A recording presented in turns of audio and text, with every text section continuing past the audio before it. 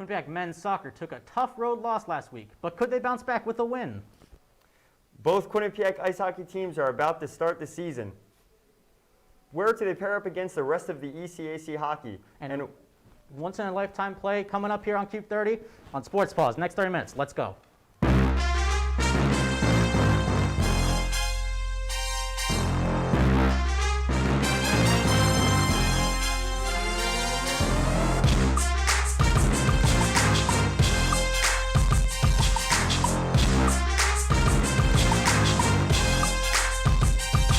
And welcome into Studio 125. I'm Connor Oldthorne. Here's Matt Mugg on the desk beside me. And Matt, 9:30, know what time it is. Let's get going.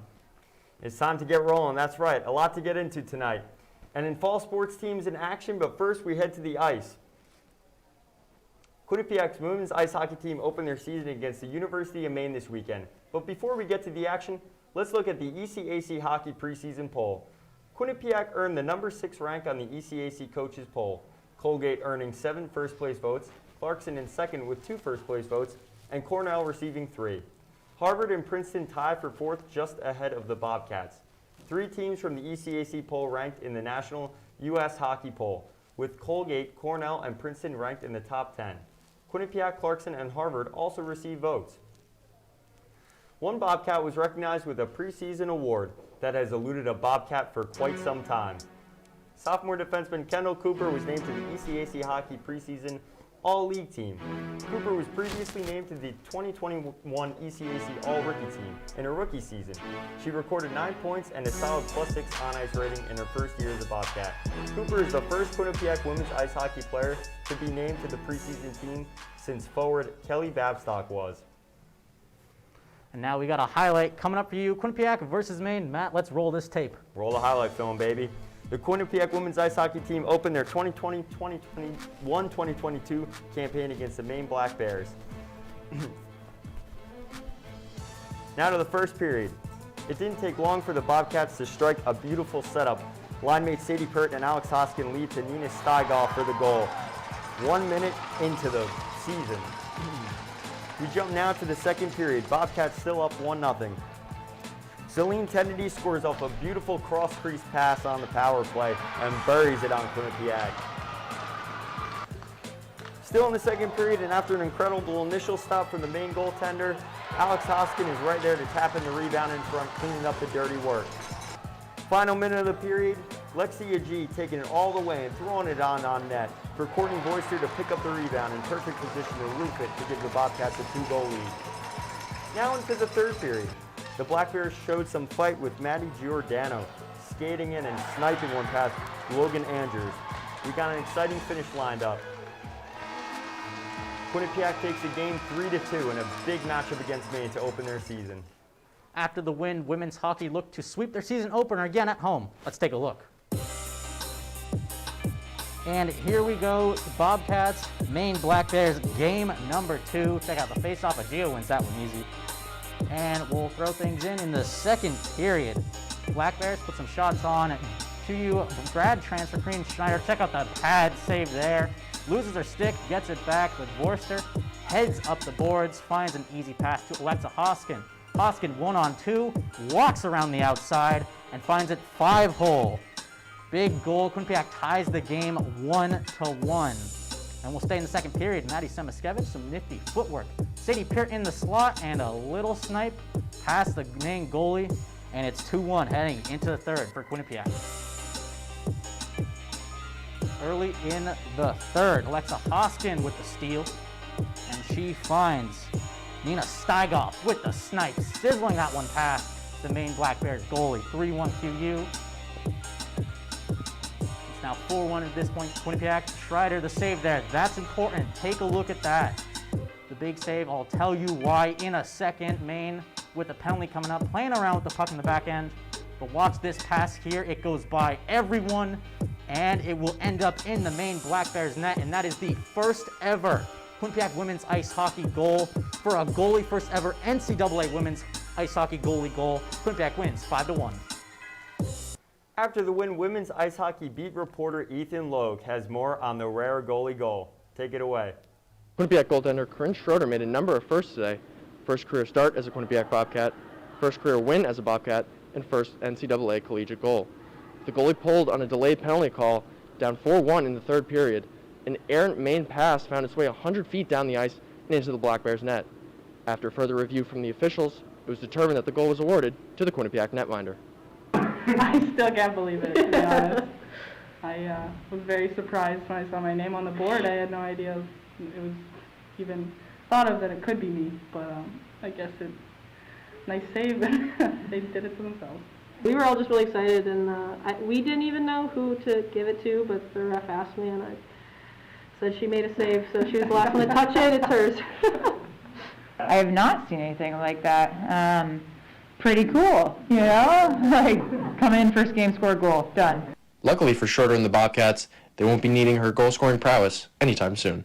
I don't know about expected, but I hope so. Following the weekend sweep, the Bobcats are set to take on the LIU Sharks next week in Hamden.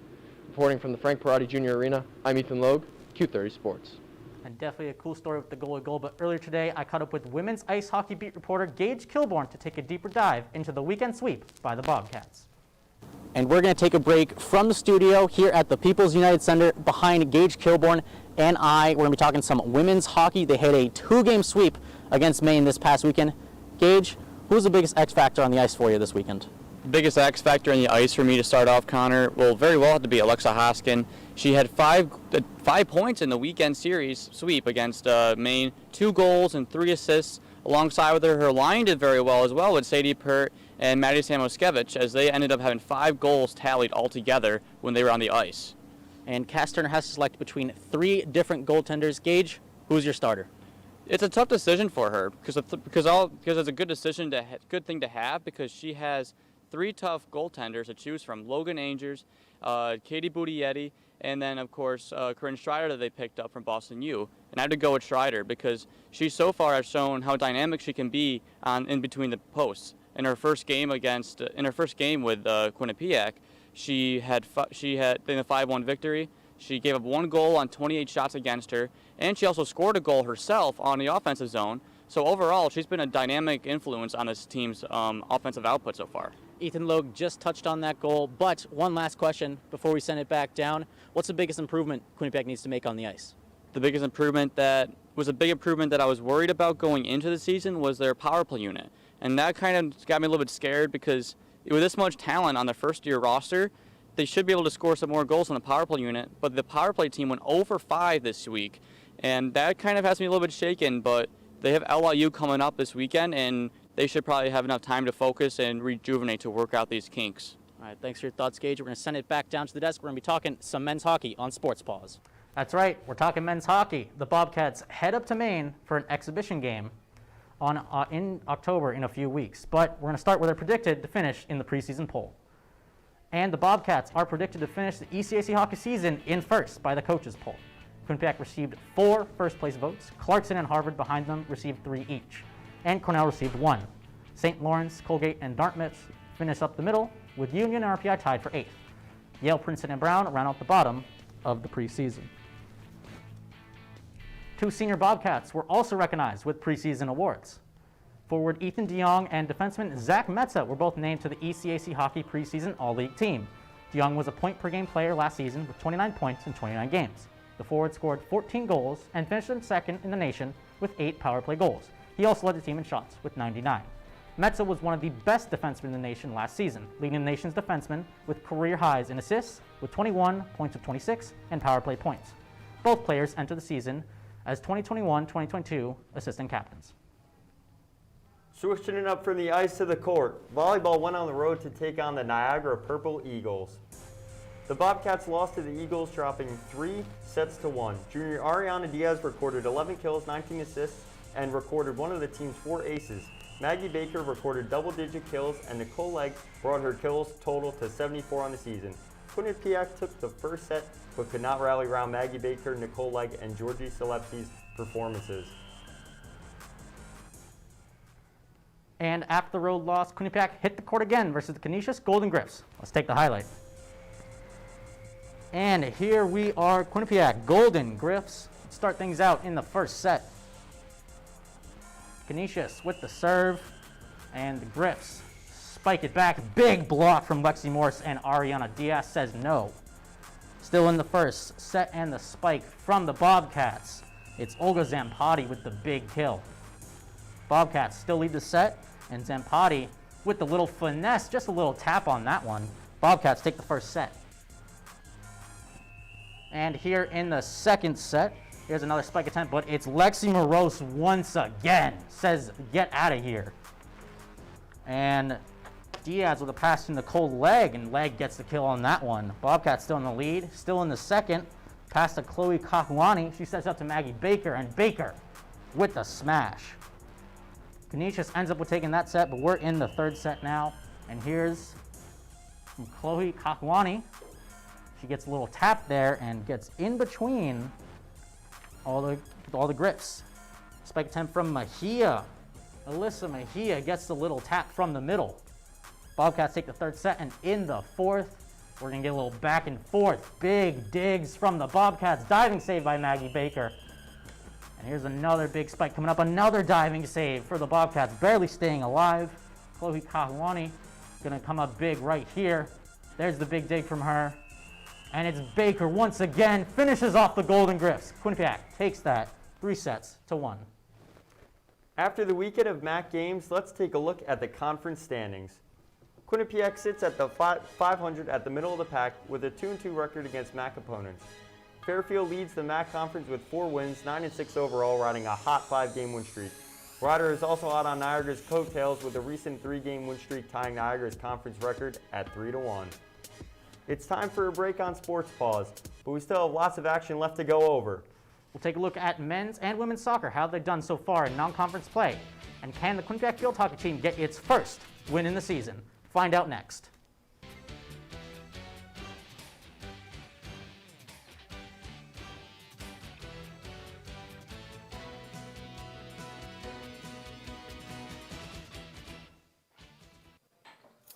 What do you think you're doing, Kevin? Was just gonna drive home.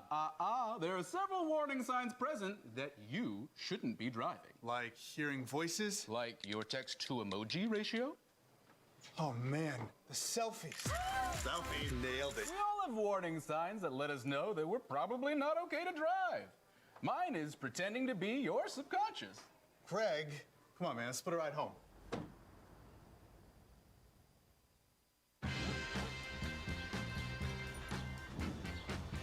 When we adopt a shelter pet, we discover they're a unique mix of all kinds of things. Come on, Drew, spot on this last one. There it is.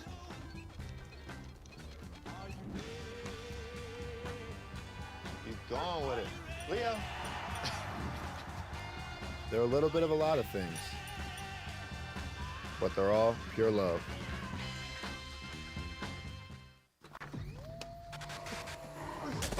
Multiple studies have shown that marijuana can slow both driver reaction And response time, which can be really dangerous. It's here. It's here. Wait. What? I can't drive. What? My. Oh.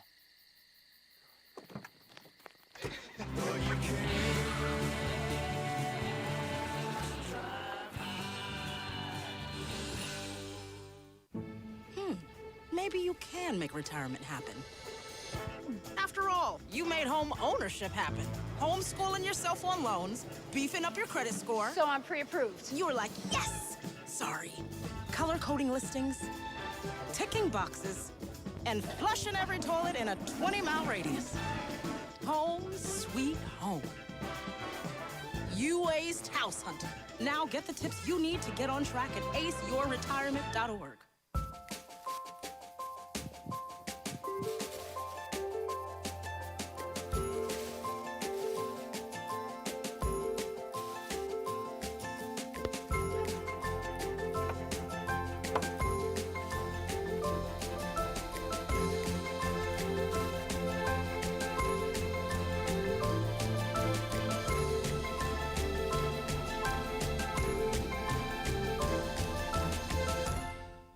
Welcome back to Sports Paws, and we are sorry here for the technical difficulties, but it's time to go to the pitch with the Quinnipiac men's soccer team. The Bobcats host the Northeastern Huskies, and here we go. And we start the game. Check out the QU huddle there. Win on 3, 1-2-3 win. And we start it in the first half. Northeastern with the ball, it's Jacob Marin Thompson. Little tap back. Dan Munch gets his shot deflected and he gets the goal. Sellian with the team there. 1-0 Huskies. Bobcats with set piece still in the first. It's Alex Hawley. Ball deflected off the goalie and in. Hawley ties the game. 1-1 game. Still in the first half. Northeastern running down the field, taking on Wygand. And it's Benjamin Klingon off the gloves of Andres Haji Gabriel. And he gets his goal. 2-1 Northeastern. Now QU, Thomas Vakul, little back heel right there. Jordan Bennett whips across in, and it's David Bersato with the volley, tying the game 2-2. We'll head into overtime, big game here in Hamden. And it'll be Northeastern running down the field. Benjamin Klingon once again from outside the 18. Hajibril can't touch it, and the Huskies win the game 3-2 in overtime. And after the loss, Coach Eric DaCosta had some words to say about his team. We have men's soccer beat reporter Ben Kane with more on the story. I'm Ben Kane outside the Quinnipiac Soccer and Lacrosse Stadium after a thrilling 3-2 overtime loss for the Bobcats against the Northeastern Huskies. After a difficult week, which saw the Bobcats lose twice, Coach Eric DaCosta was impressed with his team's performance after this game. Yeah, really, intense game, emotional game for both teams. I think from the first minute until the very end, just teams putting it all out there, which for us was a great response coming off of a Tuesday. To have that type of response and match the intensity, come back from a goal down and come back again. I think it showed a lot of character. I think it's a game that we needed to go through, and it's probably going to help us in the long run. The game was also highlighted by a stellar performance from senior midfielder Alex Hawley, who scored the first of Quinnipiac's 2 goals. Holly's Holly. He knows his role. He accepts his role. He knows his strengths as a player, and he offers a lot to the team and in certain situations. So, we're not surprised by him at all. He's always popped up and scored an important goal, and that's because of his mentality, his will, and the way he plays and the effort in which he plays. An honest player who gives it to you, and he deserves those because he puts the work in for him. The Bobcats will be back in action in Hamden on Wednesday against the Siena Saints as they look to open up their MAC conference play with the win. From Q30 Sports, I'm Ben Kane. And now, live in studio, we bring in Q30's own men's soccer beat reporter, Roberto Casillas. So, Roberto, after a tough week, what are some positives to take moving forward for this team? Thank you so much, Connor. And you mentioned it. It was obviously a very, very difficult week for the men's soccer team. They entered the week undefeated on the season, 5-0, and they leave the week 5-2 in the last 2 games of their non-conference slate. Obviously, a tough week.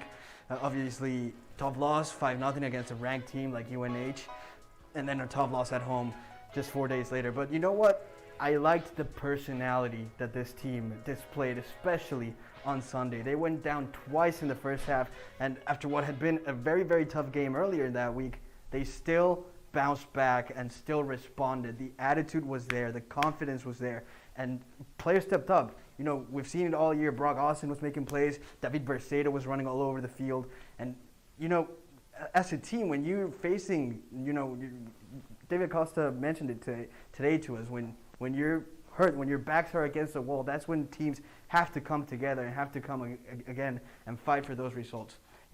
Northeastern and UNH, 2 very, very good teams, and just to be able to fight back and to show that personality, I think is going to help them moving forward. And also the depth of the team, again, on display, that's something that we already knew was going to happen, that was going to be there. So I think they're going to be okay. So far this season, who do you think is a player going under the radar that can have an impact during MAC play? I don't know if under the radar is necessarily how I would describe it. It's more like who's going to be maybe something that was a player that we didn't expect that much of from earlier, but that's going to play and have an impact in MAC season. And to me, that's Alex Hawley. Alex Hawley has started already 2 games for the Quinnipiac men's soccer team this season, the last 2 home games. And Alex Hawley is a senior, but he's a guy that we haven't really seen that much of in the previous 2 seasons. He played a lot during his first year here, 208 minutes, and he already has as many minutes this year, and we still have all of conference play left to play. And you know, he's lost him perfectly in that midfield, right in front of Dejan Duric and Paulo Suarez, and right behind David Bercedo. He's the perfect connection between those two lines, and he has been doing it very, very well for them. He has the depth. He's helping out around the players surrounding him. He's just a great player to have there who has connections all over the field. All right, Roberto, last question. What are some of your early expectations for the team coming up in MAC play? You know, Connor, it's very simple. It is championship or bust for this team. And if you think that's too much, if you think that's throwing all my eggs in one basket, you can say that. But the team themselves have that confidence. Talking to Bragg Austin earlier today, he told us that their objective is to go 10-0, to go undefeated in the MAC and to win it all. Obviously, there might be some bumps along the road, and I'm not as confident as him, but I do think that they have the best team in the MAC. 6 of the 12 players in the MAC preseason All-MAC team were from the Quinnipiac Bobcats. Bragg Austin, preseason player of the year, and Quinnipiac was the favorite to win it all. It's a team with so much depth, same team coming back from last year, and they have so many variants that they could put in. Best defenders in the entire MAC, best goalkeeper probably arguably in the entire MAC. That midfield is, as Eric DaCosta says, full of pit bulls, and then up front they have electrifying players that can just win you the match in a single play. So I think that this team is destined for a championship run. No, we've been here before, we've said that before, and they just haven't been able to get over the hump. I think this is a year where they're confident and they're determined to finally end the heartbreak of the past and hoist that trophy, Connor. Championship or bust for the men's soccer team, is what Rob says, but we'll stay on the pitch and take a look at the Quinnipiac women's soccer team. And the Bobcats took on Monmouth in their first MAC competition of the season. The Hawks came into the game after a 2-1 overtime victory against Iona. And Monmouth used that energy from the previous game and took a 2-0 lead before halftime. The Bobcats only netted 1 goal in their comeback from Selena Salas, her 5th of the season and her 4th penalty kick goal this year. Megan Phillips and sophomore Sophia Lopinoso each played a half in the Bobcats' net. And after the loss, let's take a look where Quinnipiac shapes up to the rest of the MAC. And as you can see, Niagara and Monmouth, they are tied in first with 2 wins each in the conference. Ferris and Merrifield both still looking to keep a 0 in the loss column. They haven't dropped the game yet. Siena and QVU have only played 1 game, but they are separated by a few teams at 1-1. Rider, Canisius, and St. Peters, you don't see them there, but they are 0-2 on the year.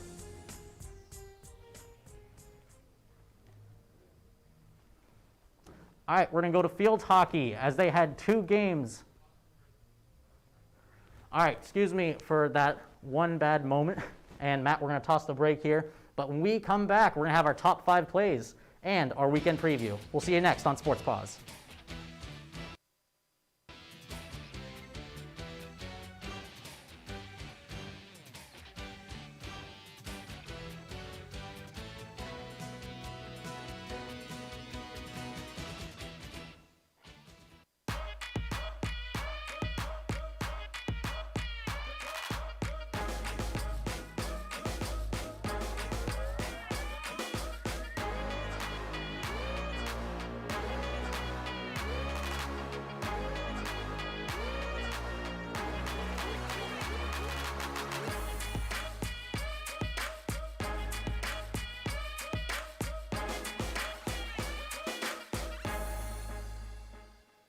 I know what you're thinking. I need a job. I need a new career. Well, I've been there. I've been there. I've been there. I wasn't happy with what I was doing. After high school, I didn't have a plan. I just wanted to start working. I got laid off twice, but you gotta keep going. You just need the right skills. Find an apprenticeship. I found a 2-year IT program. I found a medical course online. I'm now a consultant in the tech space. You have more options than you think. You can do this. You will find something. You will find something new.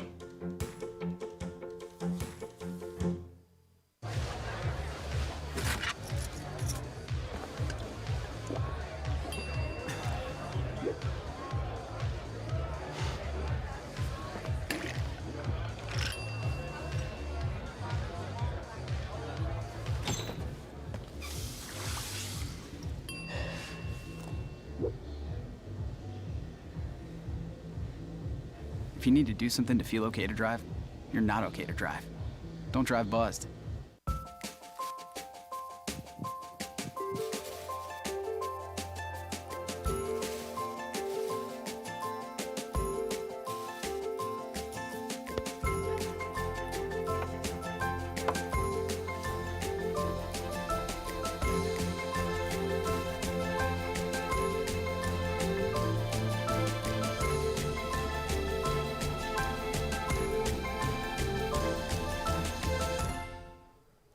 And welcome back to Sports Paws, Matt.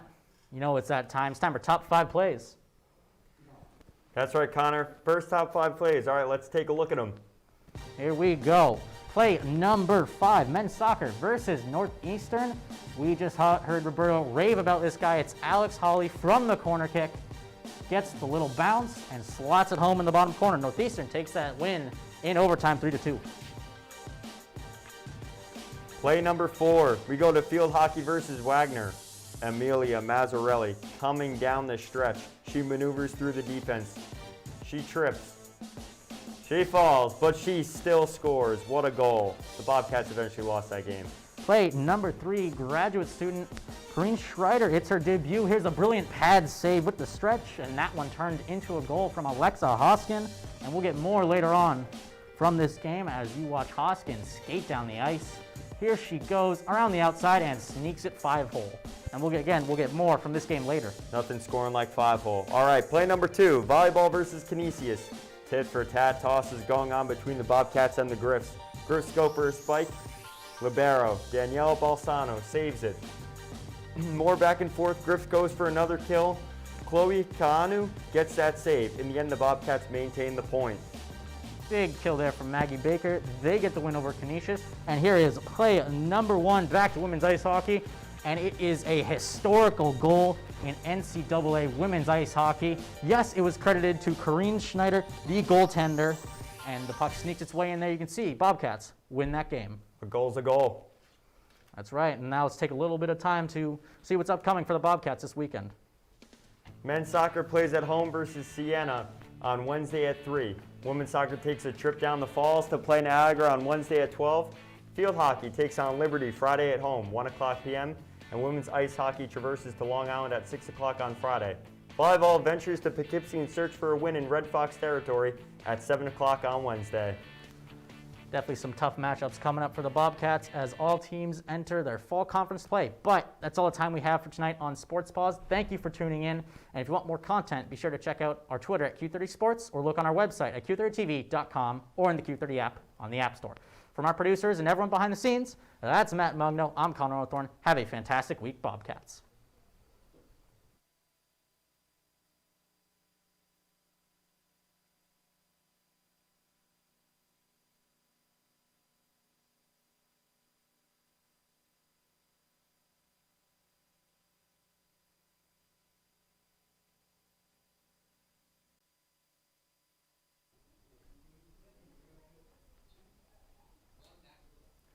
It's a Tuesday night, so you know what that means. It's time to discuss all things Quinnipiac sports.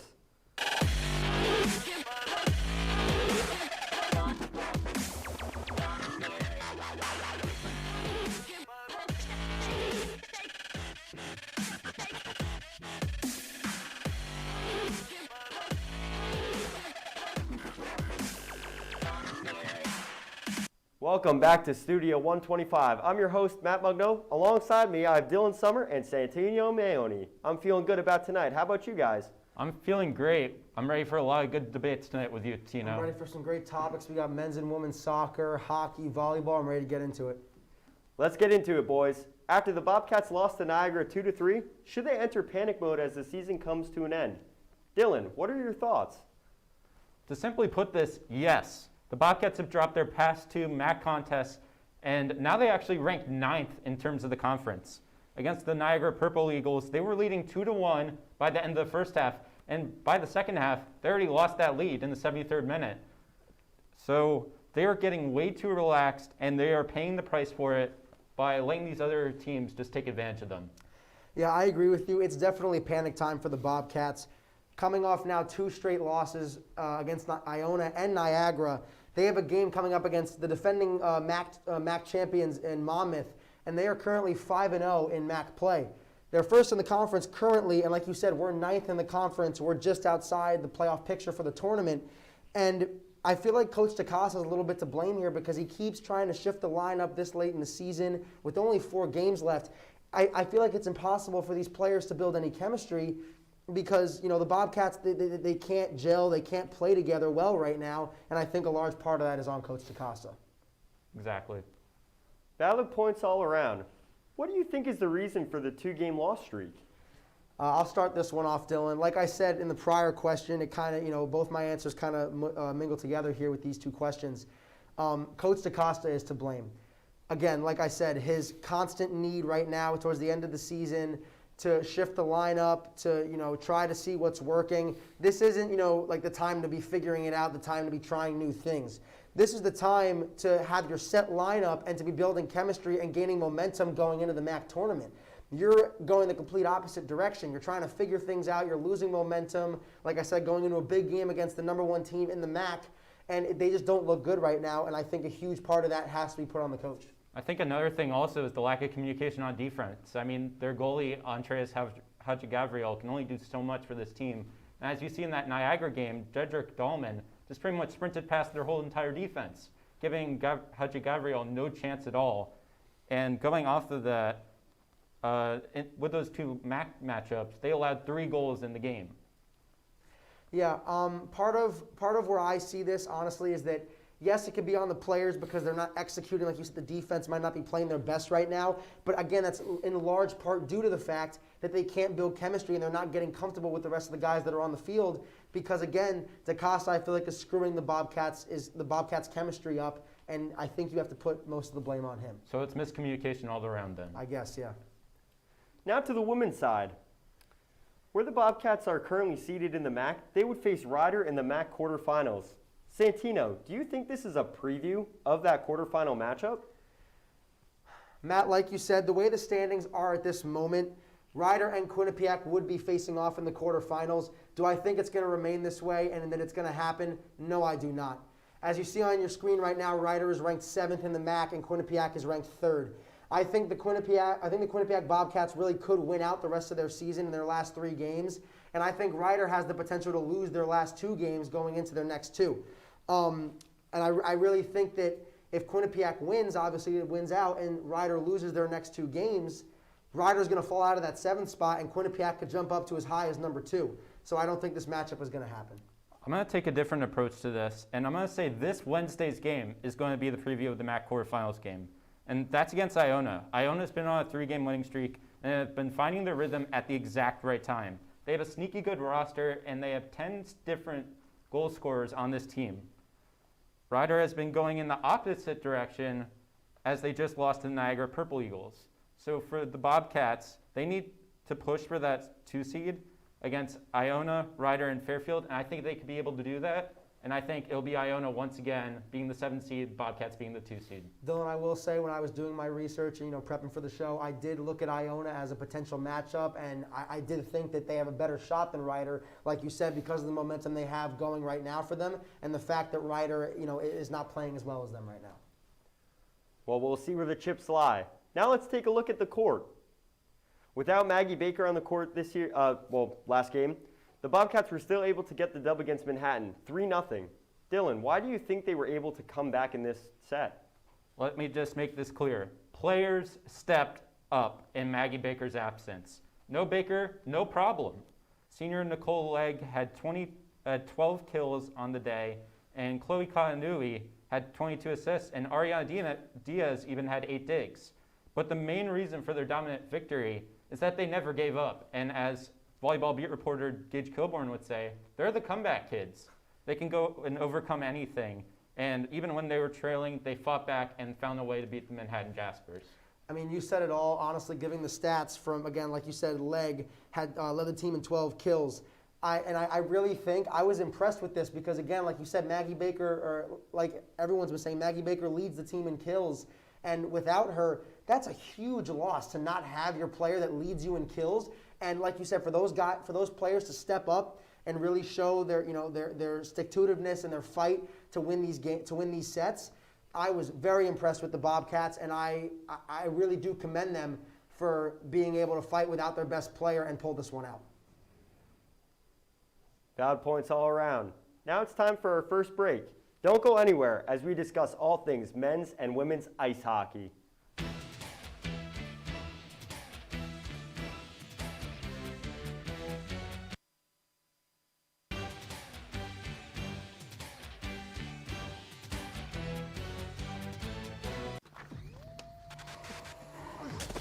Multiple studies have shown that marijuana can slow both driver reaction And response time.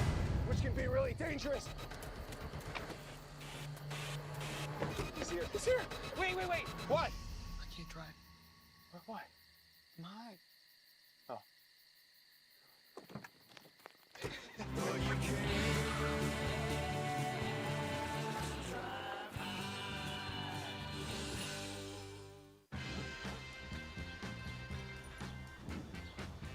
When we adopt a shelter pet, we discover they're a unique mix of all kinds of things. Come on, Jules, spot me on this last one. There it is.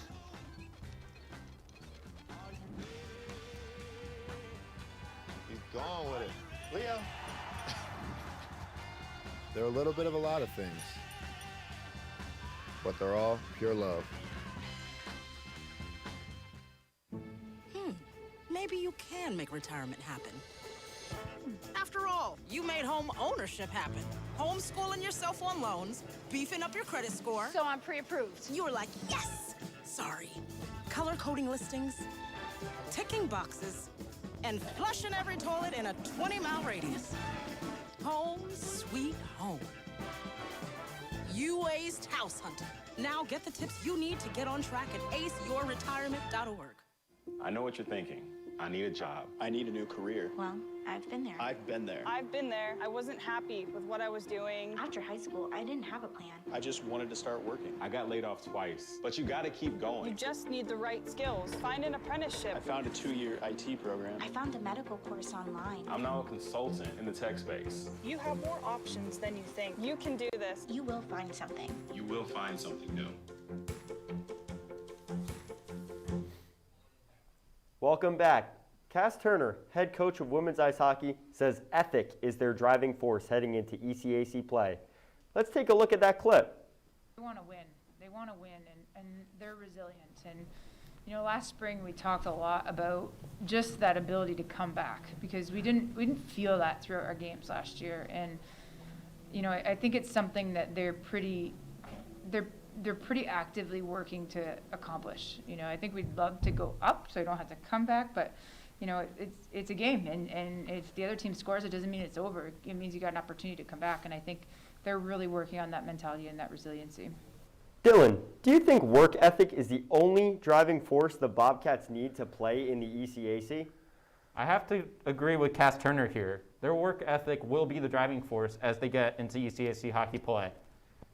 Their work ethic is super crucial when it comes to comeback victories, and if you saw from the Providence games this past weekend, they definitely demonstrated that with Taylor House getting 2 game-tying goals, and then guess what? She gets ECAC Hockey Player of the Week. Yeah, I disagree with you here, Dylan. Work ethic is obviously important, and this is no disrespect to Cass Turner because she's obviously a great coach. She has the Bobcats at 6-0-2 right now. But I think this is just kind of, you know, that typical interview of a coach coming out here and, you know, just trying to hype her team up and saying, you know, work ethic is what's going to get us through.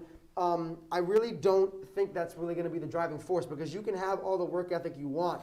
But if they aren't producing quality shots on net, and if they aren't converting what they need to be converting in those games, I really don't know if just work ethic can be the only driving force holding them up in ECAC play.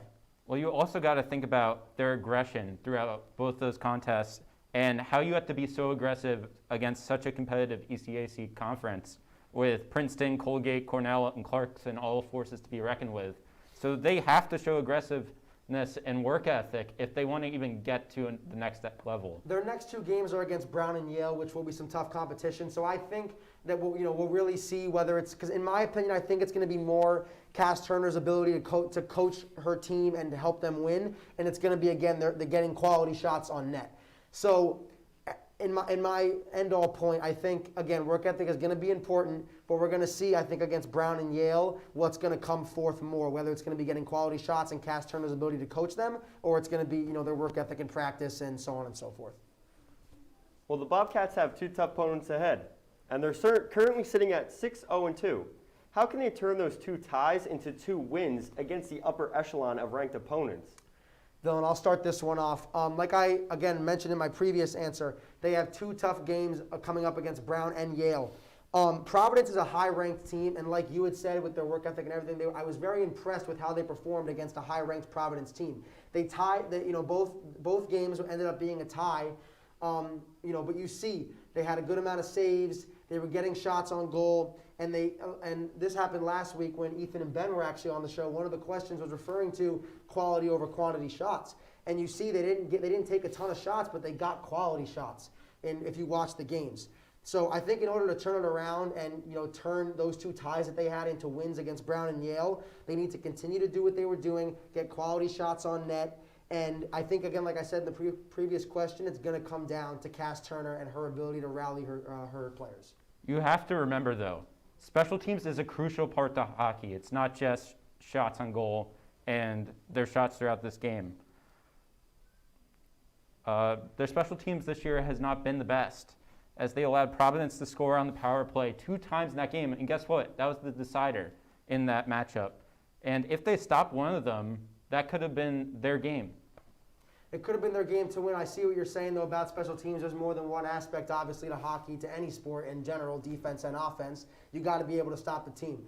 I just think, listen, Brown and Yale, I don't believe are ranked as high as Providence is. Those were 2 very tough matchups, back-to-back, playing that kind of high-level team. So I think we'll see them perform well against Brown and Yale. Well, now you also have to think about those other teams we just talked about, like Colgate.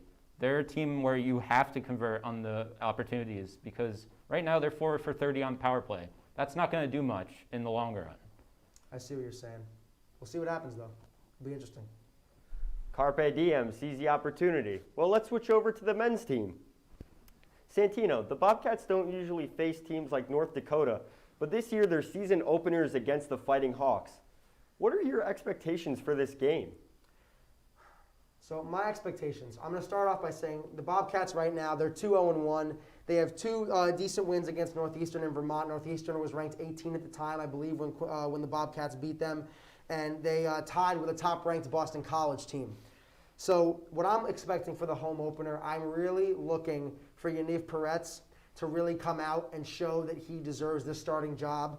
Obviously, he's replacing Keith Petruzzelli, who was an unbelievable goalkeeper for the Bobcats in his time here. And right now, as a team, North Dakota, they've taken 116 total shots, and they've made 17 of them. That means they've made 14% of their shots. So I think Peretz can have a good day against them, seeing as though North Dakota doesn't convert a ton of their shots. But I'm going to bring you back in time for a little bit. Last time that they played North Dakota was no other than the national championship game where they lost 5-1 in Tampa Bay. And I understand that these are different teams and all, but at the same time, Quinnipiac has not faced this type of competition since they faced number 5 Minnesota State in the tournament last year. They haven't had a matchup as big as this. And this is the first time this year where they're facing a higher ranked seed. So the difference is going to be shown through the statistics as well. Bobcats only have 2.3 goals per game this year. Whereas you look at Fighting Hawks, they double it with 4.3 goals per game. And also, Bobcats are 0 for 10 on the power play. And if you look at the Fighting Hawks, they're 3 for 14. So we could try to look for an upset, but it's going to be very hard for them to accomplish. It's going to be hard for them to upset them, but again, I think with Yaniv Peretz, I think again he can be the driving force that might get them over the hump this weekend. Speaking of goaltenders, since Keith Petruzzelli's departure, the Bobcats' starting job is wide open. Dylan, who secures the starting job, Peretz or St. Cyr? For me, it has to be the graduate transfer from Notre Dame, Dylan St. Cyr. And it's not just because we share the same name. It is because the experience that he has, where Perez does not. While at Notre Dame, he played a total of 34 games. He had 11 wins and 597 saves and 92.1 save percentage. Whereas Peretz from last year only played 2 games and made 9 saves. Coach Rand Pecknold brought St. Cyr through the transfer portal for a reason. And that was because he wanted to get younger players to learn from an experienced player. And you saw that last week against Vermont when he got 14 saves and he shut them out completely. So for me, the experience chops anything else, and you got to roll with him, even with the North Dakota game coming up. I agree with you. Experience can trump all in certain situations. But for me, the starting spot has to go to sophomore Yaniv Peretz. First off, he's younger. Like you mentioned, St. Cyr is obviously older than him. He's younger, and to me, I look at that as meaning he has a higher ceiling. He has a lot more to improve upon, but he has a much higher ceiling, and I think he can become better than what St. Cyr was at Notre Dame. In my opinion, not my opinion, based on the stats, he has allowed 2 goals in the 2 games he played against Boston College and Northeastern. That's 2 games against 2 ranked opponents. The game St. Cyr played in was against Vermont. He didn't allow any goals. Yes, like you mentioned, had, I believe, 14 saves, you said. But St. Cyr was playing against, I think, Vermont, which was lower level competition than Northeastern and Boston College. So based on Peretz's performance in those 2 games and what I said about him being younger and the higher ceiling, I would go with Peretz based on what I've seen so far in Quinnipiac's first 3 games. You also got to remember, they haven't played anyone from the ECAC as of yet. And Pecknold is really just trying to see what Peretz is made of, because he didn't get much playing time last year. St. Cyr sort of coming back from an injury. It's all going to depend on the time. I think right now, the last thing, what we're seeing from Peretz, how you were saying that the coach is just trying to test Peretz and see what he's made of. I think Peretz has proven 100% what he's made of, because he's, again, like I said, only allowed 2 goals against 2 high-ranked level competition, whereas, again, the game St. Cyr played in, Vermont, he is a veteran. He has more experience than Peretz, but he played lower-level competition, and the way Peretz held his own against those 2 teams, I would say, you start him against North Dakota on Friday. Question for you, though. Would you rather have a veteran or someone that hasn't played any competition like North Dakota before this Friday? It's a tough question to answer because, again, you want experience. But in my opinion, again, I'm going off of what I've seen so far, the high-level competition Peretz has played. Not someone like North Dakota, you're right, or like Minnesota State, somebody of that stature, but playing against somebody like Boston College, they're decently ranked. Northeastern was top 20, and he held his own. So I'm going with Peretz for Friday. We shall see who ends up taking over in net. Now it's time to take our final break of the night, but don't go anywhere as we discuss the QVSN Game of the Week and, of course, Final Roars.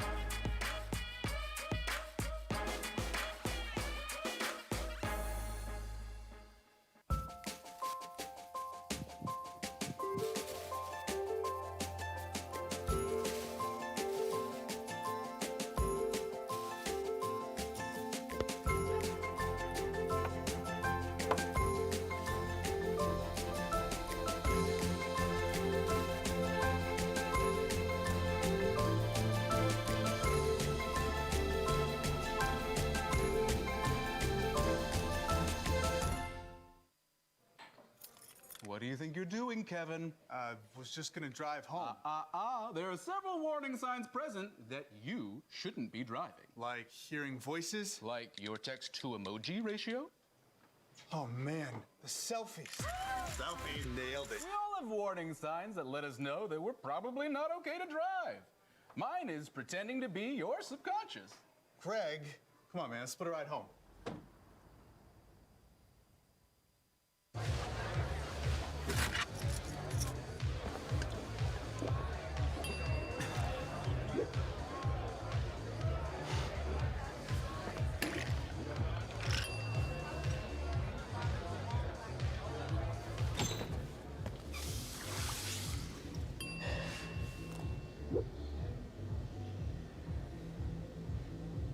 If you need to do something to feel okay to drive, you're not okay to drive. Don't drive buzzed. So what do you guys have expectation-wise for women's hockey? I'll start this one off, Dylan, real quick. So, I mean, they're going on to a 13-day break, and I don't think it's really going to hurt them that much. I have good expectations for them going forward. They've already played 8 games, and even though they did have a good rhythm going, this break, will give them time to reassess what happened against Providence. And I do think that, they're 6-0-2 right now. Going forward, I have good expectations for what women's hockey is going to be able to do.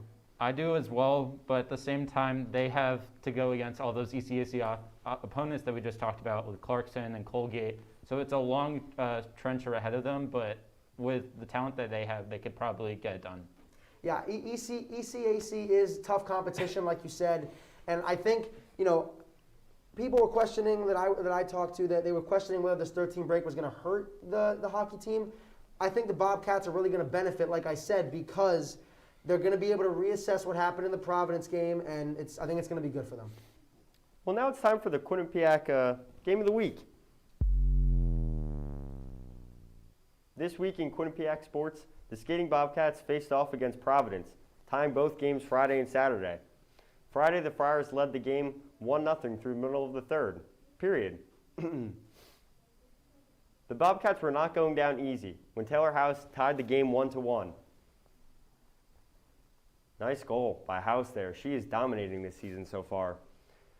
The Friars jumped to 2-1 with only 10 minutes left in regulation. Courtney Vorster tied the game 2-2.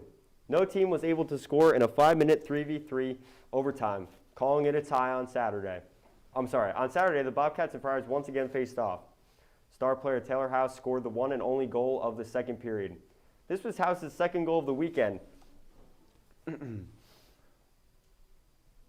netminder Courtney Corinne had a total of 32 saves. The Bobcats faced Brown Friday, the 29th in Providence, Rhode Island.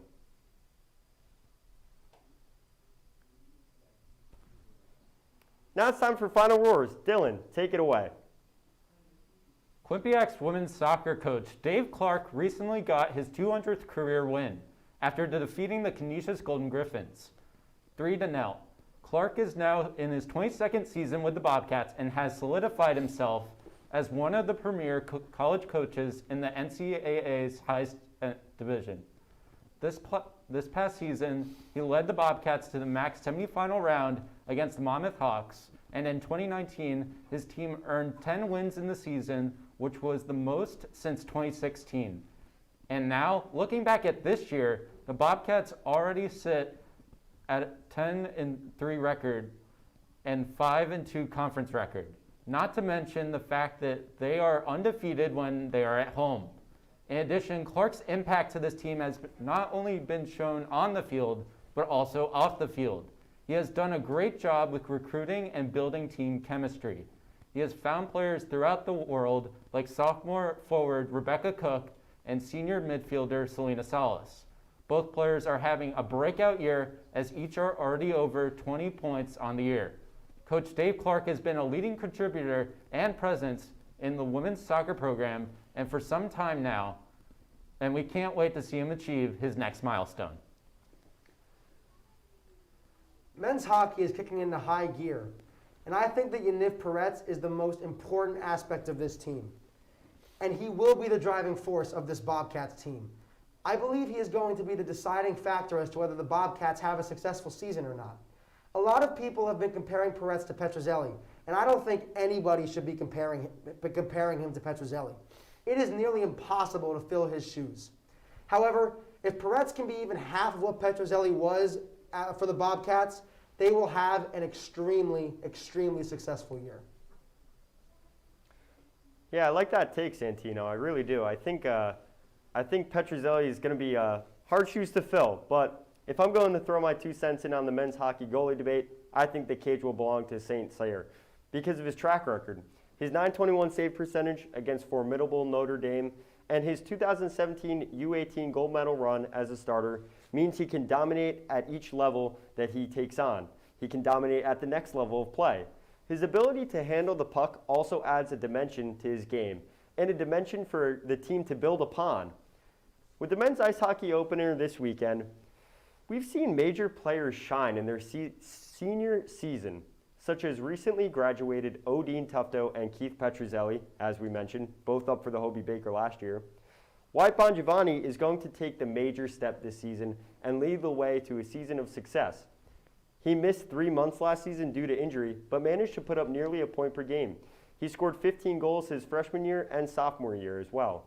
If Bongiovanni continues his uptrend in goal scoring with support from a world-class player like Ty Smolonic, He has Hobie Baker potential this season. The Quinnipiac Bobcats certainly have plenty of work and excitement coming up in the following weeks. To stay up to date on all of our content and all things Quinnipiac sports, be sure to check out our website at Q30TV.com. Also, follow us on Twitter at Q30 Sports. From the producers, everyone behind the scenes, to my analysts, Dylan and Santino, what a great job by them tonight, and myself, your host, Matthew Mugno, we thank you for watching. See you next week.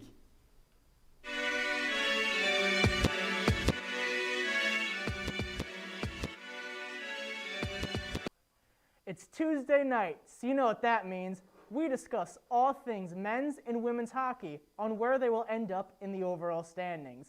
And men's and women's basketball take the court to beat the likes of Hartford and Brown. We recap all that and more starting now.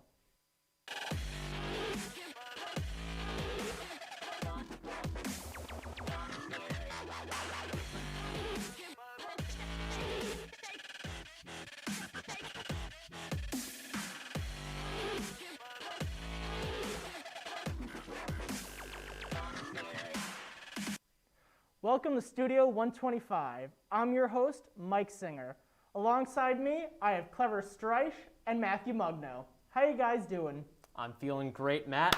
The man, the myth, the Mugno. I'm so glad to be with you here tonight on another Tuesday night. It's an edition of Bobcat Breakdown. We got basketball and hockey debate. How you feeling? Ever, Mr. Mugno is in the building. I'm very excited for my first rodeo, Clever. Let's get into it, Mike. Awesome. Let's go. Following the men's ice hockey game on a chilly Friday night, they played St. Lawrence and had an offensive outburst, scoring 8 goals. Matt, do you think the Clarkson game sparked what the offense needed? No, I don't think this game alone should mark the first time we saw the Bobcats scoring with prowess, and they really dominated that game, but they've scored more than 3 goals in a plethora of games this season. They've scored 5 goals against some tougher competition in the Fighting Hawks of North Dakota and of the Sun Devils. They won back-to-back games on that weekend when they played the Arizona State Sun Devils. They scored 5 goals in both games, and Oliver Chow had a hat trick in the second game. So I think Quinnipiac has really shown they have that offensive strength, and they've had some games where they've had to play defense, as they did against Yale, where they won 3-0, but they still spotted 3 goals in that game in that shutout win on the road. So I really think Quinnipiac has been able to establish offense early on in this season, and I don't think it's a concern. I think the concern is more in their power play and capitalizing and scoring on opportunities they create on their power play, but goal scoring they're able to score goals. Right, I'd agree with you on that, Matt, and it's been night and day. At the beginning of the month, we saw a couple of games in ECAC conference play where they take on Yale on the road. I had the opportunity to go with QBSN on the road to that game, and it was a fantastic defensive game that the Bobcats played. 3-0 victory in the first game of the Battle of Whitney Avenue in over 600 days. They also defeated Brown 1-0, but the one caveat that I did notice is that the power play and the scoring was not there. During the game against the States, they went 1 for 4 on the power play, and the offense showed up in droves. The top producers came out, and they did what they needed to do in order to get the victory. They had a 2-2 tie against Clarkson, where they were trailing 2-0 at one point in the game. And that was a concern for the Bobcats, because the Bobcats were, I believe, number 4 at that point in time. And at that point in time, Clarkson was an unranked team. So being down 2-0, they were able to bring it back, get into the shootout. They were able to take the victory in that game. But an 8-0 game against St. Lawrence, a victory of that caliber, Ethan DeYoung, his first hat trick. He was named the ECAC Player of the Week. He had an incredible game. There were 6 different Bobcats that scored multi-point games, including Ty Smolanek, who put up 2 goals and an assist in the game. And this was the ECAC Hockey Championship game last year. This was the Light Law Cup Championship that the Bobcats lost. And this was a big offensive burst, and it's exactly what the Bobcats needed at that point in time.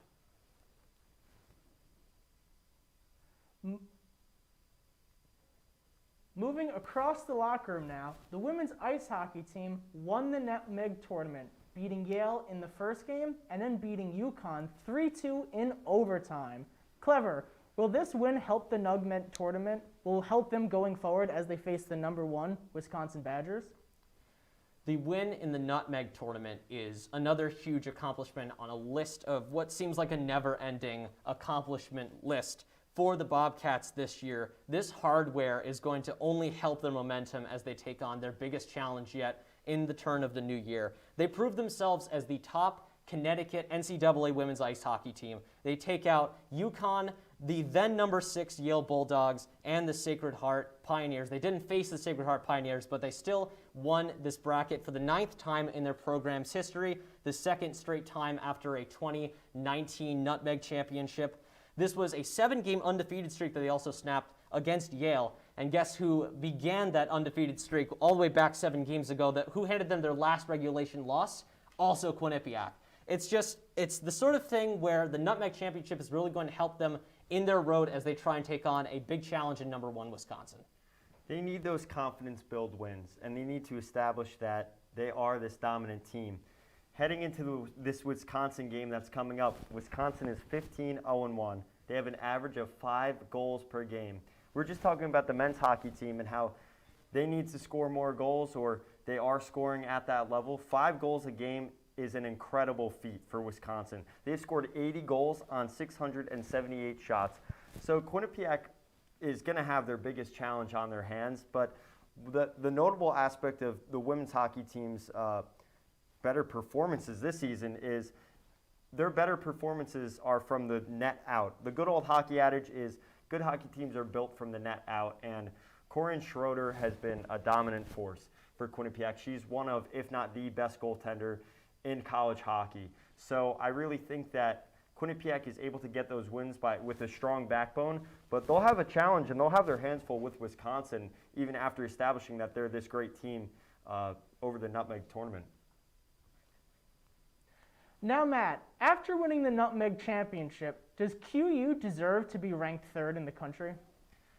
I think the numbers speak for themselves for sure. It may not tell the whole story, but it certainly sheds light as to how successful this team has been to begin this season, heading into some of the tougher league matchups that are coming up, like the Wisconsin matchup that we just alluded to.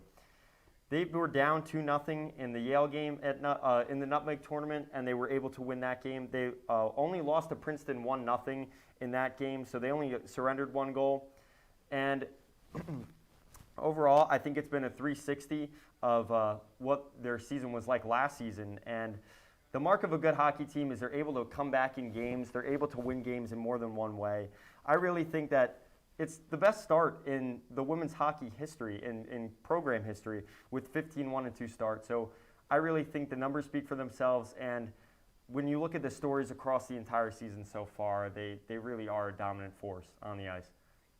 I'd agree with that, Matt. And the only loss that is the one mark on the Bobcats record this year, that 1-0 loss to Princeton, they played so competitively in that game. That was the only time that we even saw them show any sort of faltering or weakness. There was 2 games that they did tie against the then number 9 Providence, but they've picked up victories over top 10 teams in back-to-back games in the last few weeks. They had a 4-0 victory, an absolute statement victory over the then number 5, now number 6 Colgate Raiders, the reigning ECAC women's ice hockey champions from last year, the ones that sent the Bobcats packing way back in the class of 1965 arena way back in March. And they also took a victory in the game against the Yale Bulldogs. Then they were the then number 6, now number 7, and now they've risen to number 4. A couple of months ago, I had a take on Bobcat Breakdown where we sort of talked about how far this team can go. Let's take a look at that and let's see how they look right now. With this being the deepest Quinnipiac women's ice hockey team in recent memory, how far can they go? They could be a top 3 team in the ECAC this year, and I think that statistic poll of the preseason poll is just not showing the entire story. This could be the year that the Bobcats draw a line in the sand and make a statement. They definitely recognize that this is their time. This is the all-in year. The all-in year. And it seems like they have gone all in. They've taken some big victories over top ECAC teams, and they will continue to climb in the standings. I said that they were going to be a top 3 team in the conference. They might be a top 3 team in the country. Have you received your report card yet? Well, here's the women's ice hockey report halfway through the season so far. Matt, who's your MVP of the year? My MVP of the year, Corinne Schroeder. no doubt, the stats are undeniable. One of, if not the best goaltender in the nation. And in Boston, she was at Boston University. She was one of the most dominant goaltenders in their program's history. Now she's here at Quinnipiac, and she's having another dominant season. So I truly believe that she is the MVP of this season. It starts from in the net and out.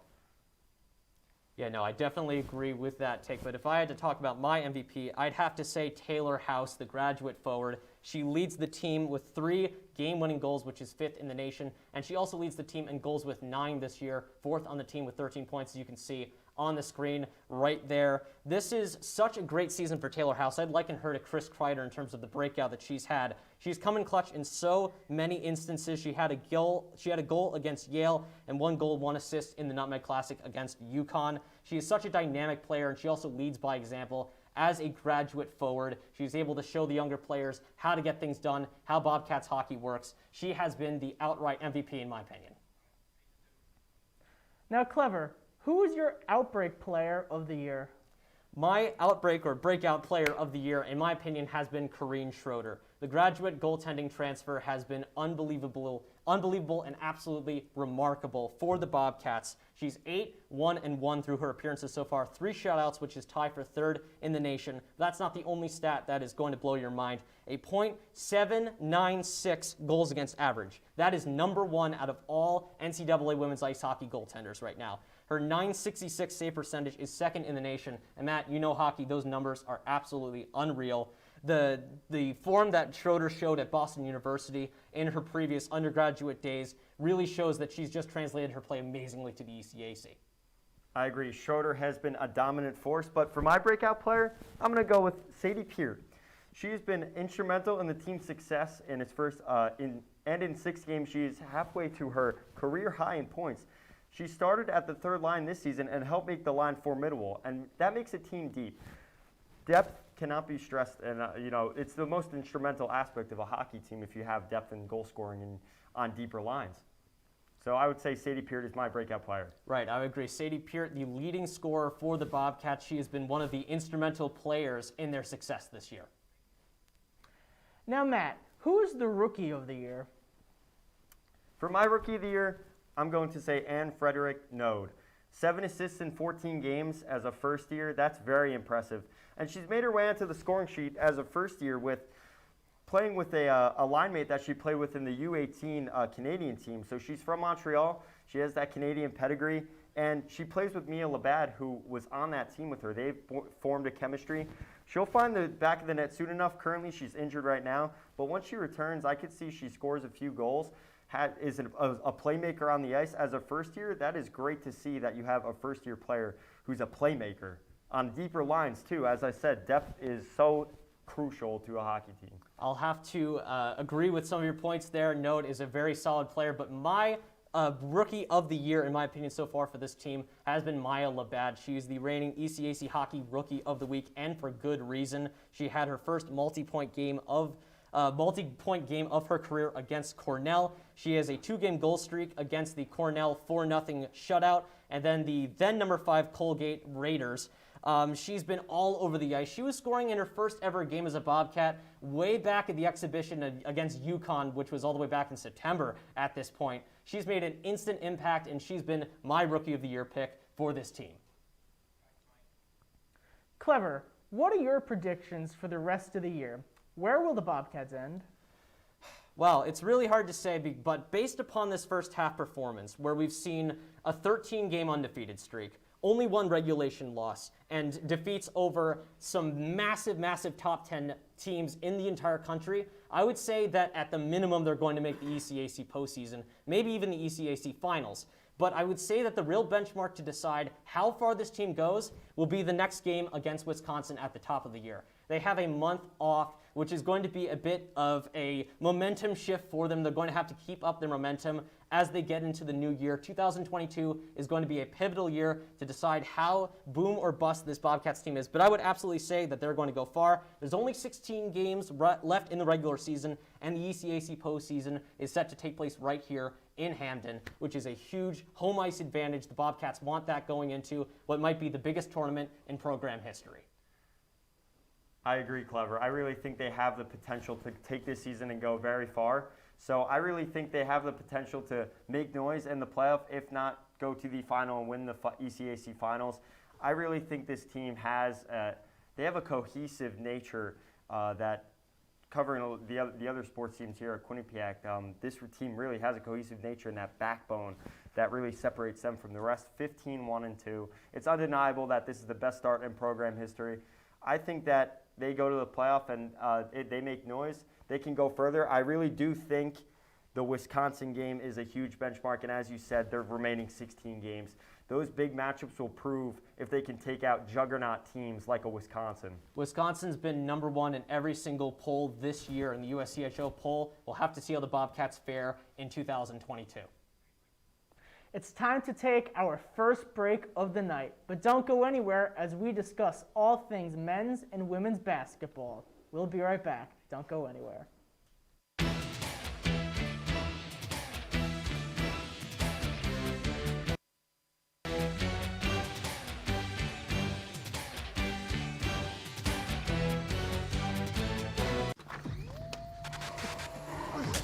Multiple studies have shown that marijuana can slow both driver reaction And response time, which can be really dangerous. It's here. It's here. Wait. What? I can't drive. Why? My. Oh.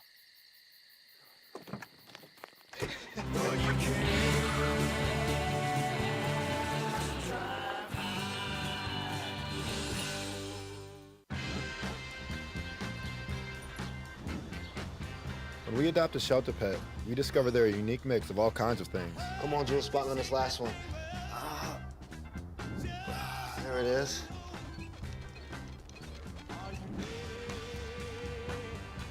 Keep going with it. Leo. They're a little bit of a lot of things, but they're all pure love. Maybe you can make retirement happen. After all, you made home ownership happen. Homeschooling yourself on loans, beefing up your credit score. So I'm pre-approved. You were like, yes! Sorry. Color coding listings, ticking boxes, and flushing every toilet in a 20-mile radius. Home sweet home. You aced house hunting. Now get the tips you need to get on track at aceyourretirement.org. I know what you're thinking. I need a job. I need a new career. Well, I've been there. I've been there. I've been there. I wasn't happy with what I was doing. After high school, I didn't have a plan. I just wanted to start working. I got laid off twice, but you gotta keep going. You just need the right skills. Find an apprenticeship. I found a 2-year IT program. I found a medical course online. I'm now a consultant in the tech space. You have more options than you think. You can do this. You will find something. You will find something new. Hey, welcome back. Let's move from the ice rink to the basketball court to discuss the latest with the men's and women's basketball teams. After losing 2 in a row to Indiana and George Washington, the women's basketball team were able to beat Hartford 113-64. Clever, after losing 2 games and coming so close in one, did they defeat Hartford? How did they defeat Hartford for the 6th time? This was a historic game for the women's basketball team, and rightfully so. This was the highest scoring game in D1 program history. They win 113-64, and the lead up to this game was kind of interesting because they almost took number 4 Indiana to the brink. They had the lead at the half. Unfortunately, the Bobcats were not able to sustain that as they ended up dropping it to Indiana, but this game was an absolute statement for them. They were able to dominate possessions, and they were able to limit Hartford getting any chances to get back in the game. They had so much bench depth. They really used their starters well. The rotation was really, really strong. They were able to use a lot of players on the bench. All 12 players ended up participating in the game. 10 of them ended up scoring points, and this was a statement win for the Bobcats and a historic one at that. Trish Fabry in the post-game press conference said it came down to 3 things. The key players, the big dogs showed up. It came down to communication and effort from all. Everyone on the bench, all of those younger players that were coming off of the bench, they made contributions in the game. That is so key to success, as I just preached before with women's hockey with depth. You need that depth on the bench, and that can help you strategize in future games. key players showing up, key players putting up those massive point totals. And of course, it comes down to simple things like communication, hard work, and effort. That's sometimes as simple as that, is showing up and getting the job done. So I think a few things, really, the cohesiveness of this team is very impressive. And those few things that Trish Fabry said were the keys to winning that game. Yeah, they played a complete game on both sides of the ball, both offensively and defensively, and they were able to completely rout Hartford. Matt, what was the reason for the 113 points? Is this the highest scoring D1 game in their era? Yeah, so the reason for this win was because Trisha put out all the players on her bench. All 12 players scored. 5 players reached double figures. So they expanded the roster from a hard 7 to 8 rotation to playing 14 players overall in the game. 13 of those players had points. That showed Trish Fabry that she has a good and deep bench. It can help them strategize in future games. It's as simple as capitalizing and minimizing the errors you have. So scoring on your opportunities when you create those opportunities, finishing, having the key players show up, and communication on the court. Also the fact that they were able to establish 13 players scoring and making contributions. That's huge when they had a 7 to 8 player rotation the entire season thus far. So I think it was a huge victory, the biggest in program history, and they were able to establish having more than just their starters making contributions. Right. And what's amazing about this is that Fabry said this in the post-game press conference. This game allowed us to go deep into our bench, and looking at our last 3 games, we shortened the bench too much. So she was able to adjust, and she also said that we need to trust the players who are wearing the uniform a little bit more, and she did just that. A couple of junior talents came out and had really big games. So Jada Bonner, a career-high 18 points. She led the team in this game. Her previous career high was 13. That was standing back from her first year with the Bobcats. And another player that really stood out was Cortea Haywood. This was a 17-point effort for her, and she was perfect the entire day. 7 for 7 on the floor, 3 for 3 beyond the arc, and she just had a great game. Another first-year standout that really sort of stepped up in this game was Raven Douglas. The first-year guard had 13 points, which was a career high for her up to this point in her brief career with the Bobcats. And the team depth and the precision that they had was really emphasized in this game. 67 of the points that the Bobcats put up were from the bench, and they had a complete effort throughout this game against Hartford. It has not been pretty as of late for the men's basketball team, losing their latest game 72-61. Now, instead of giving thanks over the Thanksgiving holiday, Quinnipiac had a combined 43 turnovers on only a shooting percentage of 41. Clever, what was the reason for this lack of play on both sides of the ball? Yeah, this game against Brown was difficult for the men's basketball team. It was really a poor defensive game for Brown as well. And there were openings for Quinnipiac to come back in, capitalizing on offense, and nothing really clicked. It seems like some moments they had really great glimpses of defense and offense, but there were 23 turnovers that were committed in this game by the Brown Bears, and yet in fast break points, they were outscored 15-18 by Brown. They were tied 22-22 in points coming off of turnovers as well. So even though the Bears did commit more turnovers, it just ended up being that the Bobcats were not able to capitalize on many of them. And Baker Dunleavy also relies on the 3-ball a lot. He relies on points beyond the arc, and the Bobcats went 6 for 22, a 27.3 conversion rate on 3-pointers. Desi Jones, Taimu Shinnery, Kevin Marfo, 3 players completely missed all of their shots from the 3-point arc, and there's just not enough scoring to overcome the Bears. Those are 3 key players you mentioned in Marfo and Shinnery.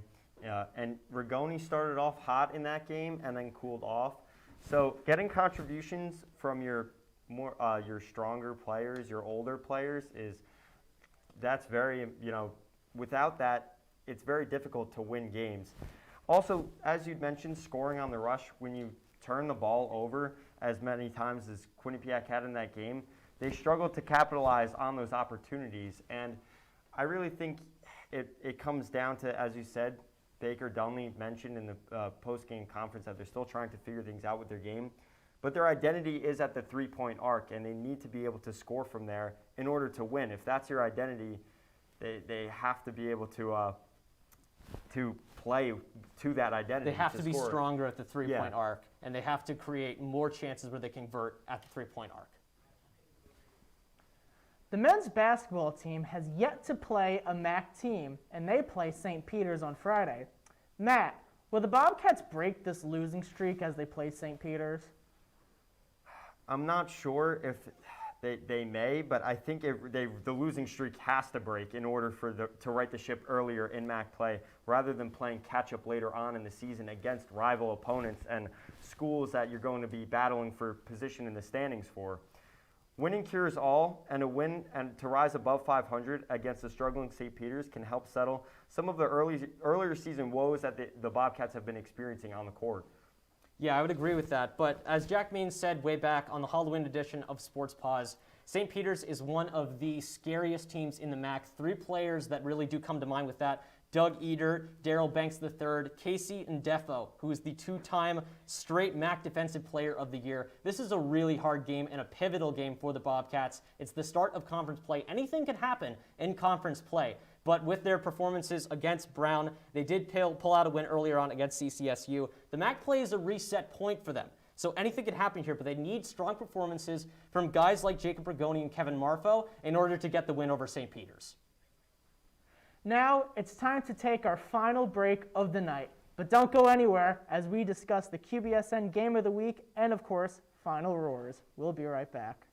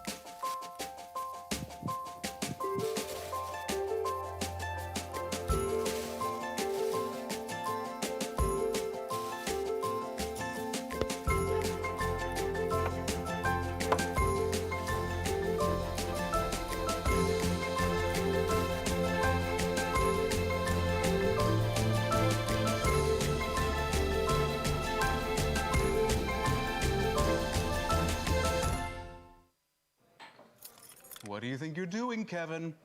Was just gonna drive home. There are several warning signs present that you shouldn't be driving. Like hearing voices? Like your text-to-emoji ratio? Oh man, the selfies. Selfie, nailed it. We all have warning signs that let us know that we're probably not okay to drive. Mine is pretending to be your subconscious. Craig, come on man, let's split a ride home.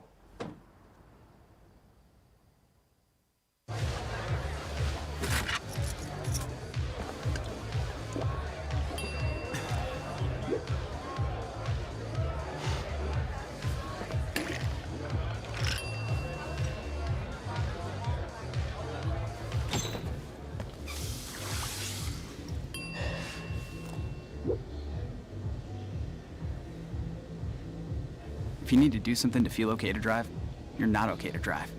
Don't drive buzzed. Welcome back. Let's take a look at our QBSN Game of the Week. It was a historic weekend for the women's basketball team as they have set a new record versus Hartford this past weekend. Hartford commuted down I-91 as they took on the Bobcats at the People's United Center with a final score of 113-64. Quinnipiac has set a Division I program scoring record. Team effort was the driving force to make history as all 12 players participated in the game and all five players reached double digits. Sajada Booner had 18 points. C.T. Haywood added 17 points. Haywood also was 7 for 7 from the field, including 3 for 3 from the three, and Booner shot 4 for 4 from the floor.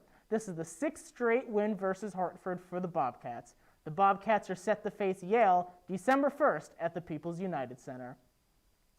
Now it's time for our final roars. Matthew, take it away.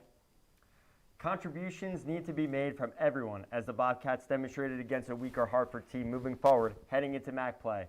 It was a confidence boost after 2 tough losses, beating Hartford handily.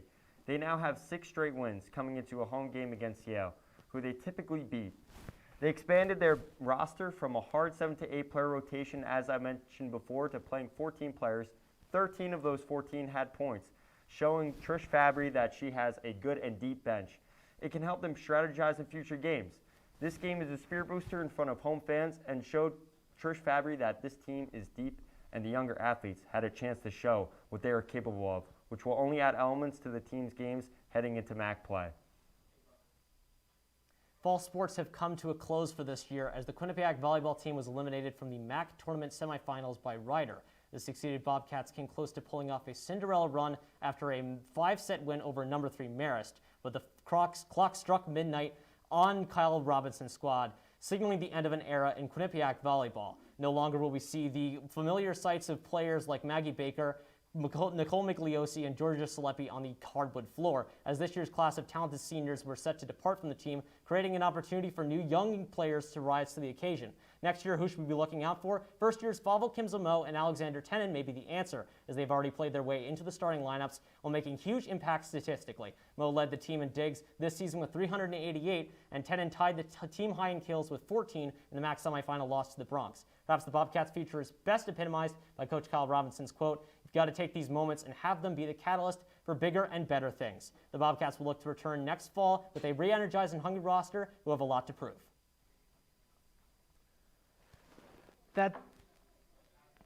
That's all the time we have now, folks. Thanks for tuning in on this chilly Tuesday night from Hamden. I hope you enjoyed the show. To stay tuned for all things Quinnipiac sports, go to Q30TV.com. Thank you for tuning in, and we wish you all a wonderful rest of your Tuesday night, and we hope to see you next week right here on Bobcat Breakdown. Good night, folks.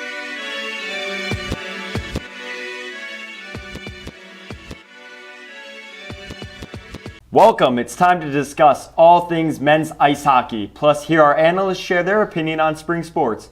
All this coming at you now on Bobcat Breakdown.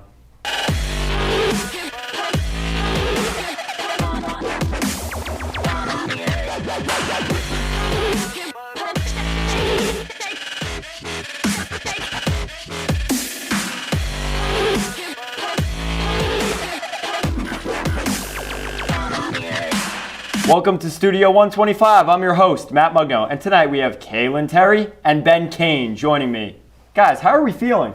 I'm feeling great. I'm ready to kill it here. I'm gonna beat Ben. I'm all jazzed up. I'm just gonna win. That's about it.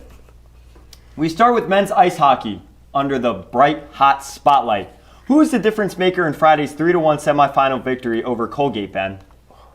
All right, so I've said TJ Friedman was my MVP for this whole tournament, really. I think he had a fantastic series. 1 goal and 1 assist. Obviously, he had the assist against Colgate, but he's been having a career year as well when you look at it. He has 8 goals, 12 assists. I think the previous 2 seasons, he only had 3, so it's been a really good season. But what he adds to this team is a bit of aggressiveness, a bit of energy off the bench. He plays on the 4th line, but as Ryan Pecknold put it in his press conference, not one line is better than the other. Every line has a different amount of depth. They bring something else to this team, where you could insert them in the first line, you could start them anytime, and they just make an instant impact. No line is really above the other. So TJ Friedman, adding that bit of depth to this team is why he was one of the best players in this series. Obviously, Quinnipiac didn't come out with the victory in this time, but he had a fantastic series and definitely one to remember for TJ Friedman. Yeah, I definitely think that TJ has been good this entire season, but the question was who was the difference maker for Colgate? And to me, that just was not TJ Friedman. Mine, in the wise words of ECAC hockey, it's Yaniv, obviously. Yaniv Peretz, dynamic this whole year. You know, that's why he's player of the year, you know, goalie of the year. He has these stats because of that. If you look at his save percentage, he's posting a .956 save percentage. He only allowed 1 goal against Colgate, which is what his normal goal allowed is, just under 1. He's made 25 saves in that game. You know, TJ Friedman did well in that game. He scored a goal, but so did 2 other people. So to me, Yanni Peretz has to be it. He was, you know, the defense was making a lot of mistakes that game, and so a lot of these the saves rested on Yanni Peretz. And made a ton of impressive saves, let up a few rebound shots, but he was always able to manage getting them under control. So mine was Yaniv Peretz. Kalen, you know, they say that if you can control your rebounds as a goaltender, you can control the game. Great power forward in TJ Friedman. In the ECAC semifinal, one goal ended the Bobcats conference championship run. What went wrong for the Bobcats against Harvard, Kalen? So I think their main issue was the defense. Even Rand Pecknold said that in a press conference, that their defense struggled a lot. They made many, many small mistakes in that game. You could see it kind of letting up a lot of turnovers, especially in that game. So, I think that is something that they need to work on going into these games coming up. But the offense also couldn't generate anything on net. They really struggled up against the goaltending there for Harvard against Mitchell Gibson. He was dynamic, a brick wall for them, made 47 saves. But, they use the same tactics every time to score. It's very, very predictable, especially during their power play. They set up the shot, they wait to take that shot, and you can just tell exactly where that puck is going. So they need to work on that because Gibson knew where everything was going. They should have shot sliders instead of the top shelfers. Their power play went 1-5. As per usual, it's no surprise to us that their power play is not the greatest. They're 50th in the nation for their power play percentage. And they had a lot of opportunities. They went 1 for 5, and they had an overtime one that they could have won on, and they just weren't able to succeed. So that's what their weaknesses were against Harvard. Yeah, I think it's really interesting that you bring up both the offense and the defense when we're trying to talk about one weakness, because it just didn't seem like the Bobcats were having their best game in the situation. I like the point you brought up about the shots. That's actually kind of what I'm going to go off of here. The Bobcats, when they were shooting on goal, they were shooting from so far out most of the times that they were just getting blocked. Like you saw on the full screen before, 27 blocked shots. That's not coming if you're just sitting in the crease trying to just poke one in. It's taking those deep shots, and they just weren't able to get them on Gibson. A lot of them were going high, some were going wide, and it just wasn't really working out for them. I kind of got a little bit of a reference here. I know you guys love Wicked Tuna. I know this, right? So I've kind of called the Bobcats, they're kind of like fishermen, right? Rand is the sailor. And then you have his helpers are Friedman, and you also have Jaden Lee, right? So first, Friedman, he goes out, he casts his net. There's a hole in the net, right? But then he starts reeling in. He's got a fish. He's all set, right? Lee throws his net out.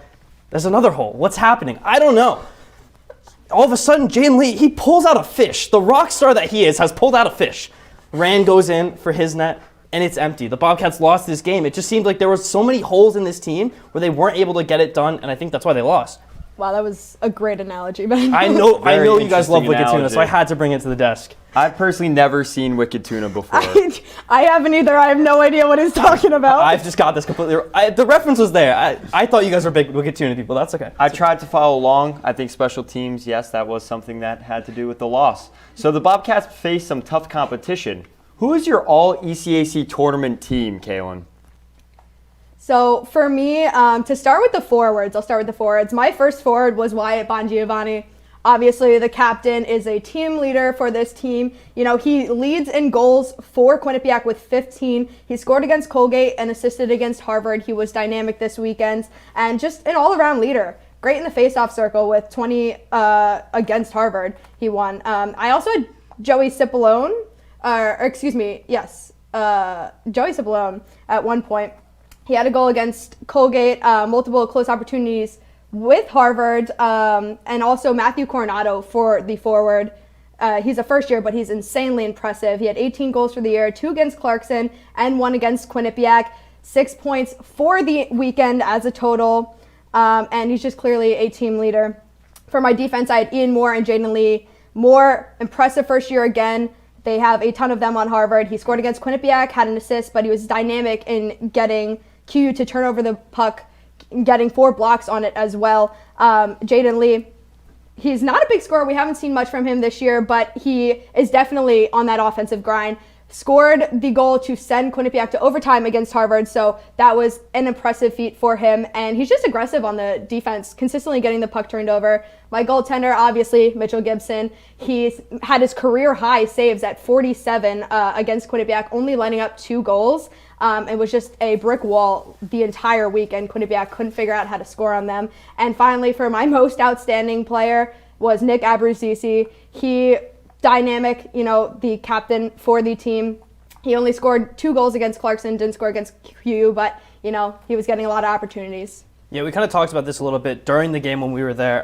Kind of the same team for both of us. So I had Lee, Metza, Abruzzese, Coronado, Friedman, and Yaniv Peretz in goal. I want to talk a little bit about Jaden Lee. Obviously, he did score that goal to tie the game up, but I kind of predicted that. I was handing him my form, and it said right as I handed it in, he scored, and I think that's really cool. But like you said, he's adding a lot of offense to his game, which is not something we've really seen from him before, which I think is why he deserves this. Like, he's been playing well, but this just added him to that next step. And then Abrazizi and Coronado, like you said, fantastic tournaments from both of the two of them.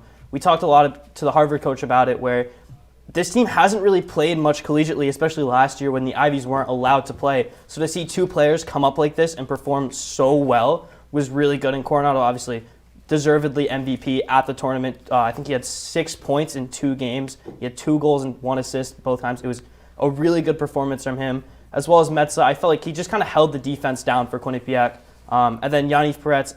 I thought about Gibson, but I kind of like Yaniv more. I felt like he took on a lot more meaningful shots, where we saw him a lot where he was on one side of the goal and he just flew to the other side. And then he was also controlling his puck, like we said in a few answered questions before, where I just thought he had a fantastic tournament. And one of the reasons he deserved this, obviously didn't get at the tournament, but he's going to get my award from this. Great picks all around. I like the Jaden Lee pick. I like the Gibson pick. And Metza is that driving. He is a Hobie Baker finalist. So he is the driving force on that defense. St. Cloud State is an elite college hockey program. What are the X factors for the Bobcats in Friday's heavyweight tilt, Ben? I think the Bobcats need to keep up their power kill. It's something that they've worked really, really hard on to be so good. But St. Cloud University is very good at their power play. They're at 33%, 1 goal in every 3 power plays. So it's really just going to be a battle of the power play here, trying to decide who's going to come out and perform better. But the Bobcats need to make sure that they can keep up their offense. We haven't really seen it from them in a while, and especially with Ty Smolenic, we don't know if he'll be back for this game. Although he hasn't been at his best this season, it's definitely something where if he's on, you want him on the ice and you want him playing the most minutes you can, because what you get out of him will be so crucial in this game. So it's definitely going to be an interesting game for Quinnipiac. It could be a toss-up, but I could definitely see St. Cloud kind of going through in this game and the Bobcats come back to Hamden.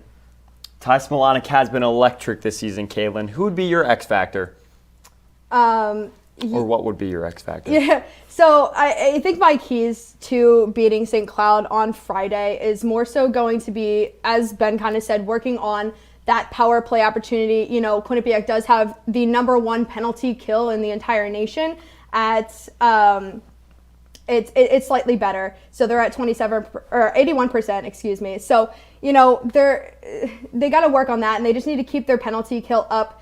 They are up by 10% on St. Cloud, so it's really going to be a battle between the power plays and the penalty kills for this game. They also just need to figure out how to score on the goaltending in general. It's something that I've been talking about this entire night. They need to set up on the power plays more like that Jaden Lee goal to send them to overtime in Harvard. That quick off the face-off right in for the goal. It's what works for them, and it worked there. So I think that's something they need to do, be a little less predictable, and that's how they'll be able to beat St. Cloud this weekend. If a team like St. Cloud can possess the puck and force Quinnipiac to take penalties, I feel like that's something also to watch for when we're talking about special teams. It's a long road and a packed road to the Frozen Four. How does Quinnipiac get to Boston and the Frozen Four, Ben? Yeah, I think I kind of answered this a little bit before. It's going to be very difficult because it seems like they're just in a very hard dry spell offensively. In their last 4 games, they've had to go to overtime twice, and we saw this against Harvard where they had to kind of react and not really play their own way of hockey, where Harvard goes up 1 and they kind of have to reshape and readjust in order to go ahead and get that goal. And then to me, after they got these goals, they just kind of seemed more lackadaisical. They weren't getting as close to the net to take those shots. So how do you keep on the front foot that quickly? It's going to be really interesting, because if they can figure out a way to keep that offense so precise and so quick moving and get those shots on the net a little bit closer, they'll be able to do it. But like I said, it's trying to figure that out. And without Smolenic either, it's going to be super difficult. They get a lot of opportunities.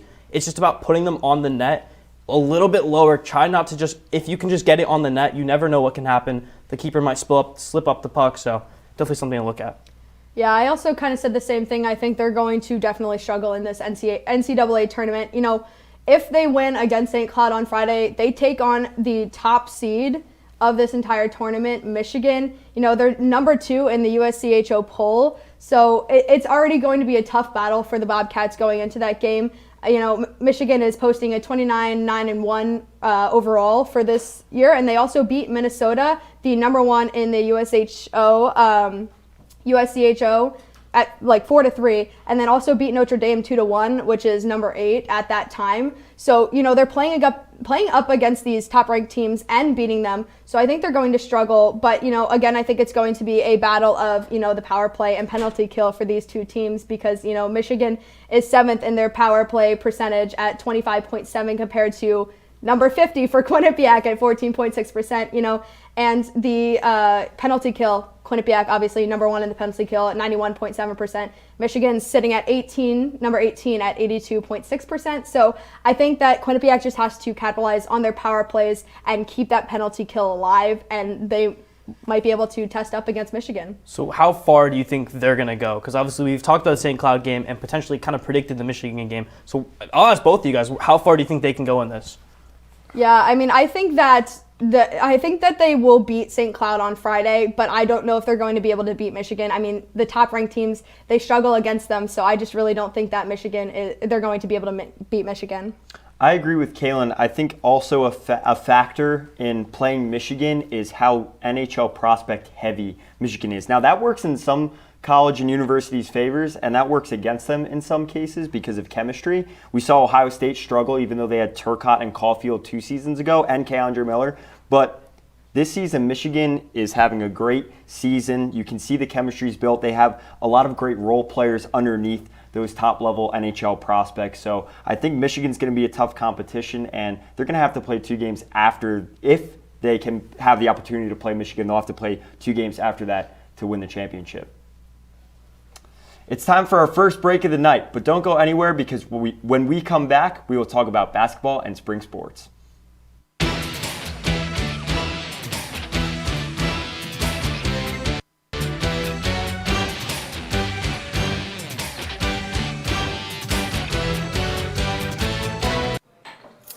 What do you think you're doing, Kevin? Was just gonna drive home. There are several warning signs present that you shouldn't be driving. Like hearing voices? Like your text-to-emoji ratio? Oh man, the selfies. Selfie, nailed it. We all have warning signs that let us know that we're probably not okay to drive. Mine is pretending to be your subconscious. Craig, come on man, let's put a ride home. But how can it be prevented? Well, the first step is knowing if you have prediabetes, a serious medical condition that puts you at high risk for type 2 diabetes. 1 in 3 American adults has prediabetes, but more than 80% don't know they have it. The good news is, prediabetes can be reversed, and for many people, healthy changes in their daily routine can make a big difference. Take the 1-minute risk test today at doihaveprediabetes.org. What do you think you're doing, Kevin? Was just gonna drive home. There are several warning signs present that you shouldn't be driving. Like hearing voices? Like your text-to-emoji ratio? Oh man, the selfies. Selfie, nailed it. We all have warning signs that let us know that we're probably not okay to drive. Mine is pretending to be your subconscious. Craig, come on man, let's put a ride home.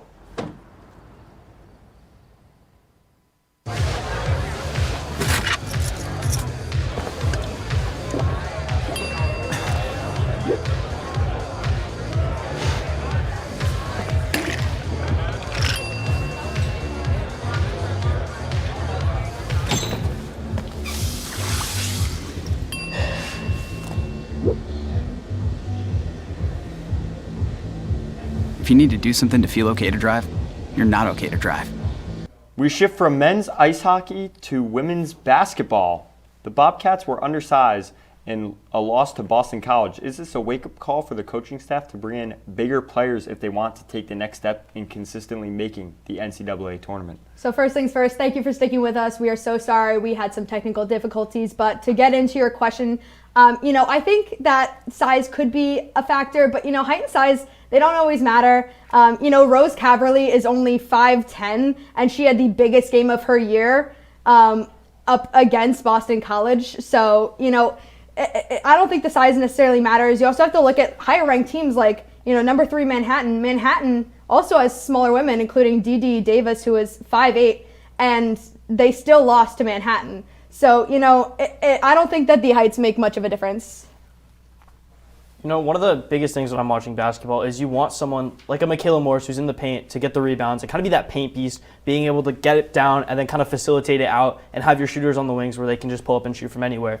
But when you take Michaela Morris off the court, there's not really anyone there to do that, and especially if such an influential player that she's been this season, where she's able to make those plays and do those things, you need someone else who can slide in very easily into that role, and I don't think the Bobcats definitely need someone else to do that. So they definitely need a little bit more size in their team. I don't think it's something to really worry about too much, but it's definitely something to look at, like the question said, for going farther in making it into the NCAA tournament. Yeah, I mean, I'm still taking that Manhattan kind of situation of they are very evenly matched to Manhattan and still lost to Manhattan, so I don't know how much it's going to make a difference. Also, I just think that their issue was that they clicked at the wrong time. They clicked way too early, and it just seemed like they were starting to deteriorate coming into these bigger games to begin with. So I don't necessarily think that height made really any difference in this loss to Boston College. I feel like it's more of like an intimidation factor, though. That's kind of where I'm going with this. Understood. So, shifting gears from the women to men's team, who was the reason for Quinnipiac's deep run in the MAC tournament? Kaylin, let's start with you. Okay. So my main one is Jacob Rigoni. I have a couple, but Jacob Rigoni, he had 26 points against Marist, 16 against Siena, kind of tapered out in that last game, which is, I think one of the big reasons why they lost and were taken out of the tournament. But, he was hitting 7 to 11 in threes against Marist and 4 to 6 against Siena, two of the biggest games of the year for him. He just kind of lost steam against St. Peter's, shooting only 4 field goals, only 4 field goals and threes, missing all of them. And the only 5 points he got were off of free throws. So I think he was definitely a big one. And then also you have to look at Desi Jones, who had 20 points against Marist and went 11 and 10 respectively in the rest of the matchups. And if you're looking for consistency, it's Matt Blanc always. Yeah, I actually went with Desi Jones as well. He's kind of like the facilitator of this team. He had 32 shots, which is 19% of what the Bobcats shot, but he shot over 15% on those shots. He was very efficient when he was on the court. And let's not forget, he shot 100 from the free throw line, 100%. So he definitely had a very consistent series, and he was able to play that high pick and roll with Kevin Marfo, which he's kind of been known for in this Quinnipiac system. Marfo obviously only getting 21 points in the tournament, but it's still a system that Coach Baker Dunleavy likes to utilize, and he likes to have Desi running that point. As you can see on the screen right now, 4.7 assists. So as a facilitating point guard, he was really good in this series, and I think that's why he was the player that they used so much. And this team lost to a St. Peter's team that's now making national headlines for their latest victory. We haven't seen the acrobatics team in action for quite some time, with 2 tough matchups remaining against Oregon and Gannon and a 4-2 record. Will they finish this season at or above 500 heading into the championship round? Ben. I'll take this one. So obviously Quinnipiac in their first matchup, they played against Gannon, or had a competition against Gannon. They only lost by 4 points. So that one I think is going to be a toss-up. I kind of go back to it as I think they performed really well. Me and Kaylin were both at the game, and I think one of the things that was a problem there was kind of like the nerves. Obviously, not competing for over 2 years can really get to you. So I think it'll definitely be a very close match between Gannon and then for Oregon. Oregon had similar losses to Baylor and Gannon, where they were both a 4 or 5 point toss-up. So I think it's going to be a really close series, but what I love about this team is whenever you go talk to them, they speak so highly of each other, and they have such good camaraderie, because they have to have that. If you're not competing for 2 years, you need to kind of form that team chemistry that you would be able to compete with on the mats, but they're doing it out of it, and it was really good to watch, and that's something that's definitely going to propel them in and get their record up. Yeah, I definitely think that they're going to finish above 500. I mean, they're 4-2 right now. So I think what they're going to do is I think they're going to lose against Gannon again.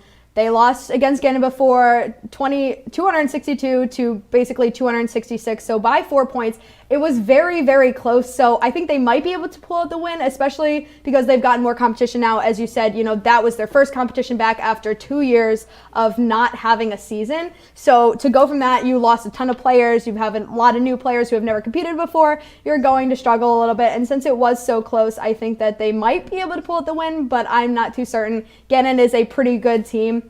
I also think that they will beat Oregon. Oregon is good. They're posting a 1-2 season right now, but they have played, I guess I should say, but they've done less meets than Quinnipiac has.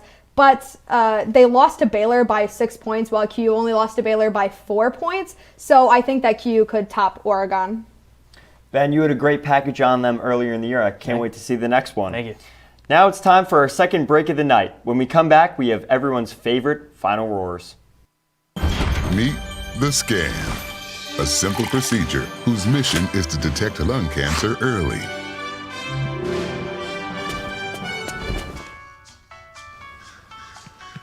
I'm here to save you. But I feel fine. That's great, but you may still be at high risk for lung cancer.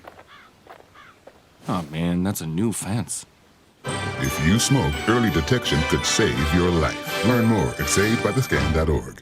I think it's just vapor with flavor. It won't hurt my kid like cigarettes, right?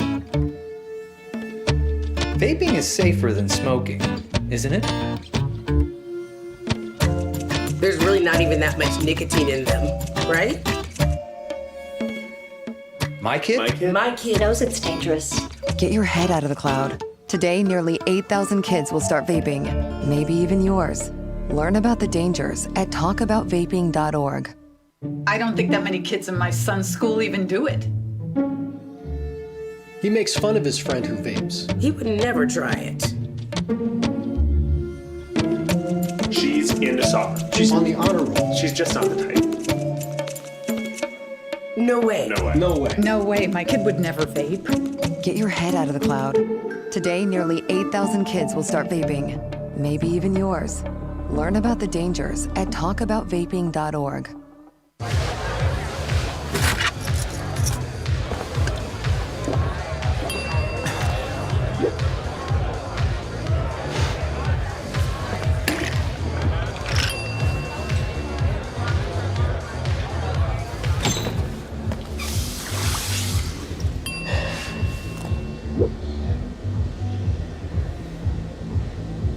If you need to do something to feel okay to drive, you're not okay to drive. Don't drive buzzed. We'd like to apologize for all the technical difficulties that have gone on tonight. Welcome back. It's time for the QBSN Call of the Week. Instead of Game of the Week, we will be doing a Call of the Week this week. Let's hear what they had to say. And the puck is now behind the Crimson net as the Harvard team has regained possession. Here's Moore. A pass along to Matthew Coronado. Coronado passes up to Moore once again. Leaves the pass. A shot by Coronado. He scores! Matthew Coronado, the overtime winner. Harvard has taken their first White Law championship since 2017. Harvard is going to the NCAA tournament, and the Bobcats are stunned. To be honest, Clever, I'm stunned as well. That was a beautiful shot by Matthew Coronado, just right to top shelf. Yanni Peretz could not get a hold of that. There was no stopping that puck, and it is celebrations for Harvard on the ice. Matthew Coronado, the 13th overall draft pick of his draft class by the Calgary Flames, wins it in overtime for the Harvard Crimson, who will advance to the NCAA tournament. Some familiar faces there. It's time for Final Roars, Ben. Take it away. For the first time ever, there is a competitive soccer season for Quinnipiac in the spring. And thankfully, since we don't have to wear masks anymore, you can see just how excited I really am about this. All around the world, soccer is played year-round, except at the collegiate level in America. However, it is emerging as a powerhouse with players being pulled from every direction to play at the next level in new leagues. Just look at ex-captain Paulo Suarez, who is playing for a brand new team in a brand new league, the MLS Next League. Now the inaugural Connecticut Cup is trying to do the same thing by showcasing talent at schools from Division I to Division III in a spring tournament to crown a champion of Connecticut. This type of league is a stepping stone in the beautiful game being played all year round. But what does this mean for Eric DaCosta's side? Coming off a season where they failed to qualify for the playoffs after being tipped to steamroll the MAC, it gives him a competitive, fresh environment to inspect his squad. For players on the outside of the rotation, it gives them the opportunity to prove themselves on a big scale. For players who had solidified spots last year, it gives them the opportunity to prove they have progressed and developed during their offseason. This type of format allows for no player to get comfortable in their roles. and keeps the players sharp heading into a max season where they are fighting for redemption. The extra few months of preparation allow for all the players to get the kinks out, and this squad as a whole, it gives them the opportunity to obtain one thing they so desperately want, a collegiate trophy. As I finish my final undergraduate year here at Quinnipiac, I have seen the men's hockey team grow and seen some of the best players in history come and go. For the men's hockey senior class, the ones I've known my entire time here, as well as the graduate students who came back for another year, their time is slowly coming to a close. After losing the White Law to Harvard this past weekend, we saw the seniors disappointed not being able to win the ECAC in their time at Quinnipiac. As the captain, Wyatt Bongiovanni, said after the loss, quote, "It hurts. The passion in our locker room, the care factor is second to none. It hurts," end quote. But the team is not done yet. They have the opportunity to take the NCAA by storm and win the national title, something they haven't done yet but have come eerily close to in 2016. This team beat St. Cloud back in 2015 4-1 and have won the last 3 straight. The team can beat St. Cloud again. They just need their offense to click at the right time and find a way to score in the goaltending. As the #1 defense in the nation, they just have to hold strong in that department. Take it one game at a time. All season, fanatics were on the edge of those blue seats at the People's United Center in the thicket of harsh winter winds to passionately observe the Bobcats salute the Hamden community to a pep band victory song. Kalen and Ben did a fantastic job covering the ECAC playoff this weekend, where the Bobcats faced a Harvard team that had stormed back against Clarkson in the quarterfinal to then defeat the Bobcats in overtime. Any shot that can beat Yanni Peretz on a clean look should be categorized as perfect. The Bobcats play the season left no questions around their Frozen Four tournament position. The Bobcats have no confidence victories lying ahead. The ECAC had a lot of middle-of-the-road teams that after a loss to a Frozen Four contending opponent, they could rally behind. It's the best tournament in years, with matchups that include Notre Dame versus North Dakota, Minnesota State versus Harvard, Northeastern versus Western Michigan, and Denver versus UMass Lowell. The Bobcats were for the first time this season will have to string together 4 victories against ranked and conference-leading opponents on the road to a national championship. Campus-wide confidence is in the air for this team. Residing at Quinnipiac the last 3 years, I haven't seen this much support from hockey fanatics and simply spirited students alike that attend this university. As the Bobcats take on the formidable St. Cloud State, no player remains from the Bobcats' 4-1 victory in the tournament semifinal in 2013. Puck drops at 8 p.m. Friday night in Allentown, Pennsylvania. All season makes for opportunities like this. That's all the time we have for tonight, folks. Thank you for sticking with us through the technical difficulties. To stay up to date on all things Quinnipiac sports, be sure to check out our website, Q30TV.com. Also follow us on Twitter at Q30 Sports. From the producers, everyone behind the scenes, our analysts, Kalen and Ben, and I'm your host, Matt Mugno. We thank you for tuning in and wish you a wonderful rest of your Tuesday night. See you next week on Bobcat Breakdown. Good night, folks.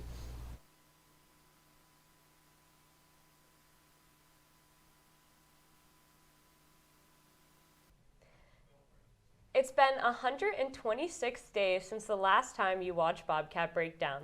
We can't wait to start this year off with a heated debate on all things men's and women's soccer. We talk volleyball, rugby, and of course, we have final roars. Also, special guest and field hockey beat reporter Keith Savage joins us as Quinnipiac beat number 22 Maine. Bobcat Breakdown begins right now.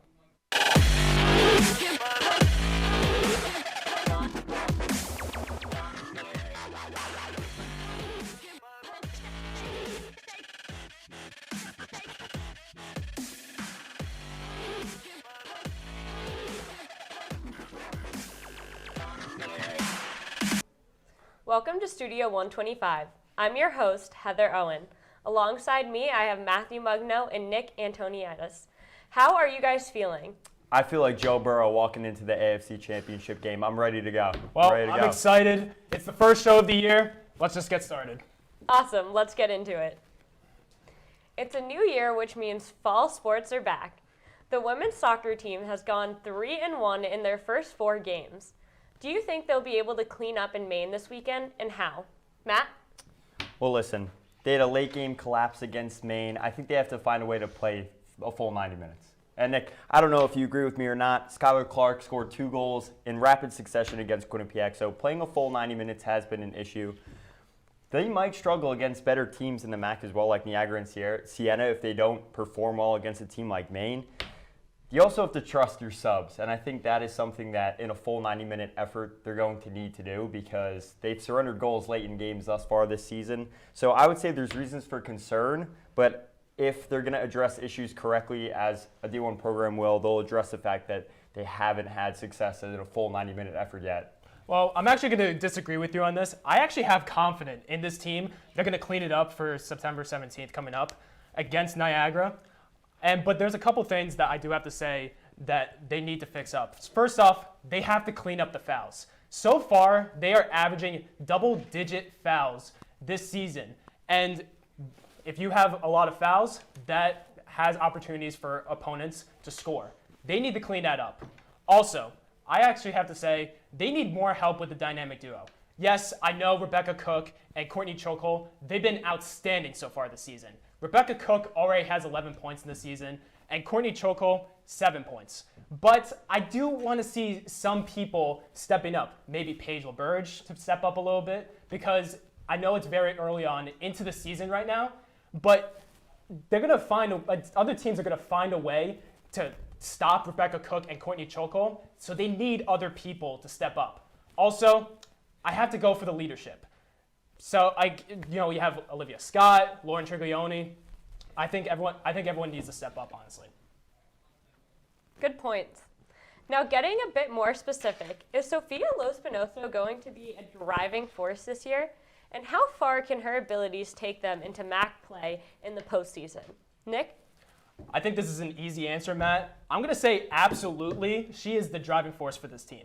Because when she played last season, she had great chemistry with teammates. That is very rare to have when you just randomly show up halfway through the season. And also she has phenomenal reflexes. You would see she would go on one side of the net and then go to the opposite side of the net and she would save the goal.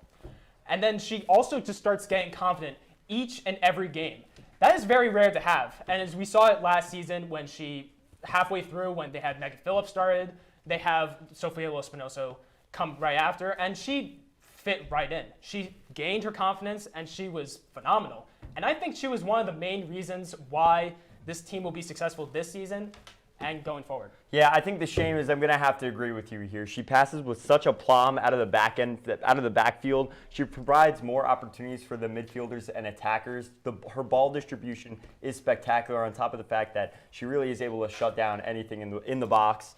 Rebecca Cook, like Brog Austin for the men's soccer club, we know their game. We know they're going to bring the offense. We know they're going to be goal scorers, and it's clear that it's funneled through them. But for the quick transition, that's what's going to help later against tougher opponents, is getting the ball upfield to your attackers, creating more opportunities in that way, rather than having to rely on your goaltender to make saves and then distribute the ball at shorter distances to get the ball upfield from your defenders to midfielders and midfielders to attackers. There's one thing I do have to say, though. I kind of want to see Megan Phillips a little bit because let's not forget, she has been a great goaltender her other years, so I would like to see Megan Phillips as well. Monmouth has officially left the MAC. Do you believe this gives the men's or the women's team a better shot at winning? Well, for the men's soccer program, they just missed the MAC playoff in 2021. We go back, program history-wise, 2018, they were 8-1-1 in conference play. All these in conference play. 2019, 7-2-1. 2020/21, 5-1 in conference play. And then last season, it was a bit of a fluke. So I would take the men's soccer program because we just talked about how the women's soccer program doesn't play a full 90-minute effort. And they're going to be tested in their match on September 17th against Maine. We just talked about that. So I think that suggests they may struggle in conference play, where with the men's soccer team, I was convinced calling the game on Saturday that they have more of a complete team effort. And I think that more is there with their first years on the defensive side of the ball. And it may not be there with the goaltending as much as with Lospinoso for the women's soccer team, but for the offensive side of the ball, I thought they really stepped up. It was more than just Austin, which we were used to last season, just talking about Brog Austin. It was more of a even and balanced attack rather than the attack we saw last season. So I have more faith that the men's soccer program will succeed more with Monmouth leaving the MAC rather than the women's soccer team. Okay, Matt. Did you forget that the Quinnipiac women's soccer team made it to the championship last year against Monmouth. Honestly, I'm going to go with the women's soccer team because I have confidence in this team that they can actually be better than Siena, Fairfield, and even Iona, because Iona is undefeated so far this season. I know that's really pretty early to say, but I have confidence in saying that Quinnipiac can be possibly the favorites to win the title. I know that seems a little bit biased, but I do have faith for this team. And look, the MAC is the MAC, and that's what Rebecca Cook straight up said as well. But the thing is, they have pieces, but they just need to connect them all. You know, you have the two dynamic duos in Rebecca Cook and Chokol. Then you have the leadership in Lauren Triglioni and Olivia Scott. And then you have Sofia Lospinoso and Megan Phillips, two great goaltenders. So I think you can't go wrong with the women's soccer team. Those are both great points. I think I'd have to side with Nick, though, on this one. Played over 100 minutes are freshmen. What are these freshmen doing to allow themselves to play so well so early on? See, I really like this question because there's a lot of things that you can say because this is a very talented men's soccer team, especially the Bright Futures. I have to say their stellar defense. So far, there has been 2 shutouts and less games the opponents have given up 2 shots.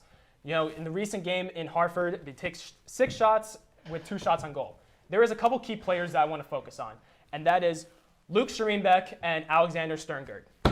I would have to say these guys are defensive walls. And I know that last season they did have Jordan Bennett and Griffin Scalia, and I was a little bit concerned about what was going to actually happen for this Bobcats team because these were incredible players, and I didn't know if Erica DaCosta was going to find anyone better. But Schereenbeck and Alexander Sterngert have been those guys, and I think Eric DaCosta did his magic, and he got the players to possibly win the MAC championship. Yeah, Nick, honestly, I think building upon what you had stated, it's their transition game we talked about with the women's soccer team with Lospinoso distributing the ball out of the crease. Their defensive players are doing a great job distributing the ball, but also joining the rush. They're so composed and so poised for first-year defensive players, and I think that's really impressive because it's adding to the team. You're seeing that they're contributing on the offensive side of the ball. They're shutting down on the defensive side. As you mentioned, there's 2 shutouts already in this young season, so I've been very impressed with how the first years have played in Pinto, Sternergaard, Allen. They've all played so well, and I think it's also the communication on the field. There really were no quality opportunities that they allowed against the Hartford Hawks in their most recent matchup. It makes the goaltending pretty easy. You know, Matthew Piscini, I know he's a great goaltender, but it makes his job a little bit easier. Yeah, he didn't really face that many quality opportunities. Exactly, and you know, that is the key factor because these first years have been stellar so far, and hopefully they can go forward because I know it's very early in the season, but I have confidence in this team. As the season continues, what player do you see stepping up and filling the third option spot to help even out the scoring output? I thought Jared Smith was active on Saturday. He seemed to be getting a lot of touches on Saturday. And as well as Thomas Vakula, I thought he was another player that had stepped up. He scored on a penalty kick. And I think those players are, aside from Brog Ossen, who is that guy, he is that guy. I mean, they funnel the offense through him, but it's great to see that there's more of a balanced offense. I thought Jared Smith was an attacker that did a great job distributing the ball on the wing. He has some speed. He was able to beat defenders and get the ball upfield quickly. I thought that was impressive because you need those types of players. You need playmakers. You need players with speed to get the ball upfield. And I also thought, as I mentioned, Vakula did a great job as well contributing on the offensive side of the ball. And I thought he had a few quality looks aside from the penalty goal that he scored. So I think those are 2 players in Svakula and Jared Smith alongside Brisedo and Brog Ossen who have been really carrying. Well, I really like that choice that you put in for Jared Smith, but I'm actually going to disagree and say that Tomas Savakula needs to step up because let's not forget, in his first season as a Bobcat in 2019, he was awesome.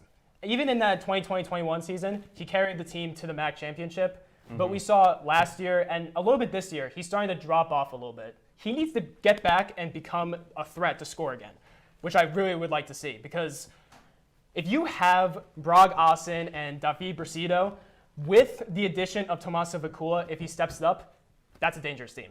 3-headed goat, right? Exactly. Yeah, The 3-headed monsters. I think Bursato did. I mean, he was spectacular in that match. Yeah, as he well, was. so. Yeah. It's time for our first break of the night, but don't go anywhere, because when we come back, we'll hear from Keith Savage.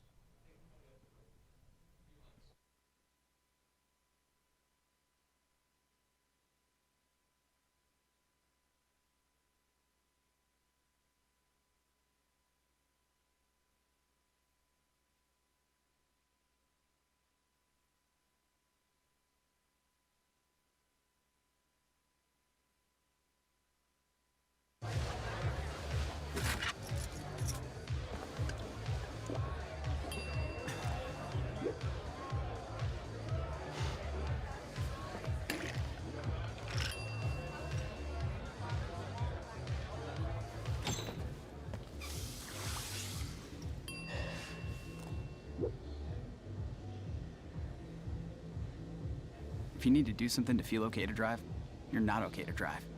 Don't drive buzzed.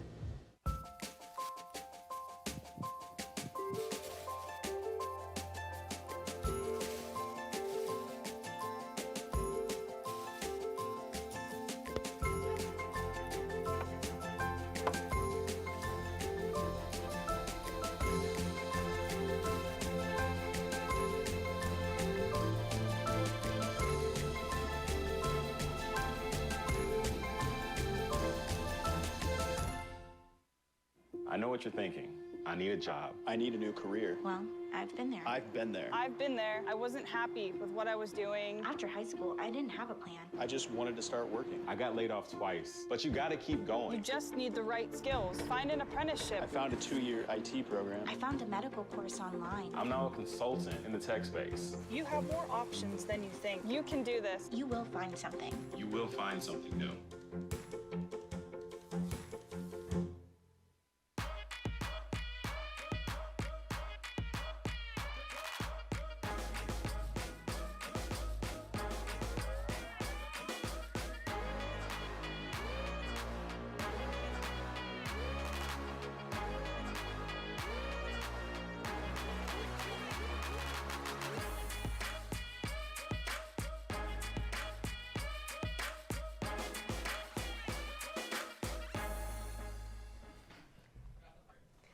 Welcome back. It's time to get an inside scoop on the field hockey main games with Keith Savage. Take it away, Keith. Business is booming for the Bobcats. They are on fire. They won 2 games out of 3. That has not happened in a while. And the Bobcats beat a ranked team on Sunday against Maine for the first time since 2016. I was a freshman, and last year, the Bobcats lost 9 in a row. And guess what? They've won 2 out of 3 so far. But there's 2 main reasons for that. First off, it's first-year standout goaltender Christina Torres, who has been on fire. She had a shutout against Maine, which you're not going to see that against a ranked team often. And she's only given up 1 goal on average. Last year, they gave up 3 goals per game. And the Spain, it's amazing. She won gold for the U18 team last year. My second point is there's offense finally. Last year, who's now a sophomore, had 10 of the 18 goals. And this year, they already have 6 goals. She only has 1. She had the lone goal in the main game where they won 1-0. But on this season, Stella Tickmeyer had 0 goals last year. This year, she already has 2, which are both against Dartmouth. The offense is flowing. And I'm going to have a bold take that they are going to make the Big East playoffs, Big East tournament, excuse me.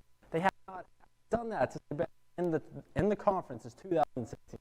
This team has a amazing future. Nobody's going to stop them. They're not going to win the championship, but they're going to make a tournament, and they are going to be on fire. And I can't wait to watch them. If you have not checked the team at all in the previous years, I highly recommend to start checking them out because on Sunday they play Long Island University at noon. Be there, and you're going to love it. Thanks, Keith. That was great. Continuing with field hockey, last season they won 3 games. This year, they have already won 2. Is Becca Maine's program primed and ready for their first winning season since 2013? Well, I know this is very early to say, but I'm going to say yes. They need to have that confidence because, like it said already, the first 3 games of the season, they're already 2-1. Last season, the first win that they had was in October 3rd against Yale in overtime. That's huge. And there is a lot of pieces that have been stepping up so far this season. Christina Torres is playing extremely well for this team. Seniors are coming up big time, like Stella Tittmeyer, already having 5 points, and Ava Veldhorst already has 3 points into the season. Especially with that win against Maine, that was huge for this team. And I actually have confidence in Becca Maine and this field hockey team to possibly have their first winning season since 2013 because they are having a pretty surprising season. You wouldn't even expect them to do that well, especially of the season that they had last season. I think you can't go wrong with that. Listen, Nick, but they moved to the Big East in 2016. How old were you in 2016? I was 16 years old. Okay, how old were you? Freshman in high school? Sophomore in high school. Sophomore in high school? Yeah. Okay, I was a freshman in high school. So, I mean, 2016, that's a little while ago, right? The spots don't change on a leopard. If you moved to the Big East in 2016 and you haven't posted a 500 record since then, don't you think at some point it might collapse? Look, here's the thing. They've had the confidence. They've won 2 games. It's against a nationally ranked team. You can't, I mean, like, you have to have the confidence to go out there and make sure that you're going to have a winning season. Why are you going to assume that, all right, we're not going to have a good season? Like, they have to have that confidence. Yeah, I mean, you have a hot start, but there's reasons for optimism out of the gate, right? But can they compete with heavyweights such as UConn? I mean, they have competed against some better teams thus far early on in the season, but I don't know. I think the spots don't change on a leopard. Look, it's early in the season, but I have high confidence in this team. Heading from the field to the court, let's talk about volleyball. With Geneva Giovanni seeming like a promising freshman, how does her play elevate the team as a whole heading into the Comfort Inn Invitational?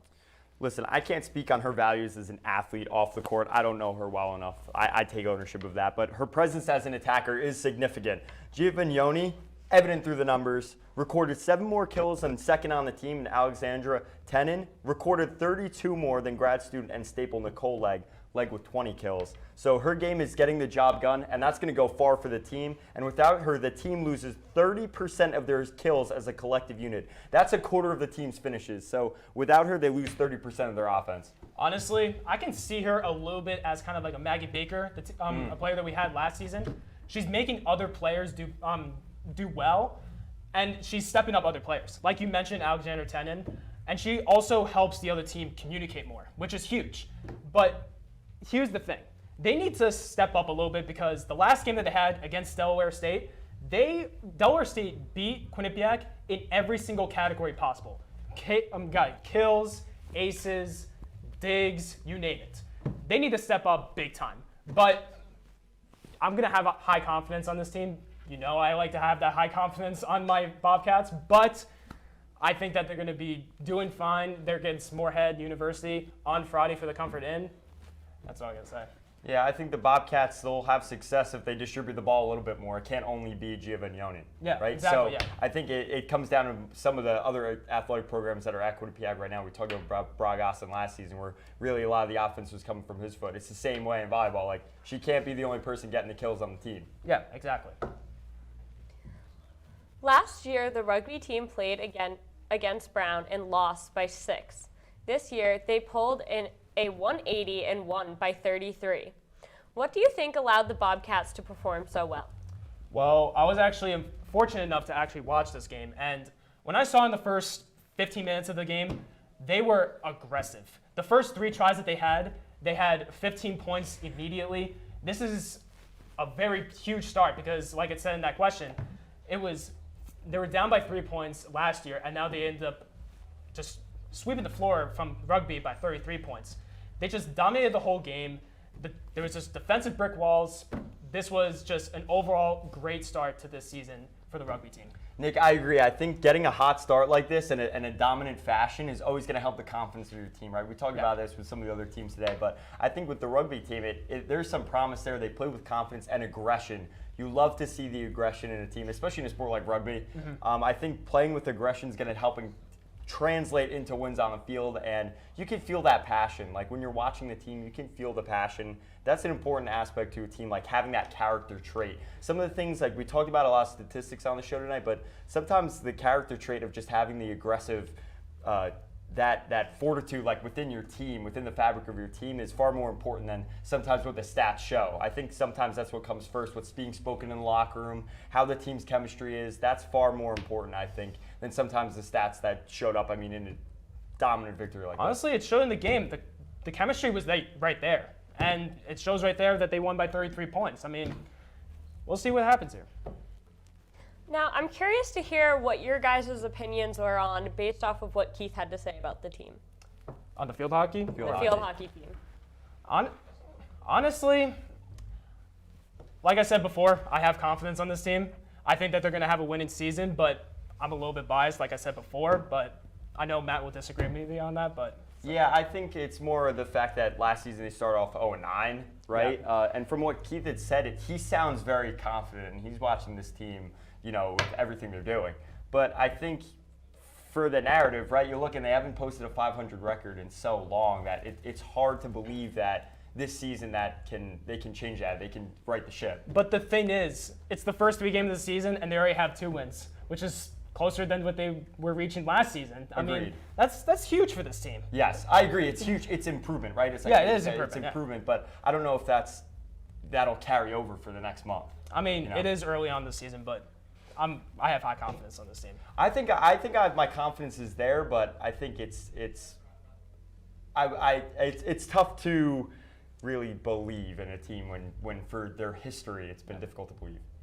It'll be sleepers. It's time for our second break of the night, but stay tuned because when we come back, it's time for Final Roars.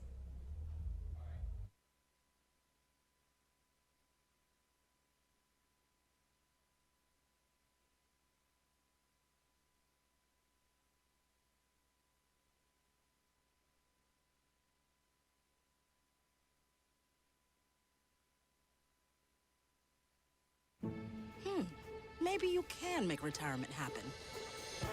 After all, you made home ownership happen. Homeschooling yourself on loans, beefing up your credit score. So I'm pre-approved. You were like, yes! Sorry. Color coding listings, ticking boxes, and flushing every toilet in a 20-mile radius. Home sweet home. You aced house hunting. Now get the tips you need to get on track at aceyourretirement.org. When we adopt a shelter pet, we discover they're a unique mix of all kinds of things. Come on, Drew, spotlight on this last one.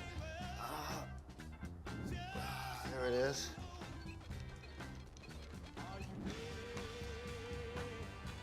Keep going with it. Leo. They're a little bit of a lot of things, but they're all pure love. What do you think you're doing, Kevin? Was just gonna drive home. There are several warning signs present that you shouldn't be driving. Like hearing voices? Like your text-to-emoji ratio? Oh man, the selfies. Selfie, nailed it. We all have warning signs that let us know that we're probably not okay to drive. Mine is pretending to be your subconscious. Craig, come on man, let's split a ride home.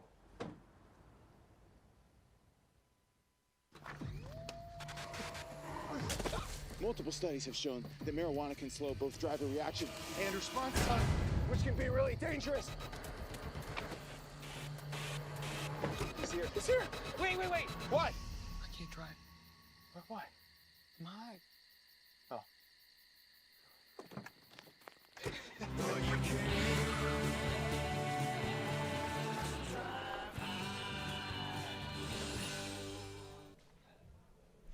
Welcome back. It's time for QBSN Game of the Week. The women's rugby team won their first game of the season, September 3rd, versus Brown. The Bobcats started off strong in their game against Brown. There was a 25-0 lead by halftime. 8 different Bobcats scored, leading to the final victory of 47-14. Cassidy Dugdale was the one and only Bobcat who scored more than once. This win was a 180, as last year they lost to Brown by 6. This year they won by 33. It's time for Final Roars, everyone. Matt, start us off. Men's soccer will be in the MAC playoffs opening round on November 6, 2022. Mark my words. On Saturday's match against the Hartford Hawks, I had the opportunity to witness the team's performance calling the game with Joey O'Donoghue firsthand, and I was impressed by the differences I saw in comparison to the on-field product in 2021. The team can transition from the backfield effectively with aplomb. Key first years have had a convincing impact and are well on their way to being important threads in the fabric of this team. The on-field product has shown the signs of a playoff-bound squad. As the leaves fall, the men's soccer program is poised to rise. Well, it feels good to actually say this, but the Quinnipiac field hockey team has a winning record. This team looks special right now.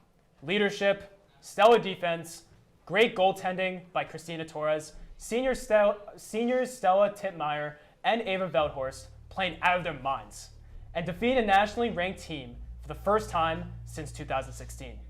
The pieces are all there.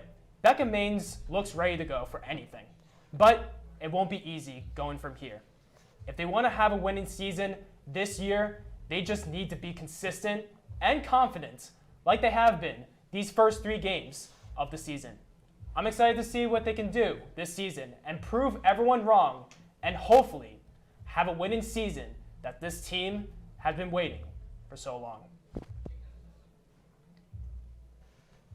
The women's volleyball team is off to a rough start with an overall 1-3. With 3 games coming up this weekend in the Comfort Invitationals, the question is, will they be able to turn it around? The team had a similar start to the season last year that ended with an overall 11-18, with 5 seniors having left the team and 6 incoming freshmen. There's no predicting whether the outcome will be the same or not. I, however, have faith in the team and the coaching staff to come together and have an overall better season than that of last year's. These were just the first few games against teams that they will not be playing during the MAC. The Bobcats are not set to play a home match until October 5th, when they are set to face off against Marist. Having a rough start does not predict the whole season. I believe that this will light the fire that the team needs to become MAC champions. So we're going to end this show off with a question about what team you guys are most excited for this season, and I think I already know what Nick's answer is going to be. You can't go wrong with the field hockey team. Honestly, I have high confidence for this team, hands down. What about you, Matt? I'm sorry to I mean, we haven't disagreed too much tonight. I mean, just a little bit. A little bit. But I would say, men's soccer, I feel like that was evident enough. I mean, I'm a big soccer guy, you know? I enjoy the sport. If I was going to pick a soccer team, it would have been women's, but men's are still there. All right, so if we're really doing the ranking, like, we just flip our rankings, and that's our answers, I guess. Yeah, pretty much, yeah. Yes. That's all the time we have for tonight. To stay up to date on all things Quinnipiac sports, be sure to check out our website at Q30TV.com. Also follow us on Twitter at Q30 Sports. From the producers, everyone behind the scenes, our analysts Matt and Nick, I'm your host, Heather Owen. We thank you for tuning in. We'll see you next week on Bobcat Breakdown.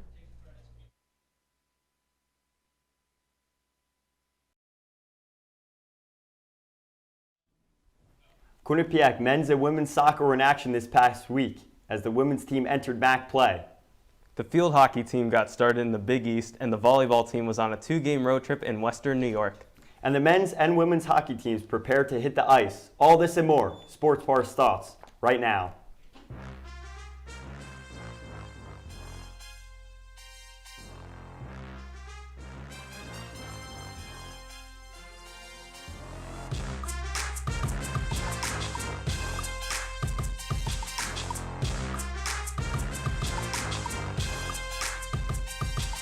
It's another Monday night, so it's time for Sports Paws. I'm Paul Siracusa. And I'm Matt Mugno. Let's kick it off with some soccer. Sacred Heart traversed and visited 30 minutes up the Merritt to take on Quinnipiac in Hamden. Check it out. The Quinnipiac men's soccer team was back in action on Wednesday evening against in-state rival Sacred Heart. The Bobcats were on the prowl, searching for their 3rd straight win. Let's jump right into it.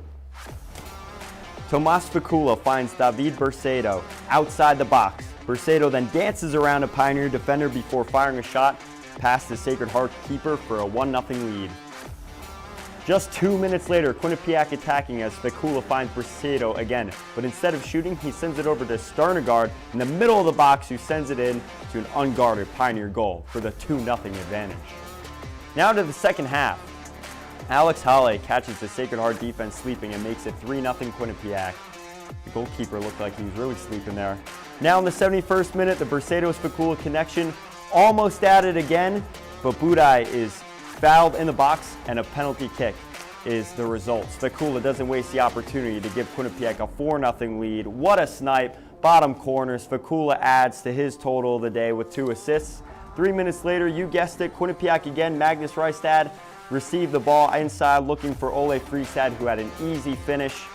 Quinnipiac would cruise out from there as they have won 3 straight and are unbeaten in their last 5. The Bobcats travel to Massachusetts to play Harvard on Saturday. For a more in-depth look at the men's soccer team, Dylan and Zach have us covered for tonight's rebound. Let's take a look. Quinnipiac men's soccer defeated in-state rival Sacred Heart today 5-0. I'm Zach Hochberg alongside Dylan Summer. This is the rebound. Dylan, like I said, 5 goals, 5 different Bobcats on the stat sheet for Quinnipiac. What was the difference today between what we saw on Saturday against Central Connecticut State? The difference is what you just mentioned. They distributed the ball all around. Sterngard, Bercedo, Hawley. They got the ball all around all day long, and they had so many opportunities on the offensive end because of that. And it also helped that their defense shut them down. The Sacred Heart attack all day long could not get anything past them. Right, and Carl Netzel got a clean sheet today for the Bobcats. What did the defense do to not only make him comfortable in net, but also keep the clean sheet? I think it really helped that they got an early lead in this game. And then from there on out, it was the defense that just shut the opposing attack down. Jared Smith, João Pinto, to name a few. And that made Carl Netzel's job very easy, only having to make a couple of saves in the contest overall. Right, and Quinnipiac now travels to take on Harvard on Saturday. What are some key points that you're going to look for in Saturday's game? I'm looking for the same from this game. Consistency, getting the ball around, and being stout on the defensive end. If they could get all those 3 elements every single week, every single game, then they're going to be in a really good spot. Like we just mentioned, Quinnipiac will be back in action on Saturday against Harvard. This is Dylan Summer. I'm Zach Hochberg. This was The Rebound, Q30 Sports. Over the weekend, the Bobcats traversed to Cambridge, Massachusetts to do battle with the Harvard Crimson. Let's see how they fared. Harvard's Martin Visan potted a goal at the 11-minute mark to take an early lead against the Bobcats, who struggled to capitalize on a plethora of opportunities in the first half. Visan scored his second of the game 43 minutes later, and Alejandro Guatierrez put the dagger in at the 74-minute mark. Sam McCann scored in the 82nd minute of play, and Tomas Fakula led the Bobcats with 8 shots. Despite dropping a game against the Crimson, they will have a chance to regain momentum against the Stony Hill Skyhawks this Wednesday. After the big performances this week from the Bobcats, the men's soccer team won 2 weekly awards. Thomas Fakula was named MAC Offensive Player of the Week, and Alex Sternegard was named MAC Rookie of the Week. Fakula recorded a goal and 2 assists throughout the week. The senior also scored 3 goals and 3 assists throughout the season thus far. Sternegard scored a goal and 2 assists in the win versus Sacred Heart. He's up to a team best 4 assists for the season. With another week of men's soccer in the books, let's see where they stand in the MAC. The Bobcats currently sit in 3rd place in the MAC with an overall record of 4-2-1. Siena takes the top spot with a 4-1-1 record, followed by Marist with a 3-1-1 record. The Mount St. Mary's and Fairfield are currently tied for 4th with a 4-3 record. Quinnipiac is looking to make it back to the MAC playoffs this season. The women's soccer team competed against the Niagara Purple Eagles in their first MAC game of the season. Let's roll the tape. This Saturday, the Quinnipiac Bobcats faced off against Niagara University Purple Eagles on QU's Senior Day celebration. We are going to jump right into the second half. The first half remained scoreless the entire 45 minutes. 3 minutes into the second half, Courtney Chokol was able to score after receiving a penalty. Chokol was knocked to the ground, got back up, made the goal, giving the Bobcats the 1-0 lead. Up next, Ella Gagno was able to score, assisted by Rebecca Cook and Courtney Choco. Cook and Choco went for the goal, but Ella was the one to make it, giving the Bobcats the 2-0 lead. Later on in the second half, Rebecca Cook sent a beautiful assist to Choco, allowing her to score again, this goal giving the Bobcats the 3-0 lead. Just over a minute later, the Bobcats scored again with an electric goal from Rebecca Cook, her 9th goal of the season. After the game, Ben Kane caught up with Malaya de Rosario, a senior who has been waiting for her moment in the spotlight for 4 years. 4 years, multiple injuries, and thousands of minutes on the sideline, all made worth it for a moment like this. 81 minutes and 55 seconds into the Senior Day celebrations, off come Lauren Triglione, and on steps for her collegiate debut, Malia de Rosario, and just listen to that ovation.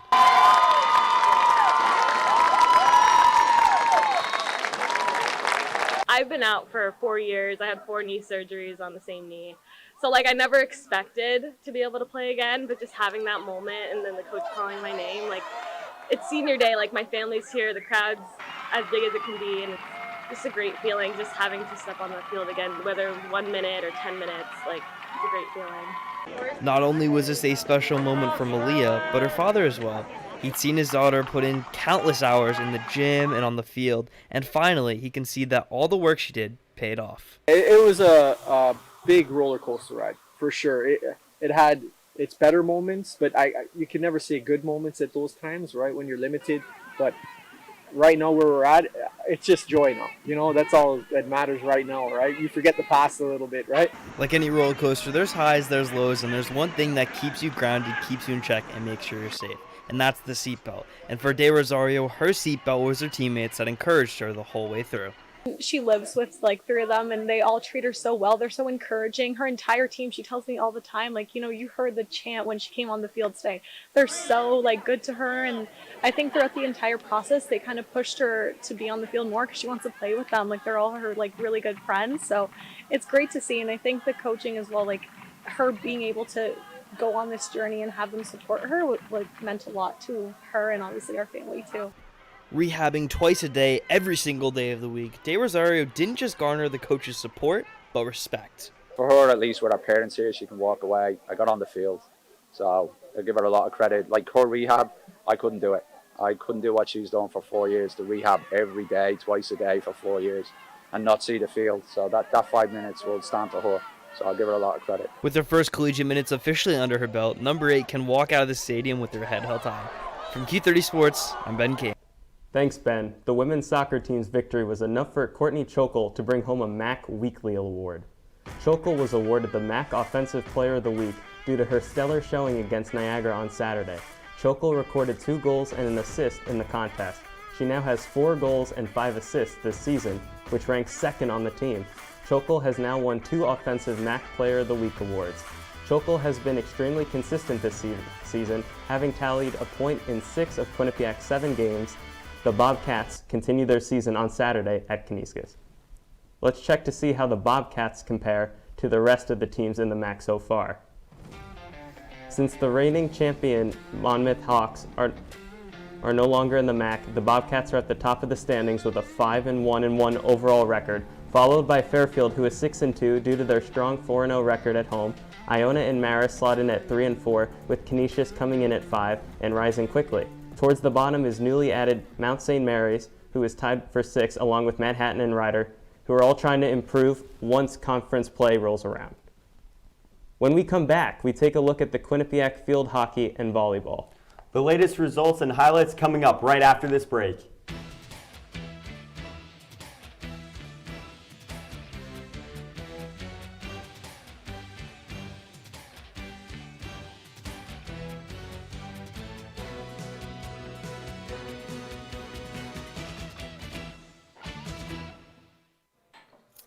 What do you think you're doing, Kevin?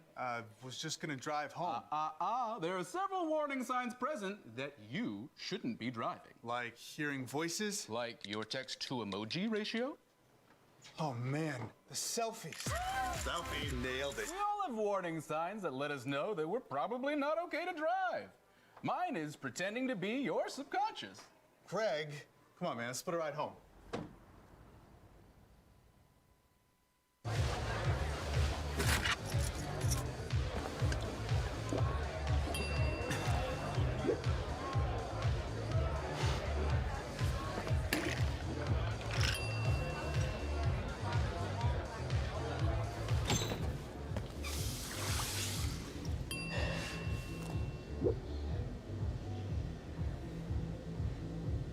If you need to do something to feel okay to drive, you're not okay to drive. Don't drive buzzed.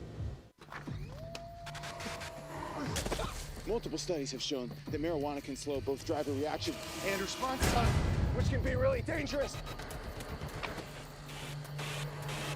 He's here. He's here. Wait. What? I can't drive. What? My. Oh.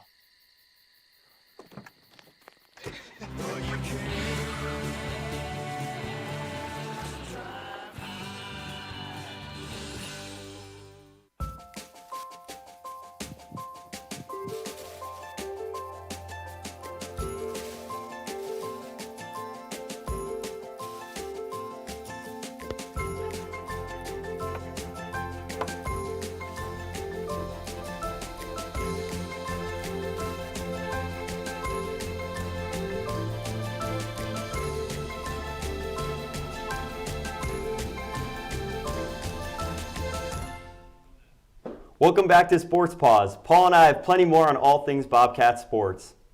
The Bobcats entered the weekend with one of the hottest starts in program history with a 3-2 record heading into their match against Temple.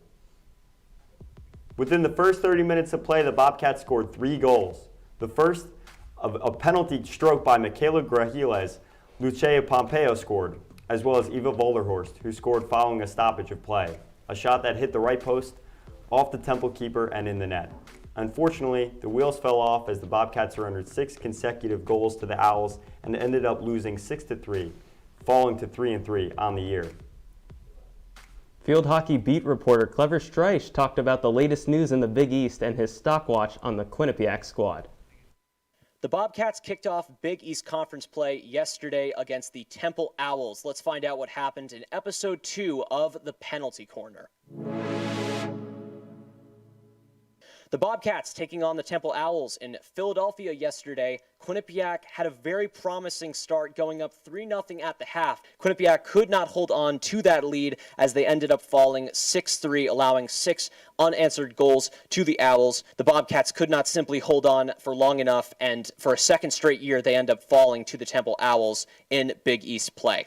Let's take a look at the other games around the conference. The Bobcats, not the only team to go 0-1. Another team going 0-1, Old Dominion, a double overtime winner for Aya Young from the UConn Huskies. These two top teams in the conference facing off on day one. UConn coming out of that one 2-1. Providence wins against Villanova. Providence struggled at the beginning of the year. Huge win for them against the Wildcats. And finally, the Liberty Flames blowing out the Georgetown Hoyas. They absolutely torched them by the score of 10-0.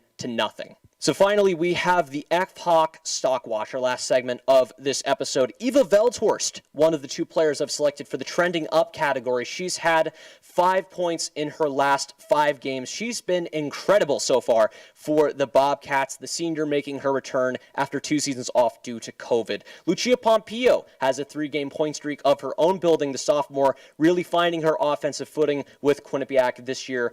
The Trending Down category might surprise you a little bit. Amelia Massarelli being here. She's had 1 goal in 6 games. The second team All-Big East selection last year has had a slow start to her sophomore year, but I do think that she's going to rebound really quickly. She's one of the best players the Bobcats have had.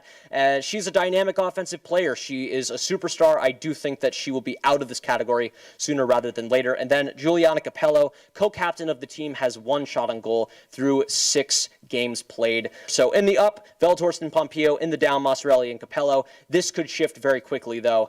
We'll see next time on the Penalty Corner. That is all for this episode. For Q30 Sports, I'm Clever Streich. Earlier today, the Bobcats faced off against the UC Davis Aggies. Let's roll the tape. Quinnipiac Field Hockey played UC Davis on this morning. The Bobcats trying to rebound from a big East loss to Temple last Friday. If QU wins, they will bring their record back above 500. Let's get into the first quarter. The Bobcats had a lot of penalty corner chances early, drawing 8 in quarter 1 alone. Check out the great goaltending from Sarah Lopez and the UC Davis DPC effort, keeping the game scoreless.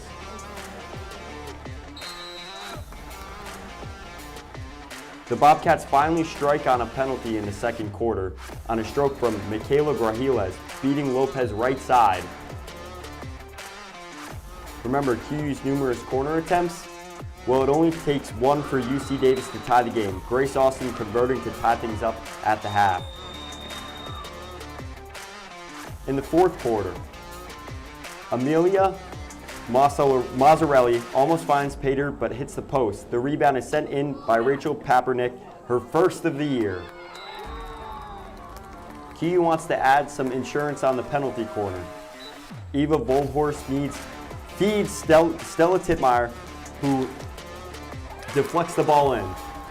UC Davis would score late, but the Bobcats hold on for a 3-2 victory.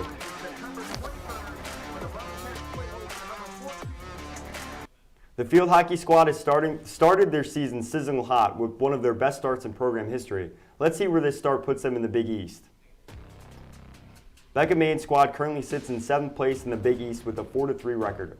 Already more wins than they had last season. However, they are 0-1 in conference play. They look to start another W train this weekend as they take on Towson and the number 14 ranked team in the country, the Old Dominion Monarchs.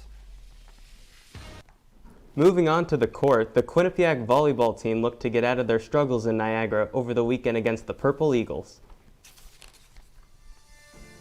The Bobcats ended up falling to the Purple Eagles by a score of 3-1. Quinnipiac started off strong, winning the first set 25-16, thanks to key kills from Ariana Diaz and Alexandra Tenin. The Bobcats kept it close during the remaining sets, but a lack of blocking prowess and 10 attack errors down the stretch was their downfall, which tied for their season high. After the Niagara loss, the Bobcats looked to salvage their weekend against the Canisius Golden Griffins.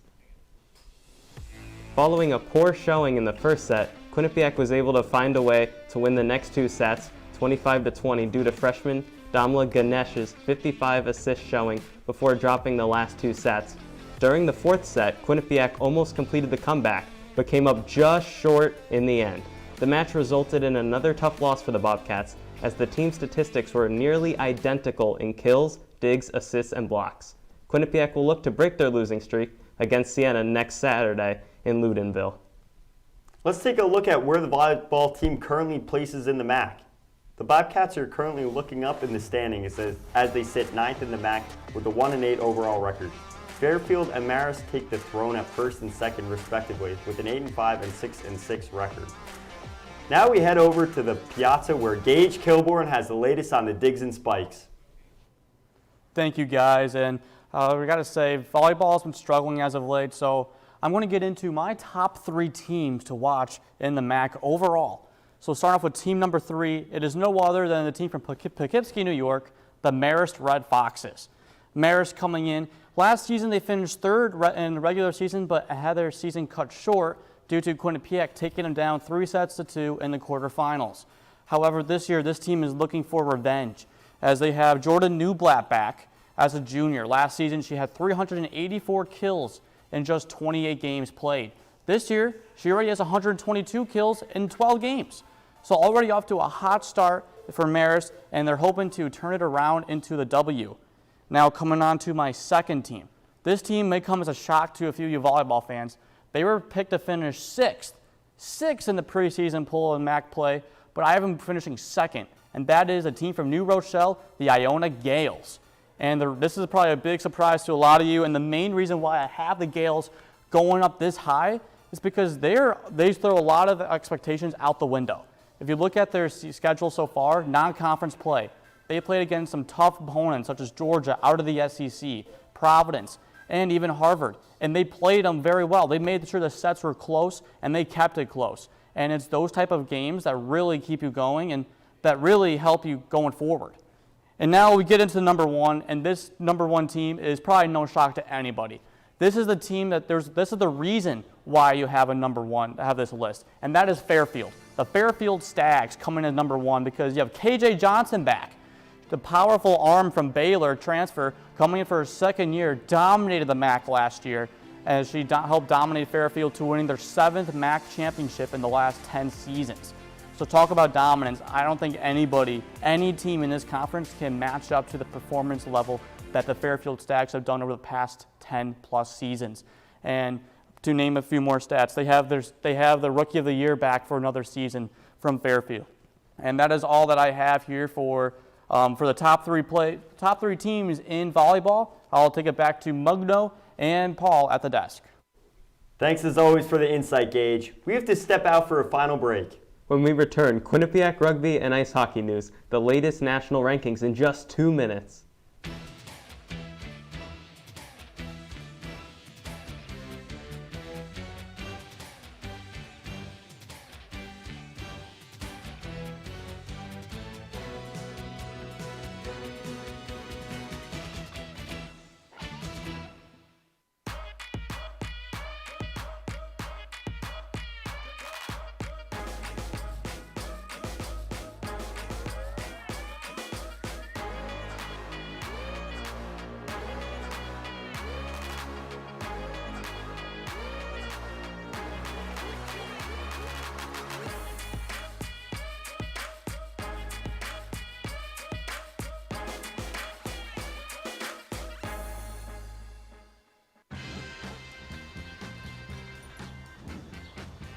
When we adopt a shelter pet, we discover they're a unique mix of all kinds of things. Come on, Drew, spotlight on this last one.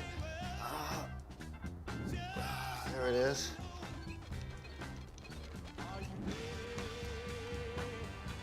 Keep going with it. Leo.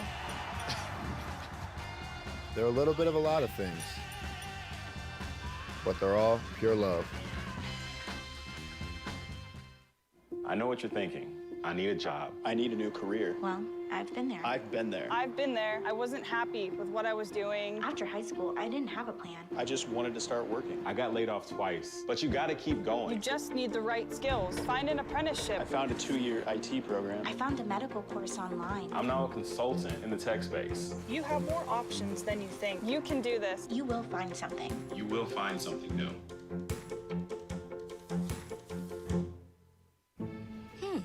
Maybe you can make retirement happen. After all, you made home ownership happen. Homeschooling yourself on loans, beefing up your credit score. So I'm pre-approved. You were like, yes! Sorry. Color coding listings, ticking boxes, and flushing every toilet in a 20-mile radius. Home sweet home. You aced house hunting. Now get the tips you need to get on track at aceyourretirement.org.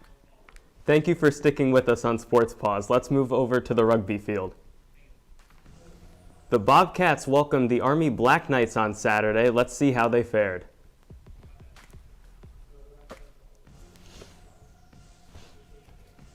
The Quinnipiac rugby team hosted Army in Hamden this weekend. Army is coming in having won their previous 2 games by a combined score of 149-7. So can the Bobcats pull off the upset? We will jump straight into the action. First half of play, Army already up 7-0, but the Bobcats fight back. On the doorstep of the try line, Libby Moser is able to power through for the try, and the ensuing conversion is good, tying the game up at 7.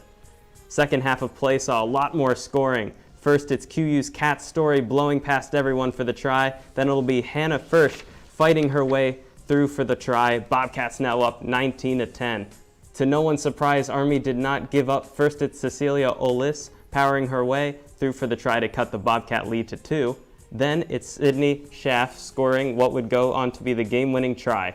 Army completes the comeback and wins by a final score of 24-19.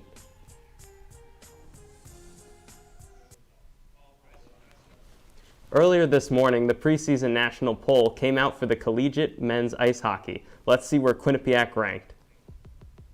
The Bobcats were predicted to finish 7th overall. Quinnipiac finished the 21-22 campaign with a 32-7-3 overall record, going 17-4-1 in ECAC play.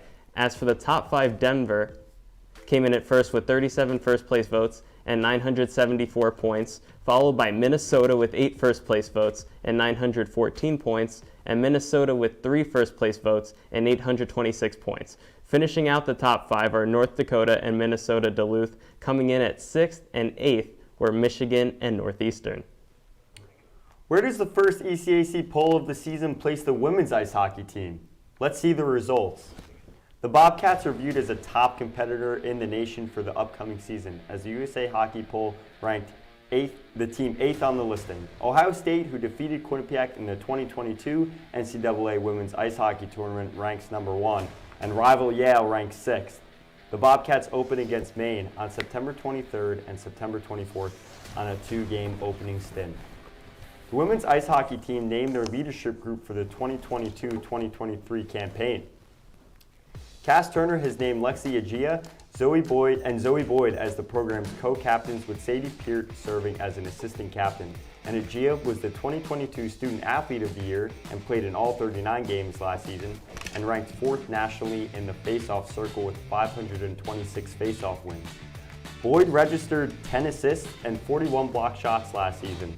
Sadie Peart looks to build off a career-high 33-point year, consistently producing double digits in goals and points through her first 3 seasons. The Bobcats had their first action this past weekend, traveling to Storrs, Connecticut to take on the Yukon Huskies in an exhibition. After a scoreless first period, Nina Steigoff tallied the first goal of the season, assisted by Jess Schreiber, that stood as the lone goal in the second period.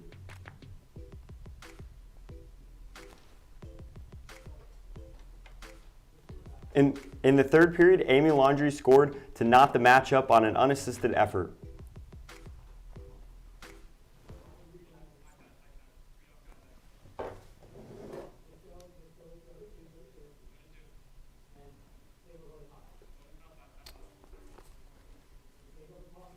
Let's start off with we're shifting now to our top 5. Mistake, my apologies. Let's start with play number 5.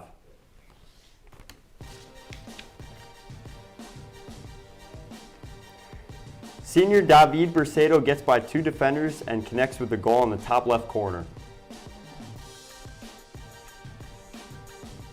Now on to play number 4. Junior Rebecca Cook gets the ball close to the goalkeeper and passes it over to the defenders, and junior Courtney Chokel finishes it with the header, giving it to her second goal of that game. We move to play number 3. We have a series of passes from Rebecca Cook to Courtney Chokel, who takes a shot, misses, and sophomore Ella Gagno gets a rebound and connects with the goal. Let's watch a replay as Chokel just misses, but Gagno is at the right spot to score.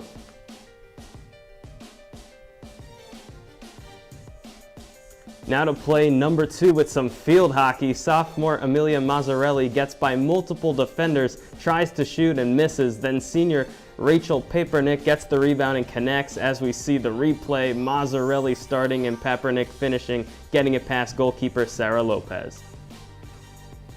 Finally, for play number 1, senior Eva Volhorst starts with passing to Amelia Mazzarelli, and she pokes it to the right to Stella Titmeyer, and she connects with the goal. As we check it out one last time, a beautiful pass to Titmeyer, and she does the right as that would be the deciding factor for the Bobcats against UC Davis.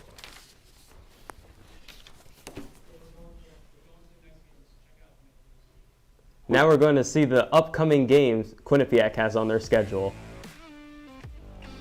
Men's soccer is going to rebound against the Stonehill Skyhawks on Wednesday.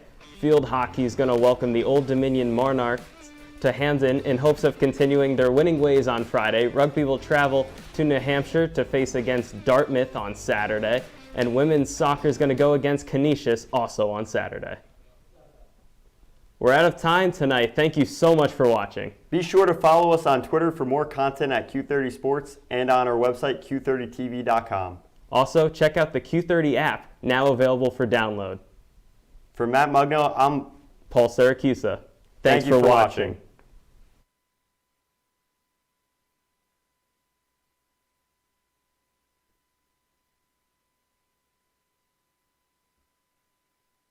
Last few times they were in tournament play, high-scoring games, moments where the defense collapsed, moments where the goaltending wasn't always there. It's all about tying all those things together, being able to score at will, and learning that the big games, you can't control everything that happens. You have to ride the wave sometimes. Now, we just talked about takeaways, and Matt, when I think of takeaways, I think about food delivery. And in that food delivery, there's always a star of the dish. Matt, who do you think was the star of the dish on Rand Pecknold's plate in the big win over North Dakota? Ben, where do I begin? 11 Bobcats recorded a point, 11 goal scorers in the series. So you had a lot of players contributing, almost half the roster. There's 18 skaters, so more than half the roster contributed. You have a whole team contributing on offense. Colin Graff, a transfer from Union, continuing his success on the power play with 2 assists. Sam Lipkin as a screen man. Skylar Brindamore scoring. Some of the fifth-years scoring as well. Burgart coming up clutch again. We always see him coming up with clutch goals. So many players contributed, like Ethan DeYoung, who's showing some offensive prowess and playing with aplomb on the power play in the bumper position. So we've seen a lot of players contribute in this series, and that's why they succeeded. I really think that the defense also showed up. They were able to shut things down, and they were also contributing in the two-way game as well, getting pucks in on net. Metza with a great assist on the DeYoung power play in the second game. They did everything right. I'll stick with this delectable dish scenario. Now that we know the star of the dish, what's that extra ingredient that makes the team even better? And how can the Bobcats build on what they already have looking forward to their main matchup? Now, Ben, Emily, I know you guys love the spice, you love the sauce. I think that they just should continue doing what they've done on offense. We've never seen the Bobcats score at will like this, really in program history. I think continuing on offense is going to be what's going to contribute to another win this weekend in the main series. I think that defensive play, they should shore up. I'm sure these are things that are they're going over these things in practice on the penalty kill. It's really not about the penalty kill, Ben. I think it's the march and parade to the box. When you're marching to the box and you take 5 penalties in a game, your penalty killers get tired and you're relying on them to do the dirty work. It gets tiring. They're putting in more time on the ice. It's tougher to defend than it is to be on the attack and start the defense in the offensive zone with the forecheck. So I think it's about limiting the amount of penalties you're taking, not doing so in rapid succession, keeping the foot on the gas with the offense, as you'd mentioned, with how they broke open the game in the second game by untying its 2-2 game. And also not blowing the lead. We've seen that consistently in the last few years in the program's history, and I think the blowing of the leads is something that they're going to have to work on as well in big games like this. Thanks, Matt. The men's ice hockey team beat North Dakota, the now number 7 team in the country. The women's soccer team had their first loss of season in MAC play versus Iona, and the women's volleyball team is on a 2-game winning streak.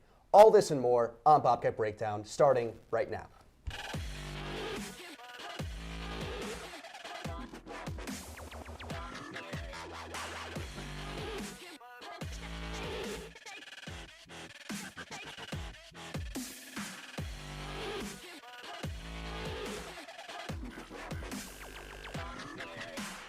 Welcome back to Bobcat Breakdown. I'm your host, Michael Hanley. Alongside me are men's ice hockey beat reporters Matt Mugno and Aiden Barrett. Guys, are you ready to get to work tonight? Listen, Mike, I woke up Chris Breezy. Oh my gosh, I'm the man. It is Freaky Tuesday after all because it's Bobcat Breakdown tonight. I'm ready to get going. All right, well, remember to show some mercy. Let's hit the ice. Now, this past weekend, the men's ice hockey team went to North Dakota to face off against the former number 3 team in the country, the North Dakota Fighting Hawks, with a series that ended with a win for the Bobcats 6-2. Aiden, what letter grade would you give the Bobcats for their performance? I gave them an A-. I mean, obviously the weekend prior they played LIU. They probably expected to beat by, a little bit. They wound up tying that game 2-2. So they go into North Dakota, ranked 3rd in the country. Obviously they have a pretty good program there themselves. They obviously met a few years back, or a little bit more than a few years back at this point in the national championship game. You're obviously going to get a good game out of this team. They met twice last year as well. Looked pretty good too to start the game. Pretty encouraging. Quick 3-0 lead. Took a 4-1 lead at one point, but then it kind of was they got outshot 43-22. They lost that game. Actually, no, they tied that game 5-5. They wound up winning the next game by a score of 6-2. They looked much better. Shots were 21-21. But Yannis Peretz was really good in game 1. He didn't have to be as good in game 2. They kind of got a little bit, not to say the lucky, but North Dakota's goaltending wasn't really that good in game 1. They were much better in game 2. And, Quinnipiac was able to capitalize on those chances. So I give them an A- because you don't love, a 4-1 lead to kind of slip away from you. You obviously are happy that you won a game and tied a game. There are definitely some things that you like, though. DeYoung, he took another step in the right direction. 3 goals, 3 assists. Friedman continues his strong year, 2 goals, 2 assists. And Zach Metza, I mean, you look back to last year's team, they lost 3 defensemen. This year, he's had to be good or really good for them. He's been really good. And Jacob Quillen's another guy who's developed pretty well. So, all in all, A-. Yeah, Aiden, honestly, I went with a B. I didn't want to go with the plus-minus system, but at the end of the day, they still blew the lead, the 4-1 lead, which I think I'm personally in the camp that believes no matter how you win a game is how you should win a game. But considering it's still early in the season, this is something we've seen a little more consistently throughout the program's history in recent years in tournament play. And even against LIU, they had a 2-0 lead. Now, LIU played really well, but that was just the week before, and they blew another lead in this game, in the first game of this weekend as well on Friday. So I do think that does take away, even though there were 11 goals scored and 9 different Bobcats, 11 goals scored and 9 different Bobcats scored. So I think it's really good that the offense, they really exploded on offense. I think it's as close to a perfect weekend as you could have, but that blown lead is something that I think is a consistent issue that's come up and needs to be addressed. Would you have called it an A weekend, though, if you said going into that weekend that they would tie and win a game by 4 goals after losing to LIU? I would agree with that. I would agree with that. So we can kind of agree on an A-, because it's right in the middle of an A and an A. I would say it's in the middle. It's not perfect, but it's... So you'd say it's an A weekend? I think it's as close... I wouldn't say A. You just said it 2 seconds ago. You said A-. No, I said an A weekend. Would you call it an A weekend? Well, and you said B, so right in the middle is an A-. And what do you think? We agree on an A-. All right, I guess you guys are on the same level, but anyway, it's time to take a look at Matt's top 5 teams in the country where he thinks and where they think they rank. So let's take a look. I'm Matthew Mugno, and here's my top 5 college hockey programs coming into week 2 of action. Cue it up, Connor. All right, who do we have as our honorable mention? Michigan, sleeper number 1. 17 skaters have points for them. And for Denver, the number 5, well, let's not lose sight of the promising victories they had in week 1 against Notre Dame and Maine. They take the Friars on Freaky Friday. All right, number 4, who else? The UMass Minutemen. Like Washington on the Hudson, they wouldn't go down. 19 block shots. Their goaltender, Luke Pavicic, earned Big East Player of the Week in net as the first goaltender in program history to record a shutout against the top team in the nation. He recorded a .973 save percentage, stopping 73-75 shots. All right, number 3, the Quinnipiac Bobcats. Who else? Explosion on offense. 11 goals and 9 different goal scorers. Wow, that's crazy, honestly. I think that the Bobcats showing this is one of the first times in program history we've seen their offensive prowess really take over a series against the number 3 team in the nation. Ethan DeYoung, ECAC Forward of the Week.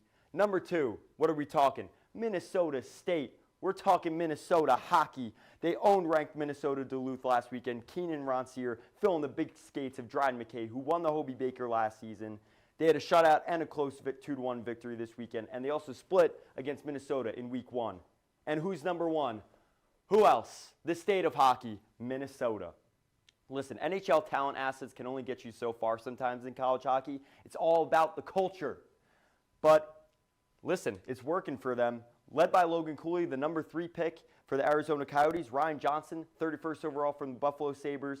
Jimmy Snuggerud, 23rd overall for the St. Louis Blues, who had a hat trick in week 1. And Brock Faber, the Minnesota Wild's return for Kevin Fiala, one of the best offensive talents in the NHL right now. Leads the D with 3 points. They didn't play last weekend, but they'll take on ND, who fell out of the ranking this weekend. Thanks for watching, guys. All right, now, Aiden, tell me, what do you think about Mugno's top 5? Well, honestly, Mike, when the polls came out, I saw them, and honestly, I was saying beforehand, Quinnipiac, they just tied LIU, so they moved back to 8 at 6 before. They go over to number 3. I thought that was a little much. I thought they'd stay at 6. So Matt actually agrees with them at number 3. My question to you, Matt, is obviously they start off Denver's number 1, correct? Okay, so Denver loses to the current number 6 team in the nation, to UMass. Quinnipiac tied LIU. They tied North Dakota. They wound up beating North Dakota in 1 game. Why are they ahead? Why are the Bobcats ahead? Yeah. Well, Denver got smoked by the Minutemen. Smoked. What was the score? The scores? Yeah. Well, they got shut out in 1 game, and they played one of the best goaltenders of the week. So I do think that they played a brick wall in Pavicic, but I also think for the Minutemen, but the Minutemen came to play, and they were out of the top 10 in the ranking the week before. So I do think that Denver, they're still in the top 5. I don't think this weekend alone should signify that big of a jump. Played a brick wall, but didn't Quinnipiac also have a brick wall on that? So wouldn't that kind of, They did, but he also surrendered 4 goals in a row. And they also surrendered on the power play a few times. So, and your goaltender is supposed to be your best penalty killer. So I do think in game 1, the Bobcats struggled to keep the puck out of their net. Now, granted, that was the same for North Dakota as well. But I do think that goaltending came into play. All right. We got some tense emotions here. But let's move on here. So let's talk next about what has Quinnipiac gone from being ranked 8th to 3rd in the country. Matt, do you think the team really deserves this rank?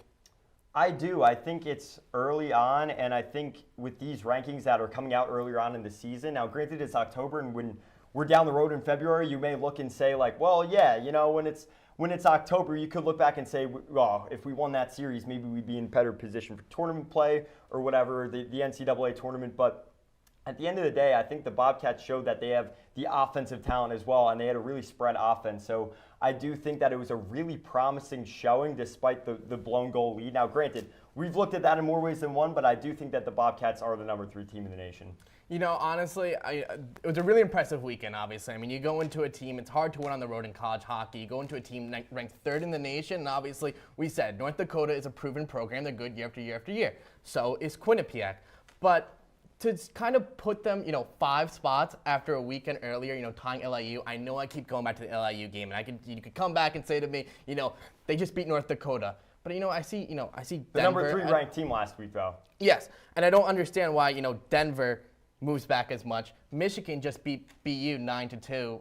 They don't move up. They actually move behind Quinnipiac. That just doesn't make sense to me. It's not so much Quinnipiac's play. I just think that if these were your rankings before the weekend started, how do they change this much off 2 games of each team? I just don't. I think because it's early in the season. I think it's just because it's early in the season. And granted, I do want to preface as well that I even texted our producer Connor Core that the rankings I put in were not based on the NCAA rankings. I didn't pull them off the website. Like these were what I personally thought after this weekend. So I do think the Bobcats should have moved up significantly. I agree moving up. I just feel like 3 is a little bit much. Well, think about North Dakota in the national ranking moved down. Can we just compromise and say they should be at 6? It's math. Quick math. math. I got to agree with Aiden. But all right, so let's move on to the other locker room. The women's ice hockey team has won their first 7 games for the past 2 years. Is this hot start in their season due to an easier schedule or what? Let's start with you. Yeah, so I looked through the last few seasons, Aiden. I don't know how you feel. I do think that the earlier start of the seasons have been pretty easy in terms of the difficulty of their schedule. We look in 2019-20, the record 4-2-1, and they didn't play any ranked teams. 2020-2021, they played SHU 2 times, unranked. LIU, unranked. Colgate, ranked number 5. LIU 2 games again, unranked. They went 5-2. They lost to Colgate the 2 games. So the only ranked team they played, they lost twice.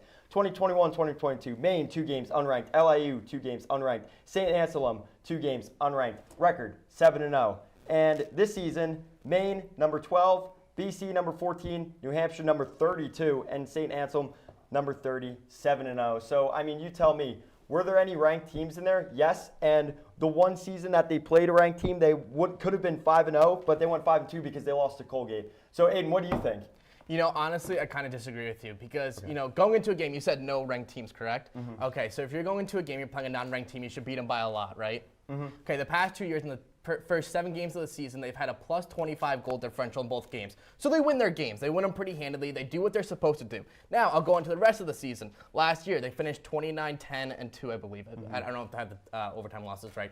But that's still 19-10 over the final 29 games. I mean, they're still winning their games, and they're winning the games that they're supposed to do. They can't say, okay, you know what, we want to play these games or these teams in the first 7 games. They're going to play the teams that they're going to play in the first 7 games that they're put out there. And you know what they do? They go out and they win the games pretty big. They do what they're supposed to do, and when they play those harder teams, they do okay. Are you a college football fan? I'm sorry, what? Are you a college football fan? Not really. Do you know, they schedule the games against smaller schools and schools that aren't ranked as high, yes, so that they can yes. accumulate some wins and momentum, which I do understand, but 7 of those games? No, I understand what you're saying, but the first 7 games, do they actually decide, the day of the schedule? Do we know that for college hockey? Do they do that? I'm not positive. I don't think they do. I don't think so. So, okay, so but then again, coming in, we just talked about New Hampshire. They're number 32. Number 32. You didn't know scheduling this scheduling. They won by a lot. Against New Hampshire. They won the game. Yes, Quinnipiac won the game. Yes. So I'm stating that when you're playing that opponent. But if you, how can you say when they're you're not going to win the that game? opponent, though, They win the when game. you're I don't scheduling that get it. opponent, you All right, know that they haven't been in the top 10. 29 wins. You know they haven't been in the top 10 in how many years? They're still a All good right, team. okay. If This is becoming concerning. All right, okay, we're gonna move on to the next question. Despite the women's and men's seasons both starting off well, is it all smoke and mirrors? Yeah, consider each of the team's history, and they just keep on coming up short. Do you think this is just another just blah year? No. No? No, because I mean, Aiden. because you're Tell getting me what that. you expected. You expected. Matt, you just said they played unranked teams, correct? They played unranked teams. Okay. How about when it they're comes to the big 7-0. They're 7-0. How about when it comes to the big games? It's not, with LIU. I mean, look, they lost or they tied LIU, but they still won against North Dakota. They still go into the playoffs, and Quinnipiac, obviously they met a team in Michigan that I think we and you both agree is a very, very good team, and probably the best team in college hockey last year. I think me and you both agree about that. Yes. The women's team went against Ohio State. They took up a double overtime. They're still players. It's hard to win a national championship. There's a reason why it's a national championship. It's hard to win. It doesn't mean that just because you don't win it doesn't mean that you're a bad team. They went to the Frozen Four. Quinnipiac was, a goal away from the Frozen Four. Not a goal away, but at one point when they pulled the goalie, they kind of really were a goal away. But, I mean, they're in it, and they're in it with the best teams. Just sometimes, it's a one game, and they lose the game. But obviously, Quinnipiac, I mean, they look good right now on both sides of the ice, the men's and the women. I still expect them to be players. They're players every single year. They'll be players again this year. Okay, well, I think it's all smoke and mirrors. Honestly, I'm starting to lose vision in here. Top program in the nation continuously, but guess what, Aiden? You know what Kobe said? Banners hang forever, my G. I'm going to go with the classic mantra. All that matters is winning. All that matters is winning. We will at 2019, 2020, 2021. They win the Cleary Cup. They've won 4 of the last 7 seasons, the regular season, in the MAC conference, in the ECAC. My apologies. You're good. Need to take a second. Oh, Yeah, Aiden's okay. getting fired up. You're relaxed. You're 2019, they lose to Brown in the MAC quarterfinal. Lose regional final in Minnesota Duluth in the NCAA. 2021, lost championship to St. Lawrence 3-2. Final game in OT. Blew 3-goal lead to Minnesota State in the regional semifinal. 2022, lost to Harvard in championship. And the second game in overtime, lost regional final to Michigan. Michigan was the best team, yes. But if you're a top program in the nation, at some point you think in one of these seasons they would at least make it all the way. Okay, those happened in the championship game, and but they didn't close it out. But we never closed the championship game, the Elite Eight. For both programs. I didn't even touch upon the women's program. Do we have time? No, we don't. All right, let's. Great points, gentlemen. A lot of jumping sports so far, but let's take our first break. We have plenty of women's and men's soccer coming up, and volleyball, so don't go anywhere. See you soon.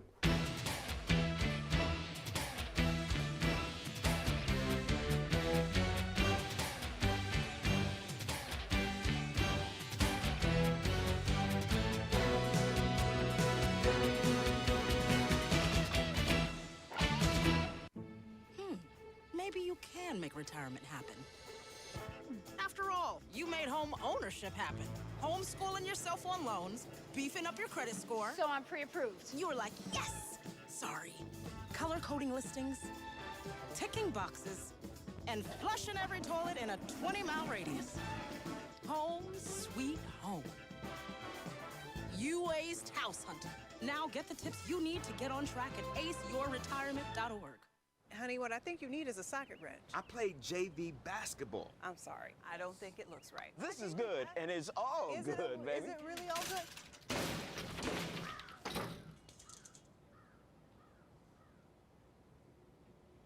If you love me enough to routinely test your handyman skills, not to mention the strength of your marriage, then of course you'll visit nhtsa.gov/the-right-seat to make sure I'm in the right car seat. I'm gonna call my dad. Meet the scan, a simple procedure whose mission is to detect lung cancer early.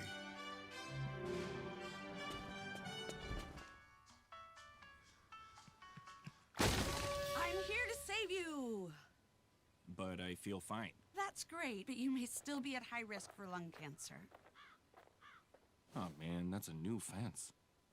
If you smoke, early detection could save your life. Learn more at savedbythescan.org.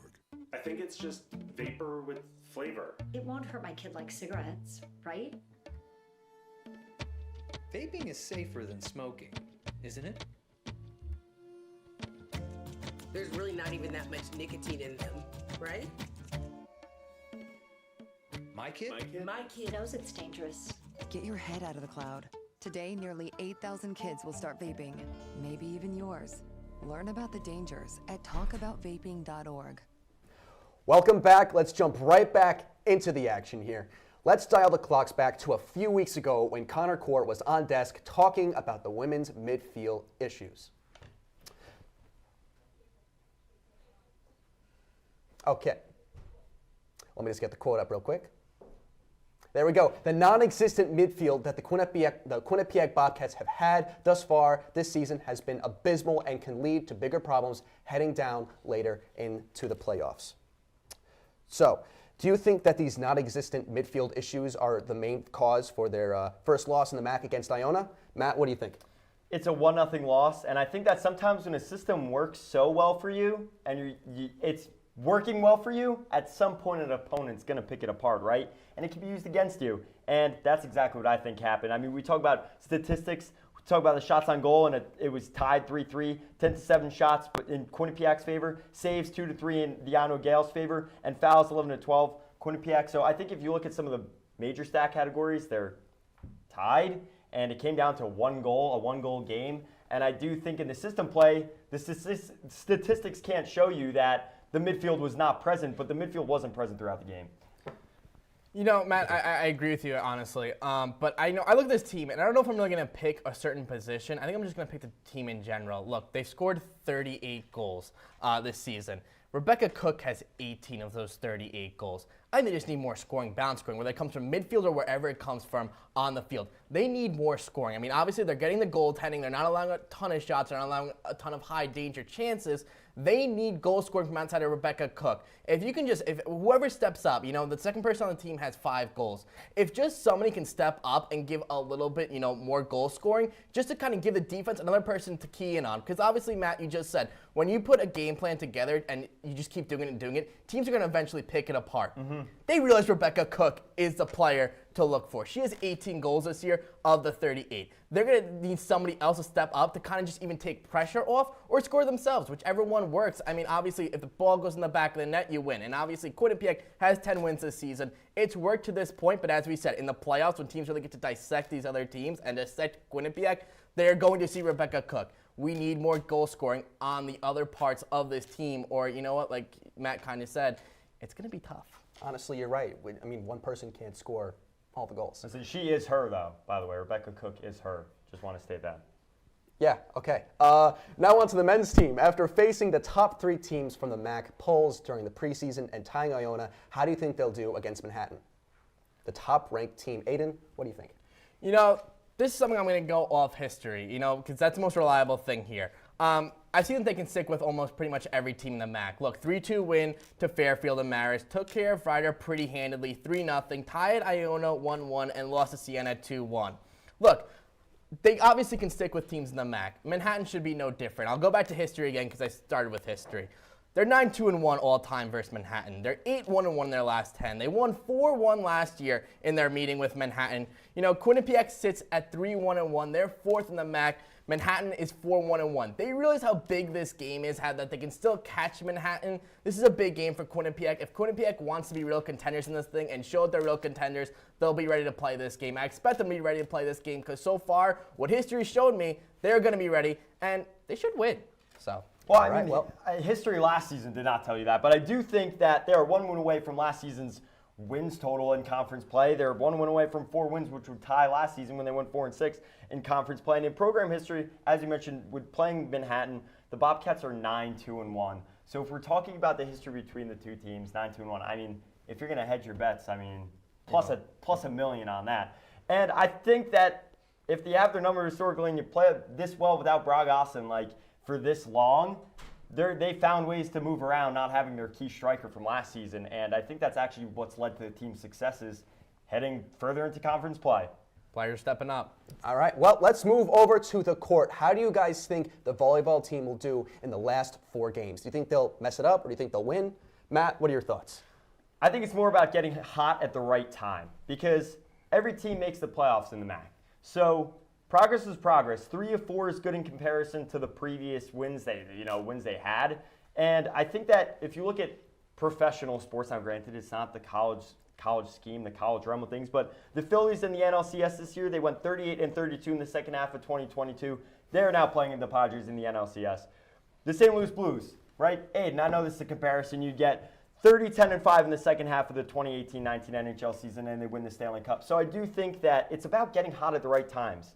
And I think that's a mantra that comes up a lot in sports. But because all the teams make the playoffs, they could start winning or at least getting things together. And when they enter tournament play, they could do really well. So I do think it really is about getting steamy at the right time. You know, you talked about getting hot at the right time. Last year, we kind of saw the same thing, a really bad start for the volleyball team, and then got better as it went on. You know, they won 3 of their past 4 games, as we just said, but it's kind of what they expected. You know, St. Peter's is 0-23. Manhattan is 1-19. Ryder is 5-15. They lost to the team that went 9-11. That's the team that they're going to play next as well. I mean, I don't think it's enough. Unfortunately, good run for 3 of their past 4 wins to get into the playoffs. Maybe something can happen, but, you know, kind of saw us last year, and I don't think they're super contenders yet. All right, let's hope they turn up the heat, but it's time to take our final break of the night. Don't go anywhere because we have plenty to talk about, including the QBSN Player of the Week, and of course we have Final Roars. We will be right back.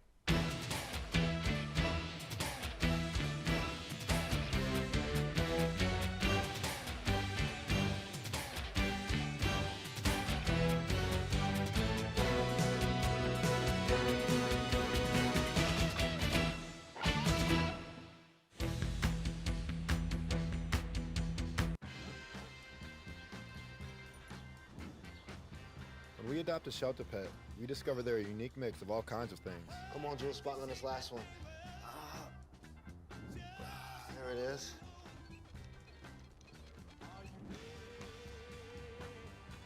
Keep going with it. Leo. They're a little bit of a lot of things, but they're all pure love. I know what you're thinking. I need a job. I need a new career. Well, I've been there. I've been there. I've been there. I wasn't happy with what I was doing. After high school, I didn't have a plan. I just wanted to start working. I got laid off twice, but you gotta keep going. You just need the right skills. Find an apprenticeship. I found a 2-year IT program. I found a medical course online. I'm now a consultant in the tech space. You have more options than you think. You can do this. You will find something. You will find something new. I don't think that many kids in my son's school even do it. He makes fun of his friend who vapes. He would never try it. She's into soccer. She's on the honor roll. She's just not the type. No way. No way. No way. No way. My kid would never vape. Get your head out of the cloud. Today, nearly 8,000 kids will start vaping. Maybe even yours. Learn about the dangers at talkaboutvaping.org. Type 2 diabetes can have a big impact on your life, but how can it be prevented? Well, the first step is knowing if you have prediabetes, a serious medical condition that puts you at high risk for type 2 diabetes. 1 in 3 American adults has prediabetes, but more than 80% don't know they have it. The good news is, prediabetes can be reversed, and for many people, healthy changes in their daily routine can make a big difference. Take the 1-minute risk test today at doihaveprediabetes.org. Welcome back. It's time to incorporate something new. Let's take a look at the QBSN Player of the Week, Lexi Adiza. Lexi recorded her 100th goal last Saturday in the Bobcats' last game against Cornell. The captain and graduate student has played in every game since starting her college career in hockey as a first year back in 2018. Since then, she's been a powerhouse for the team, leading the team in points since 2019 and being the lead scorer during her last season with the Bobcats. Her senior season turned heads after notching a +29 on ice ranking, finishing the year ranked 4th in the nation for faceoffs and receiving the Mandy Schwartz Student Athlete of the Year award. The team has started off with a solid record of 7-0, with Adiza already bringing 8 points to the table. Hopefully, we see more points and great plays from her in the near future. All right, it's time for everyone's favorite part of the night, Final Roars. Aiden, let's start with you. Last season, the Quinnipiac women's ice hockey team went all the way to the Elite 8 and were a goal away from the Frozen Four. Through 7 games, they have shown much of the same. No, literally. The team is 7-0 with a 25-plus goal differential, the same numbers they had last year at the 7-game mark. Team leaders like Olivia Mobley, Lexia Gia, Kendall Cooper, and Sadie Peart have all picked up at the same spot they did last season. They had success with it last year. Can't be a bad thing if the same is happening this year. The difference was last year they were led by Corrine Schroeder in net, a goaltender who we saw post a .951 save percentage and have put a goose egg on the board for the other team in 6 of her 15 wins and 25 starts last season. A question mark coming into the season of how could the Bobcats goaltending be has been answered by a tandem of Katie Boudier and Logan Andrews. Andrews currently holds a .921 while Boudier has a .981. Both of them have recorded a shutout in the early season. Boudier too, actually. With the key pieces still finding the back of the net for the Bobcats and pieces on the other side of the red line not finding the back of the net, I feel confident with saying Quinnipiac will be a player in the tournament yet again. The skating Bobcats rose from number 7 and 8 to number 3 this week in the NCAA and USCHO men's hockey poll ranking. Among the remarkable team efforts on the previous Friday-Saturday, one asset was lauded for his efforts. Ethan DeYoung secured ECAC Forward of the Week recognition, posting 3 points this weekend, countering the North Dakota Fighting Hawks. The victory in the Wild Wild West bore witness to 9 different Bobcats finding twine. The assistant captain in the mix of cavalry, leading on paper with 2 goals and an assist, seizing the moment to stack the lead in the tiebreak contest. DeYoung is evolving into a top forward in the nation.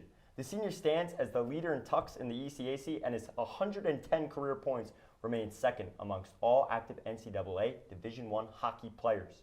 As the foliage dies off and the rink comes to life, DeYoung is becoming the heartbeat, the metronome, the pacemaker for the Bobcats Blitzkrieg. The Bobcats march onward against the University of Maine for a Friday-Saturday slate. I'll be reporting on the 2-game set. Matt Mugno, I won't say it twice, and Aiden Barrett for that fact. Well, again, let's talk about men's hockey. The men's hockey team had an undefeated weekend from 8th to 3rd in the MAC rankings with help from graduate student and the ECAC's Forward of the Week, Ethan DeJong. After this weekend's winning run, he leads the league in goals and is ranked 16th in the nation for goals per game. He is also 14th in the nation nationally and 3rd in the ECAC for points per appearance. Since attending the Carolina Hurricanes development camp during his first year in 2018, DeJong was named to the ECAC Hockey All-Academic Team, picked up for the team his senior semester, and has been leading the team ever since, racking up points and playing every game since 2019. He currently leads the team in points with 3 goals and 3 assists. Quinnipiac returns again to the ice next weekend when they face off against Maine. So that's all we have for tonight. Make sure to visit us at Q30TV.com for all things breakdown and more. Also check us out on the Q30 app to make sure you never miss a show. Also, make sure to check us out on our social media at Q30 Sports. From Aiden, Matt, myself, and everyone behind the scenes, have a wonderful night, Quinnipiac. Stay classy.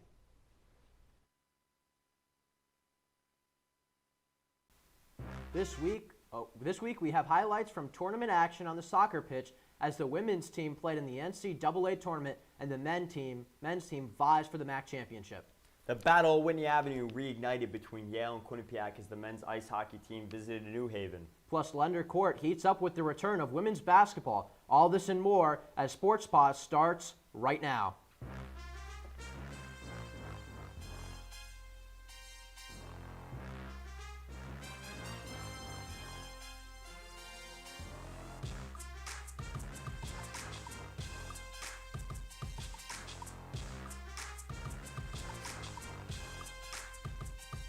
Welcome to Sports Paws. I'm Ben Rickovicius, and I'm alongside Matt Mugno. Happy to be here, Ben, for your first time on desk. The women's soccer team took on Penn State yesterday in Happy Valley in an NCAA tournament game. Let's see the highlights, guys. One moment, technical difficulty. All right, here we go. The Bobcats making the trip out to Happy Valley to kick off the NCAA tournament against the Penn State Nittany Lions for their first tournament game in over 20 years. Let's get right to it. First half action in the Happy Valley. 23 minutes into the game, Penelope Hawking puts the ball in the box and finds teammate Kate Wiesner to get Penn State on the board. Big agriculture school. You can see how green those fields are. Some say Saquon Barkley would be out there 5 in the morning hitting those quads. All right, 1-0 Penn State. On to the second half. That was the only goal of the first half. And not even a minute into the second half, Markayla Bay-Larry fires one over the top of the Penn State keeper. to tie the game. This was a really, really nice goal, Ben. Yeah, it was fantastic. 1-1 tie. The Bobcats knot the game up early in the second half. You can see they celebrate on the field in Happy Valley. All right, the Bobcats tied the game. It only lasted for 4 minutes as it is Hocking again, finding her woman on the right side. It is Peyton Lenahan who fires it to regain the lead for the Nittany Lions. 2-1 PSU. We've called Hocking for her 2 assists already in this game, but now she gets her first goal of the tournament. Wow, what a play. Wheeling on in there in Penn State.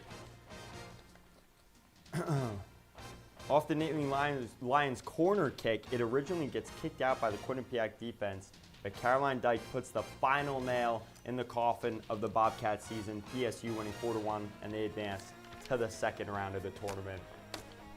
Switching to the men's side of the pitch, the Bobcats kicked off their MAC tournament run in the semifinals against Niagara. Let's roll the tape.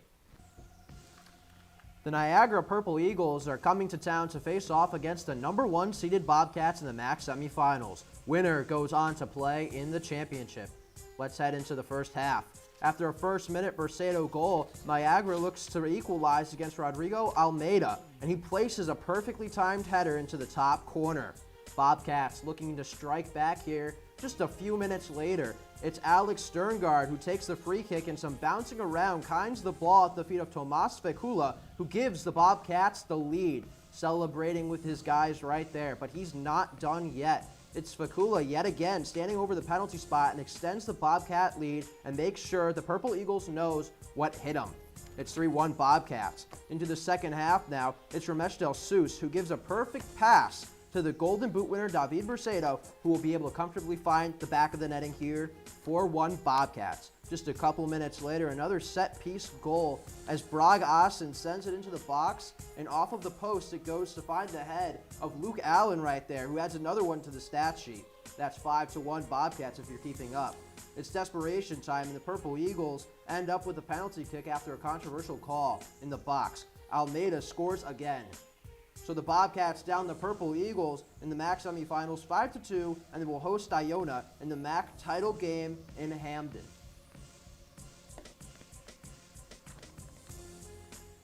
Well, Ben, the Bobcats advanced to the MAC championship after that game, seeking redemption after coming up just short in 2020. On Sunday, Iona challenged Quinnipiac for the crown. Strap on your seatbelts. The Quinnipiac Bobcats host the Iona Gales in the MAC Championship Final. Quinnipiac looking for their first title since 2013, a decade ago, and Iona looking for their first title since 2019. All right, let's get into the first half, shall we? A corner kick comes in, and no other than David Bursato, number 10, the captain, gets a goal to give the Bobcats the early lead. 1-0 Quinnipiac for the city, celebrating with the team. Later on, Iona on the attack, and Carl Netzel gets a save there. Nice, both hands, saw it all the way through.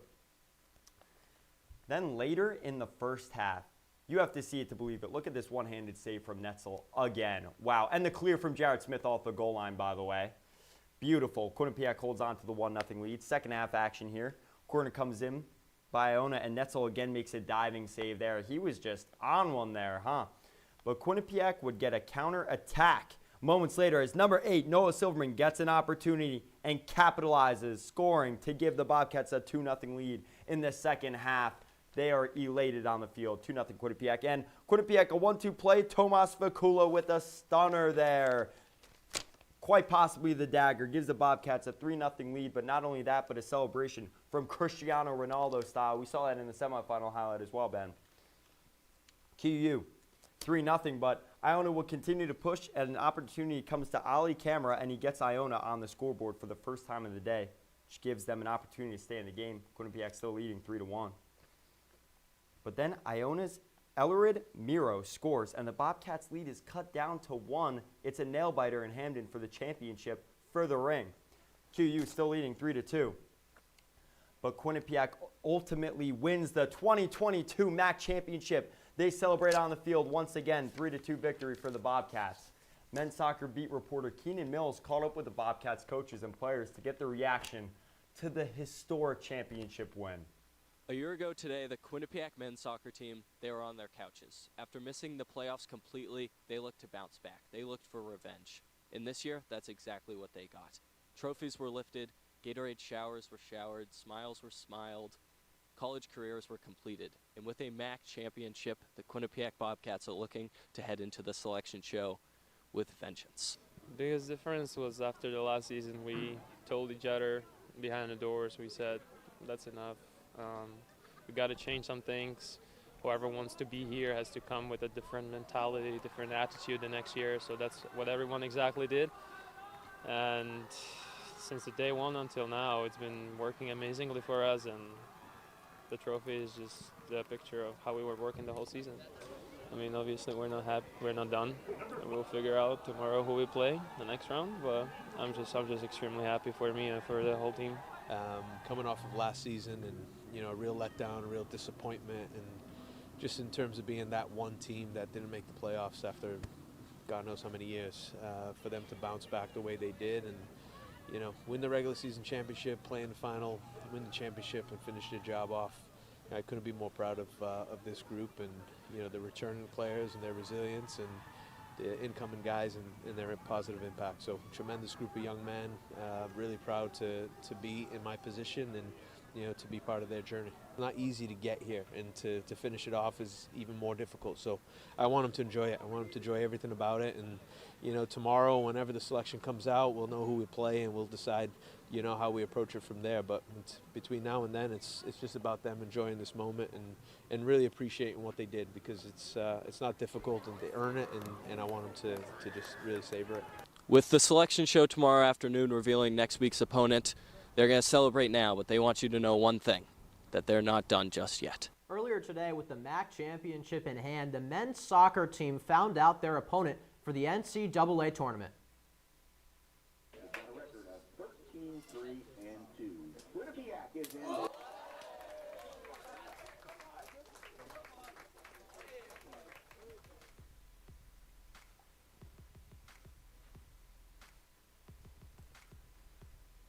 As the men's soccer team was excited to hear their name announced, as they are locked in to face Vermont Catamounts on Thursday at 7 p.m. These two teams squared off back in August, with the Quinnipiac Bobcats pulling off the 2-0 upset. Let's move across the country as the men's and women's teams competed in the NCAA Regional Championship meet last Friday. The women's team recorded its second highest position ever in an NCAA regional meet as they took 12th place. Liv DeStefano finished with a team best 56th overall placement, and Emily Young came in 61st for the Bobcats. The men's team finished 32nd in the meet. Their fastest runner was Kevin Carballo, who finished the 10K race in 33 minutes. Both Bobcat squad ended their season on a strong note in Van Cortlandt Park. Moving on to rugby, the Bobcats played the Dartmouth Big Green in New Hampshire in the NIRA semifinals. The Bobcat season would come to an end on the gridiron in Hanover, New Hampshire, as the Bobcats fell 47-14. The Bobcats received 2 tries the game, but the Big Green surged throughout the second half, scoring 35 points. Quinnipiac is now 2-6 against Dartmouth since 2015. The Big Green have taken each of the last 5 meetings between the programs. The Bobcats close this season with a 5-4 record. They had won 4 straight games before being eliminated. We have to step out for a commercial, but when we return, Yale and Quinnipiac collide in the Battle of Whitney Avenue. Plus, women's basketball faces off against CCSU in Hartford. Stay with us here on Sports Paws.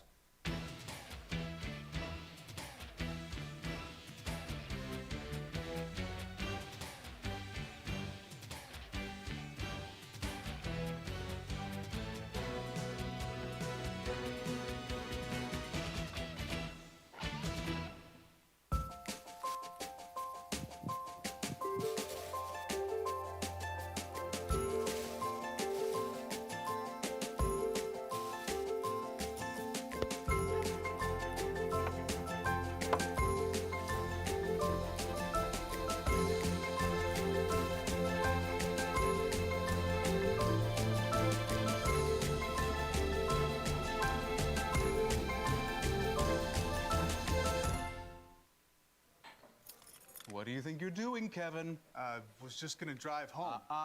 There are several warning signs present that you shouldn't be driving. Like hearing voices? Like your text-to-emoji ratio? Oh man, the selfies. Selfie nailed it. We all have warning signs that let us know that we're probably not okay to drive. Mine is pretending to be your subconscious. Craig, come on, man, let's put a ride home.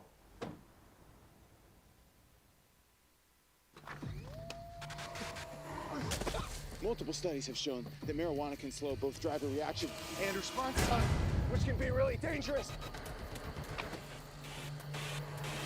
He's here. He's here. Wait. What? I can't drive. Why? My. Oh.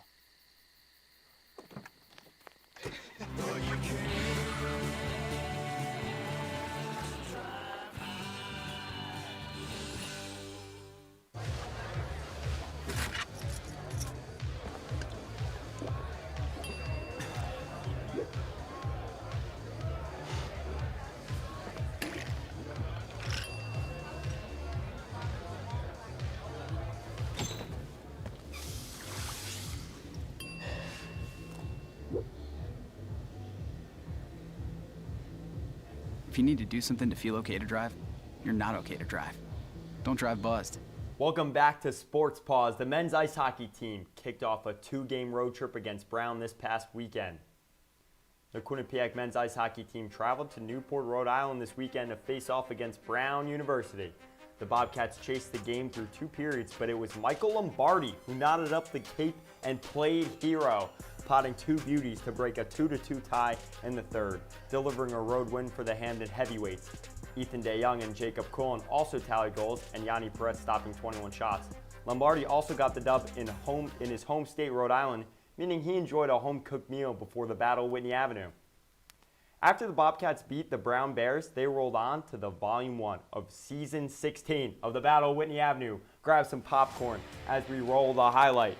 All right, here we go. The 5th-ranked men's ice hockey team made the 20-minute trip down south to take on their arch rivals, the Yale Bulldogs, in round 1 of the Battle of Whitney Avenue. All right, let's hop right into the first period here in Ingalls Arena. Jumping into the opening period, Colin Graff, who slaps one from the blue line as the puck tickles the twine to give Quinnipiac the first strike. QU up 1-0, way to work it off the wall and get the wrister off. Still in the first this time, the Bobcats are on the power play when Graff rips a one-timer from the left faceoff dot, his second of the game in just the first period. QU leading 2-0, Graff with the 2 goals. All right, here we go. Second period action here. Quinnipiac leading in the first volume of Battle Whitney Avenue.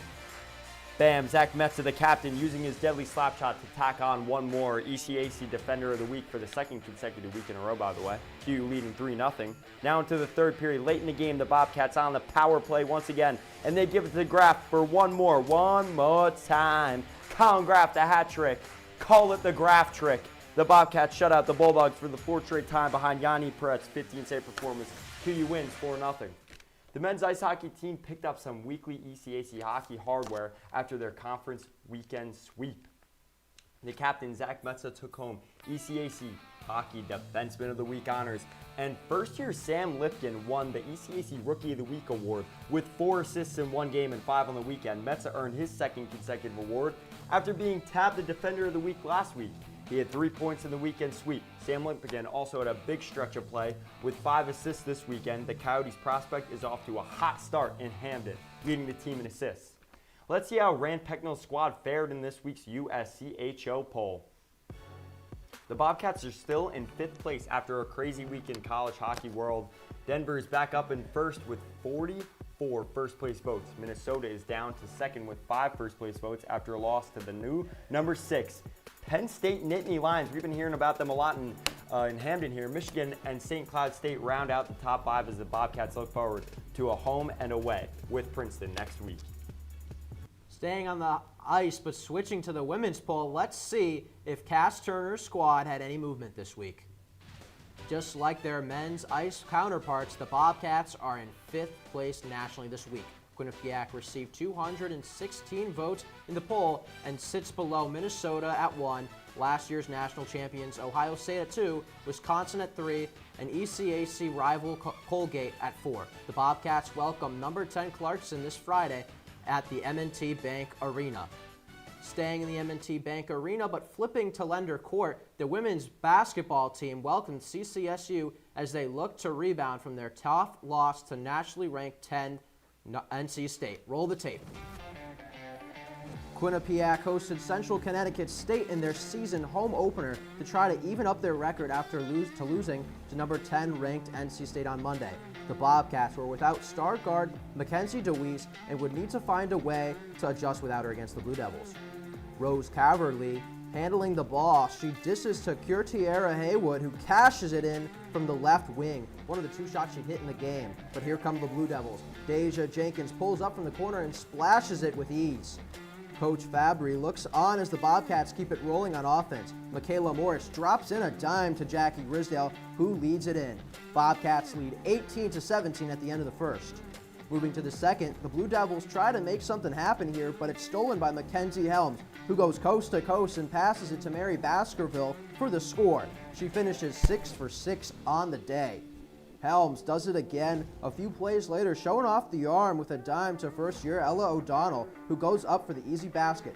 She scored 10 off the bench. In the third, Haywood kept the offense rolling with a pretty pass to Michaela Morris, who drops it in for the bucket. Quinnipiac dominated in the paint, scoring a whopping 78% of their points there. And O'Donnell kept it going with this ISO ball bucket and a beaut. Haywood absolutely cooked for the Bobcats with a 20-point performance, and the Bobcats would roll to victory over the Blue Devils 72-54. After defeating the Blue Devils in their home opener, the Bobcats look to continue the momentum against the Hartford Hawks, who they welcomed to M&T Bank Arena earlier tonight. It was a Bobcat beatdown at the bank. Quinnipiac took Hartford down in dominant fashion, 85-30. Quinnipiac had 2 players drop 13 points as C.T. Haywood and Jackie Grisdale drove play. Quinnipiac would have 5 players record over 10 points as the team shot 54% from the field and 42% from beyond the arc. Quinnipiac would also step up big on the foul line, sinking 75% of their free throws.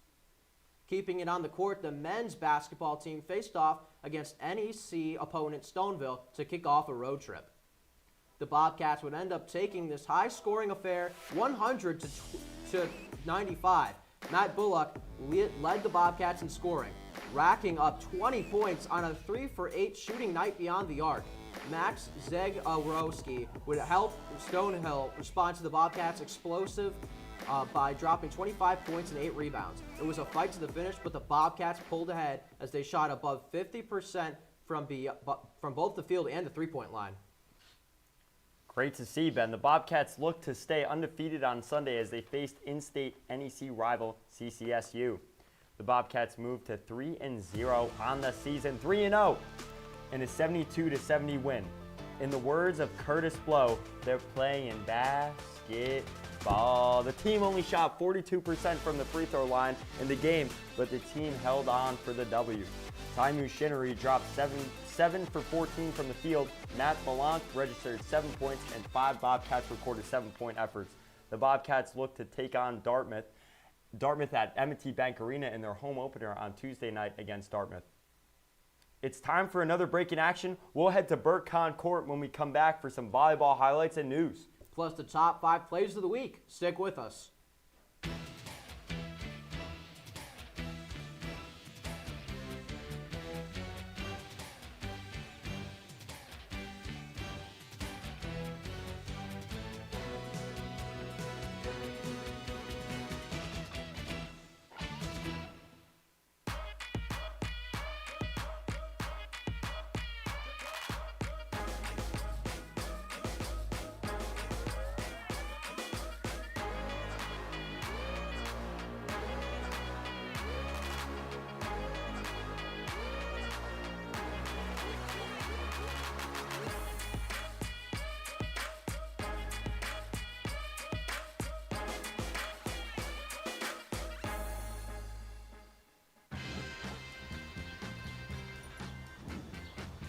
When we adopt a shelter pet, we discover they're a unique mix of all kinds of things. Come on, Jules, spotlight on this last one. There it is.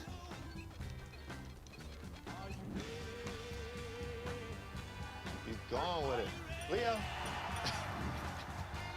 They're a little bit of a lot of things. but they're all pure love. I know what you're thinking. I need a job. I need a new career. Well, I've been there. I've been there. I've been there. I wasn't happy with what I was doing. After high school, I didn't have a plan. I just wanted to start working. I got laid off twice, but you gotta keep You going. just need the right skills. Find an apprenticeship. I found a 2-year IT program. I found a medical course online. I'm now a consultant in the tech space. You have more options than you think. You can do this. You will find something. You will find something new.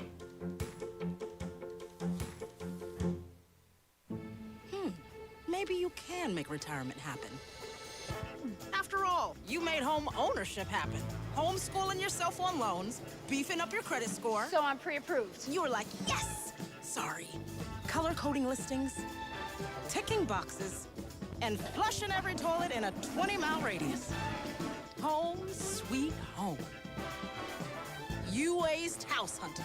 Now get the tips you need to get on track at aceyourretirement.org. Well, welcome back to Sports Paws. Let's not waste a second as we get into some volleyball. The Bobcats faced off against the St. Peter's Peacocks on Saturday. Let's see how they fared. The Bobcats would end up sweeping the Peacocks in a dominant fashion, 3-0. Diaz would have a massive day for the Bobcats with 13 kills and 2 service aces. Nicole Legg recorded 9 kills, 3 blocks, and 3 assists for the Bobcats. For the Peacocks, Sky Lee Nelson put up 6 kills and 5 digs in the loss. With the win, the Bobcats secure a first-round bye to the MAC tournament. Building off the momentum against St. Peter's, the Bobcats closed the regular season slate against Ryder. It is senior day in Hamden as the Quinnipiac volleyball team hosted the Ryder Broncs for their final game before the MAC tournament. The Bobcats honored Elisa Mejia and Ariana Diaz for their past 4 years at the university. We'll get right into the first here. The Turkish twins will get us started in the first set as Damla Ganesh sets it up to Yamor Ganesh, who demolishes this ball. We'll stay tied at 8 here, still in the first set. Ariana Diaz takes things into her own hands as she lays out for the kill. Quinnipiac wins this first set right here. Early in the second set, it's grad student Nicole Legg with a powerful kill over the net. Let's watch this one right here. Bam. So Diaz is going to do it again here, but this time it's going to be a service ace, and Quinnipiac will get a 6-point lead off of it. Entering the third set, it is first-year talented outside hitter Geneva Yoni who smacks it down the line. Later in the third set, Diaz will be called on again to dominate the ball past the Bronx defense. Following this match, the Bobcats were treated to some sweet cakes to honor the 2 seniors and had a fun gift exchange to recognize the seniors. Quinnipiac wins 3-0 and finishes the MAC with a winning record. Nothing like a post-game dessert there. Volleyball beat reporter Haley Wynn ran into a lovely group of alumni who no longer bump Set and Spike in Burkhan, but returned to enjoy the action. Take it away, Haley. Today I got the privilege to meet with alumni Rondell Fishman and friends. We got to talking about the many changes to Quinnipiac since their time here, including the Quinnipiac mascot. When they were attending, it was the Quinnipiac Braves. In addition, the school name was Quinnipiac College. How does it feel to be here in Burkhan today? We've all been expressing it's so kind of overwhelming because we're talking about 30 years ago and we played in this exact same gym. We know like notches in the bleachers that we made and we're so amazed at how far the game's come. You know, there's been a lot of change. We were at Quinnipiac College. Right, yes, I see the sweatshirt, Quinnipiac College. Yes, Quinnipiac College, now university. Yeah. But they're incredible. It's so much fun. So much fun to do. We even got a jacket. The alumni were kind enough to provide us with some words of wisdom. Let's hear what they have to say. Have fun. Have a lot of fun. You make lifelong friends. That's true. That's a good one. Right? Yeah. Have fun. Good one. I agree. Yeah, and what did Sheila really used to tell you? Turn your feet around. Yes. I was a setter, and we were all traumatized from things that we heard, and but we see it's all electronic now, so we're kind of, you know, they've got it a little smoother, a little easier, but yeah. Another change these women noticed was the jump from Division II volleyball to Division I. Sport when we started, and we saw it all the way through to Division II. Yes, I was going to ask that. And as soon as we left, it became Division I. Yes. And I want to say 2 years later became Quinnipiac University. Wow. Yes. So you guys are here in BurtCon today with so many changes since the last time you've been here. That's wonderful. With the wonderful reaction of alumni coming back to the BurtCon court in over 30 years, the Quinnipiac volleyball program hopes to see more alumni down the road. Reporting for Q30 Sports, Haley. With the regular season coming to an end, the Quinnipiac volleyball team is ready to make the trip to ESPN's wide world of sports for the MAC tournament. The Bobcats find themselves as the 6th seed and will face the number 3 seed Iona Gales in the quarterfinals on Thursday. The first kicks off with the Niagara against St. Peter's and Rider against Manhattan. Fairfield will play the winner of Niagara and St. Peter's, and Marist will take on either Rider or Manhattan. Meanwhile, 4th seeded Canisius has a date with the 5th seed Siena Saints. Hey Ben, I'm feeling like it's time for my favorite part of the show. It's top 5 plays. Since I'm the rookie here, Matt, why don't you kick us off? Hey, I got you, Ben. Here we go. All right, first play, top 5. Number 5, Ginevra Giovagnoni will come through with a phenomenal kill as she swats the ball down the line where the defense is not. QU wins that match 3-0. Moving to Happy Valley for play of the number 4 play of the week in the beginning of the second half. If it's Markela Valeri who launches one behind the Penn State goalkeeper to tie the game at 1. All right, driving back to Hamden for some more soccer for play number 3. Iona is looking to tie the game as they're driving the field until first-year goalkeeper Carl Netzel, also player of the championship game, comes through for the massive save. Now we're going to look on the replay one more time, some slow-mo action, 2 hands on that beautiful save on Camila Zamruez. They're MAC champions, baby, MAC champions. Making the drive up to M&T Bank Arena for play number 2, Mackenzie Helms with the steal and makes the pass inside to the paint and finding Mary Baskerville, who catches it inside for the easy 2. Quinnipiac's winning this one 72-54. And he cashes that in. Call it the bank, right? Play number 1, traveling down Whitney Avenue for Yale. Men's ice hockey, Colin Graff with the Graff trick against Yale on the road. QU winning that game 4-0 in the first volume of the Battle of Whitney Avenue. That was fantastic, but now we've taken a look back. Let's take a look ahead for this upcoming week for the Bobcats. The men's basketball team will be welcoming Ivy League opponent Dartmouth for their home opener this Tuesday at 7 p.m. Can they remain undefeated? Plus, the volleyball team will be going to Disney World on Thursday to face off against Iona in the MAC tournament.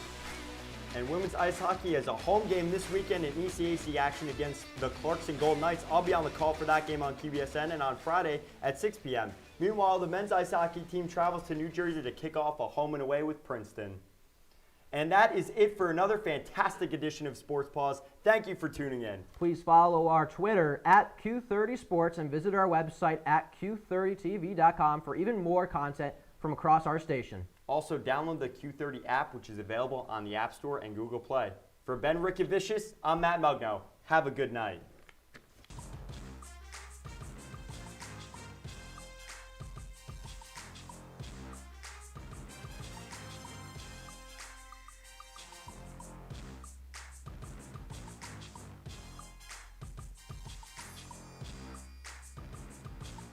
Back, men's ice hockey beat reporter Matt Mugno is in the studio to talk about the teams consistently and the weekend sweep. Let's take a look. The Bobcats swept their weekend home series against conference opponents the Colgate Raiders and Cornell Big Red. The Bobcats down 2-0 surged back with a power play, quarterback Zach Metza contributing to all 3 goals in Friday's 3-2 victory. In a sold-out M&T, they defeated Cornell in a 9-save shutout. They've gone 7 for 37 on the power play, and they've scored 3 of those goals this weekend. They've scored 28 goals. 1/4 of their goals scored on the power play. Against Colgate, they had 9 chances. Against Cornell, they had 5. Prior to this weekend, they scored 3 power play goals in 6 games. I broke down the power play a few weeks back. It's historically a problem for the Hamden heavyweights. The 1-3-1 system seemed to carry the Bobcats this weekend, but it went 3 for 14 overall in the weekend sweep. Colin Graff has been a notable addition to the unit in that Ovechkin office, and DeYoung is delivering as the bumper with Metza at quarterback. Yanni Perez recorded a shutout, only facing 9 shots on goal against Cornell. Pecknold and senior assistant captain Ethan DeYoung in Friday's presser prefaced that the Cornell matchup would not be skill hockey, but a grind. We've seen the team struggle to score against unranked LIU and surrender 3 in 5 minutes to unranked Maine, following that with a 6-2 victory. We've seen the team blow a lead to North Dakota in Game 1, then break a game wide open the following night. Emily, Tino, is consistency a problem for the Bobcats?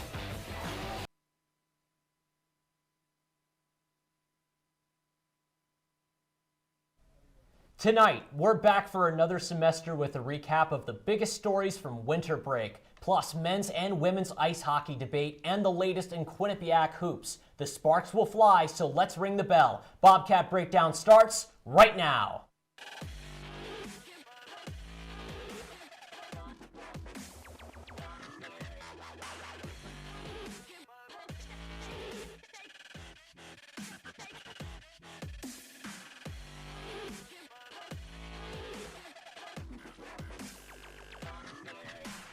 Live from Studio 125, it's time for Bobcat Breakdown. I'm your host, Clever Streich, and tonight we have a marquee matchup on the desk. I'm joined by our analyst, Santino Maione, and men's ice hockey beat reporter, Matthew Mugno. Guys, who's ready to rumble? I'm ready to rumble, Matt. I've been looking forward to this, doing this first episode, the three of us on desk since winter break started. We had this locked in. I'm ready to go, man. Well, you know, Twitter's been ablaze today, and #that just reported that I'm dating Margot Robbie, so I think that really brings the energy up today. Definitely. All right, now, before we discuss the here and now in Bobcat sports, let's take a trip in the breakdown time machine and flash back to the biggest moments from the past 6 weeks in Quinnipiac athletics. Take a look.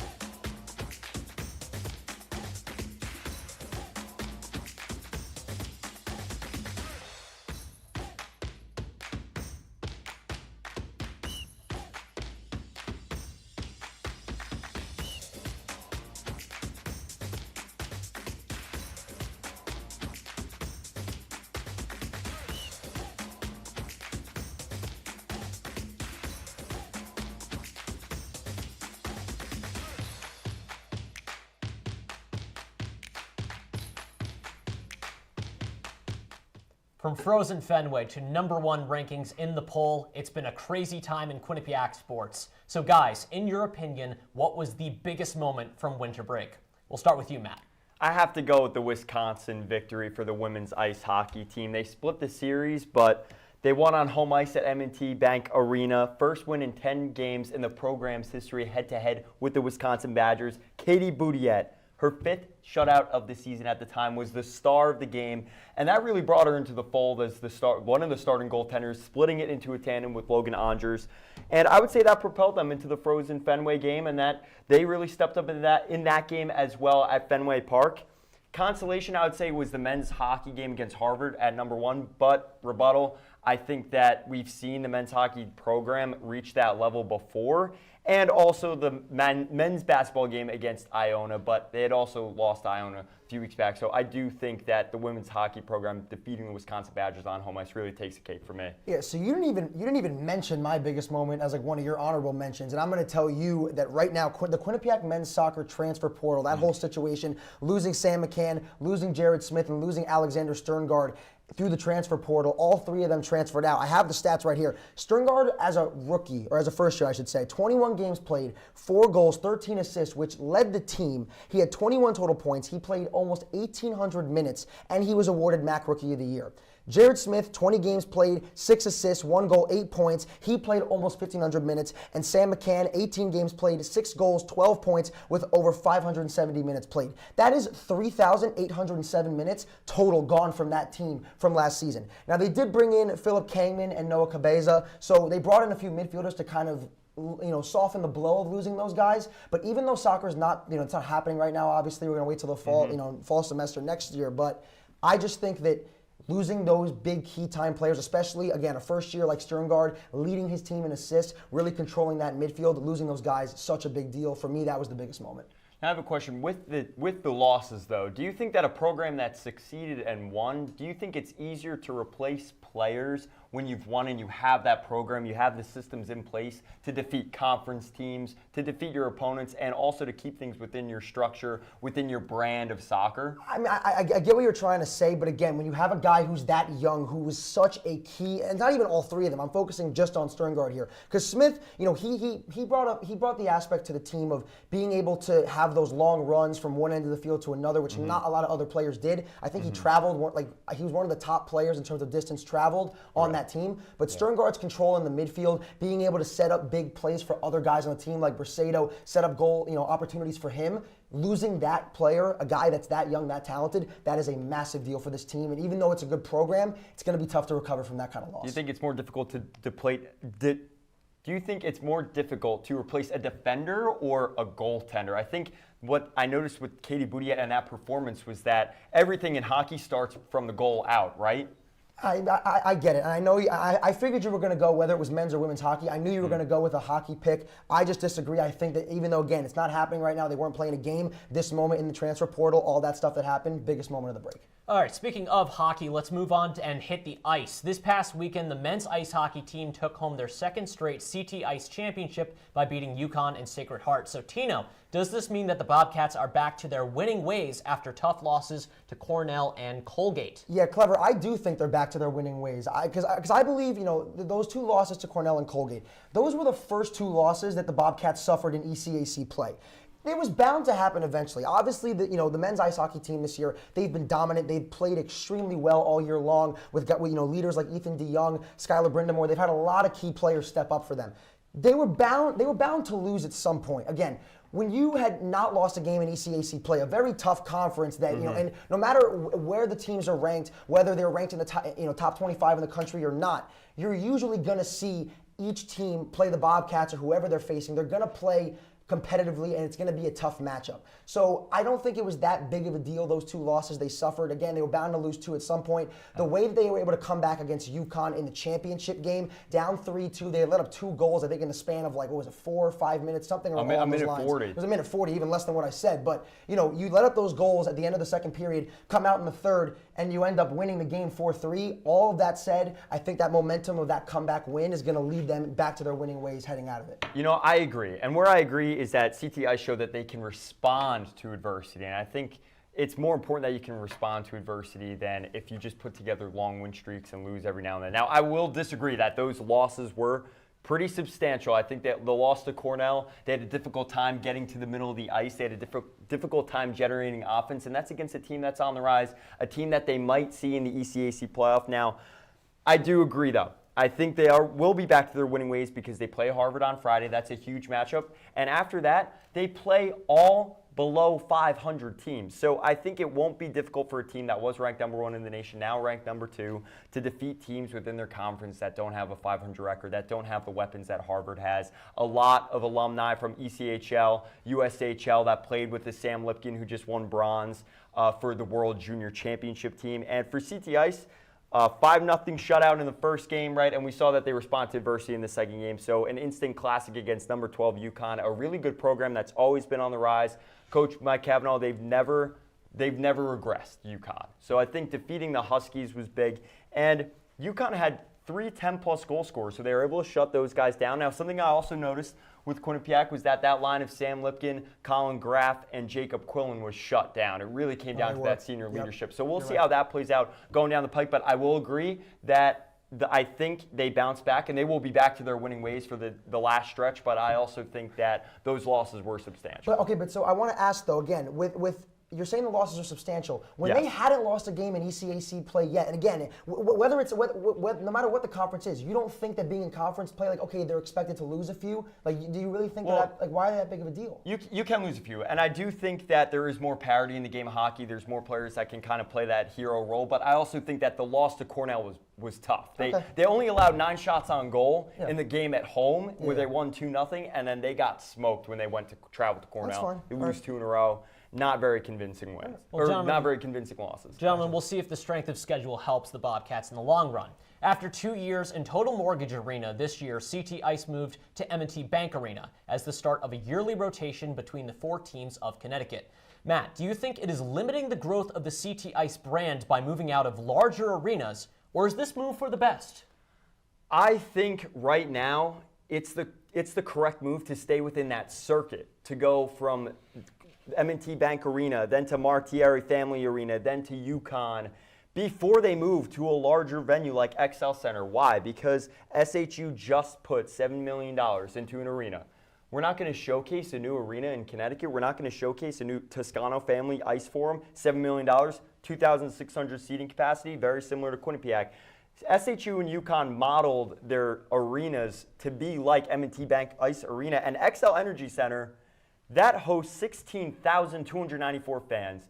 Where I disagree with what Mike Cavanaugh said, which he was very passionate in his postgame about where the tournament was held, is that it's not at that level yet. I think you need a few years to build a tournament. You have to build. 2019 SHU wins, not a lot of fans show out. Then next year, COVID breaks out. There's no tournament. The next following year, last year, Mike Singer, one of our producers, was on the call. You were on the call, Clever. I was. There was a blizzard during the semifinal, and there was still COVID going around.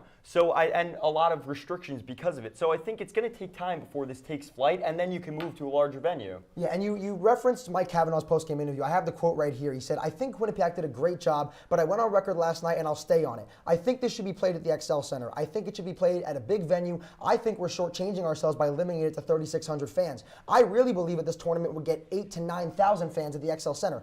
I just flat out disagree with that. Like you said, you know, again, it's college hockey, and I'm not saying that people will not come out, would not show out and come out for their teams, and the fans wouldn't support them. Obviously, they would. But again, no matter how high these teams are going to be, you know, Quinnipiac, again, a religious kind of top 5, top 10 team in the country, regardless of that, I just don't think wherever it's held, no matter what venue, I don't think the tournament is a big enough deal yet to garner that kind of attention. Maybe in the future, going forward in the next 5 years or so, I could see where Cavanaugh's coming from. But right now, I just don't think that it's reasonable, and I don't think it's going to happen in the next few years. Yeah, I think they're trying to make it the Bean Pot, but right now it's just too new of a tournament. Yeah, Switching locker rooms, the Quinnipiac women's ice hockey team had a split weekend against an unranked Princeton Tigers, winning Saturday's matchup 4-0, but being blown out the next day in a tough 11-3 loss. Tino, what was the biggest difference between Saturday and Sunday's tilts? Yeah, I mean, obviously there was a big difference in the score, but the biggest difference I would have to say in this game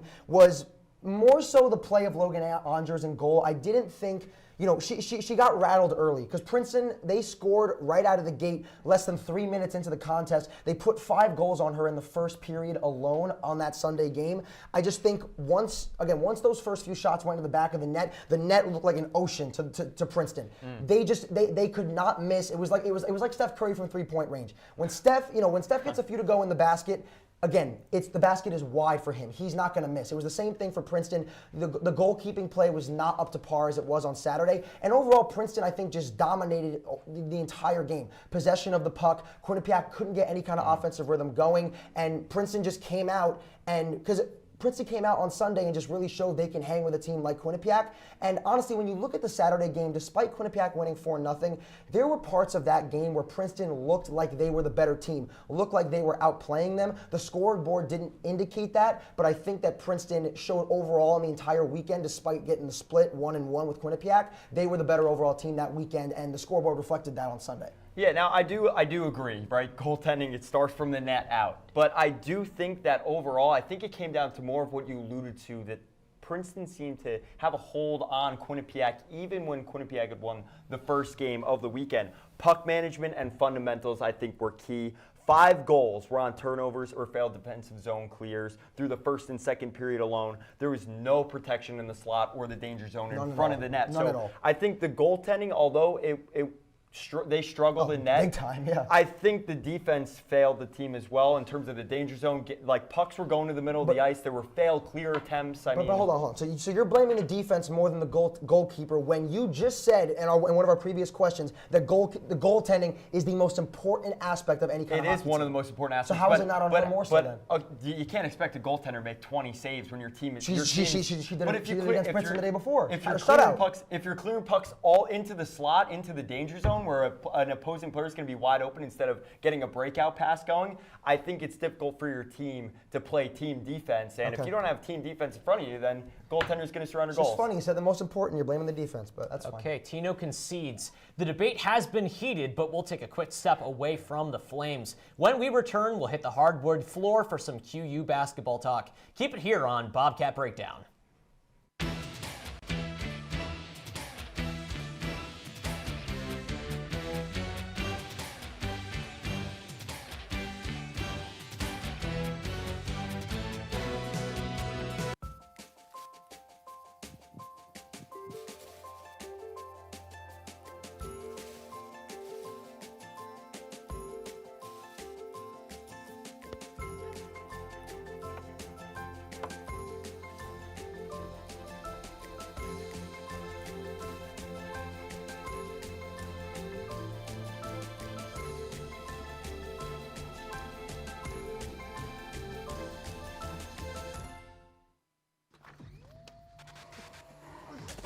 Multiple studies have shown that marijuana can slow both driver reaction and response time, which can be really dangerous. It's here. It's here. Wait. What? I can't drive. Why? My.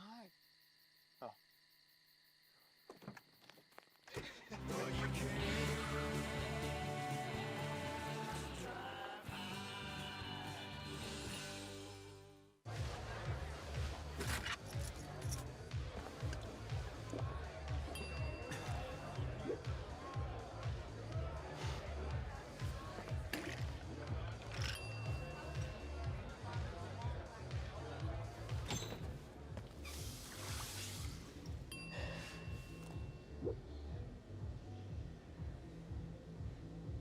If you need to do something to feel okay to drive, you're not okay to drive.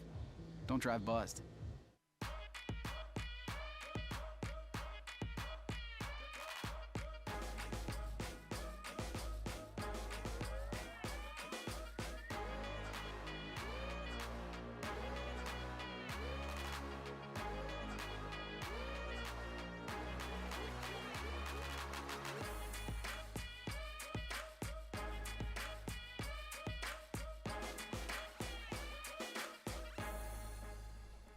Thank you for staying with us on Bobcat Breakdown. Guys, get ready to shoot beyond the arc because we are about to talk basketball. This weekend, a familiar face returned to the hardwood floor wearing the blue and gold's number 22. Mackenzie DeWeese is back in action. Tino, what does DeWeese add to Becca Maine's surging squad? She adds experience, veteran leadership, and a good scoring output in the backcourt. You know, with Jackie Grisdale, who's a sophomore, she's going to be able to come back in and really help Grisdale continue to develop. Number 21 and 22 in the backcourt doing big things. I am excited to see what the two of them can do. But DeWeese, as a grad student now, just really adds that veteran experience and leadership for this team. Yeah, Tino, I'm gonna have to agree with you on this. I think that an agreement. I know this is starting off tough B-block here. with an agreement. I got you already. Right, good team without her, but a great team with her. She can do it all the technicals, right? Rebound, shoot, she does it all. But I also think the most important thing is that she brings heart, and I think that's the most important thing. Would you agree with that or disagree that do you think her technical aspects are more important than what she brings, the intangibles? I just think, I more so what I want to point out is just, again, the leadership aspect. But if you look at what she's averaged in her last 2 seasons. Junior season, she averaged 12.5 points per game. Senior season, she was at 13.8. So she's really been able to, again, help that scoring output in the backcourt. Again, you're right. She has a great jump shot on her. She's very technical. She just has a knack for scoring the basketball. Both her and Jackie Grisdale. Again, Grisdale, she put up 20 points in a game this season. She's averaging 10 points per game. So between the two of them in the backcourt, with Rose Cavalry being able to, distribute the ball to both of them, she's going to make this team a lot better going forward. Okay, let's shift to men's basketball. The Bobcats are hot in MAC play, stringing together several win streaks this season. Matt, are these runs luck of the draw, or are the Bobcats emerging as a top contender in the MAC? Oh, I know, Tino. I know exactly what you think. I don't know if I can look at you. I think it's luck of the draw, and here's why. I mean, last 4 games have been closer in points margin against their opponents. January 13, 7 points. January 15, 7 points. January 22nd, 5 points. January 29, 6 points. 2022, they had a win streak from January 14th to 19th, and then in MAC play, 12-game losing streak after that. What was their record before that? 14-5. What's their record right now? 15-6. I'm going to go with some history here and say Baker Dunleavy squad. They faced this before, and I'd said this about field hockey earlier in the year, and it rang true. They had gone on that historic 3 wins in their first few games, and then they bottomed out. And I don't know if the program's ready to take that next step. I just think they have some consistency issues, and it's starting to look like they're coming down to earth. They almost lost to the Red Foxes just before the show started. Matt. I don't understand how you can take 2 separate win streaks in the same season. 7-game win streak. They started off 7-0. Bringing in Ike Nweke and Paul Otieno, who are both transfer students. They're coming into a new system, trying to figure everything out. You open the season up on a 7-0 run. You win 7 straight games. Keep in mind as well, Rhode Island paid them to play in the first game, and Rhode Island paid them to get beat by Quinnipiac in the first game. That was a few months ago. So you win 7 in a row, and then they went 2-5. Now they're 6-4 in conference play. They won 6 in a row. This is a sign of good things to come. That's a sign of good things to come. 6-4 conference play. Sign of good things to come. Okay, in the Bobcats matchup with Iona on Sunday, Quinnipiac was up by 17 at the half, but blew the lead to Rick Pitino's Gales. Tino, after this performance, how can the Bobcats get back to winning with 10 games left in MAC play and after tonight's Marist result? I'm going to echo our own student media athlete, Keith Savage here. And he had an infamous moment on a show last semester where he talked about, and here it comes, make your free throws. The charity stripe. The charity stripe. It's a big deal because that's how you can really, that and rebounding is how you can lose basketball games. Quinnipiac in this game, they were in the entire season, 64.8% from the free throw line. In this loss to Iona, they shot 21 of 32 from the free throw line. Free throws, again, like I said, are often the key decider to winning or losing a game. And so far, this team throughout the entire season cannot be trusted to make clutch free throws down the stretch. And in a game when you outscored them 45-28 in the first half and then were outscored 50-27 in the second half, free throws are going to be a crucial point in trying to get that win.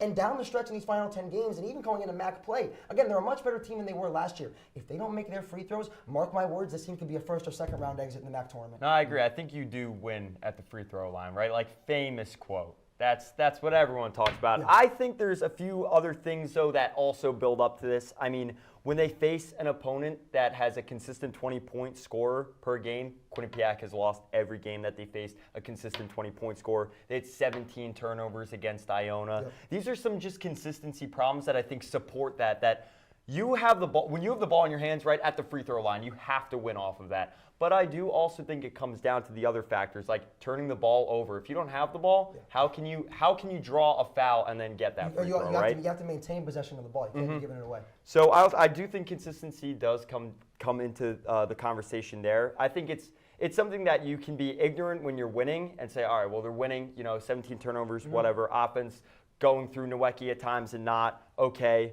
Marist forcing them to take tough shots, okay. But when they start to lose, or if they start to lose, then it's panic mode because a lot of things are going off on the dashboard. I will say, though, in these final 10 games down the stretch, again, before we hit the MAC tournament, this Quinnipiac team needs to show me and everybody, and just like even their coach, their fans, they need to prove to everyone and themselves that they can, down the stretch, again, be consistent and just make their free throws and show us that they can be that team that knows how to close games out going into the MAC tournament. Okay, so we have to step out for our last break of the night, but when we return, we'll have the QBSN Player of the Week and deliver our final roars. Stay tuned on Bobcat Breakdown.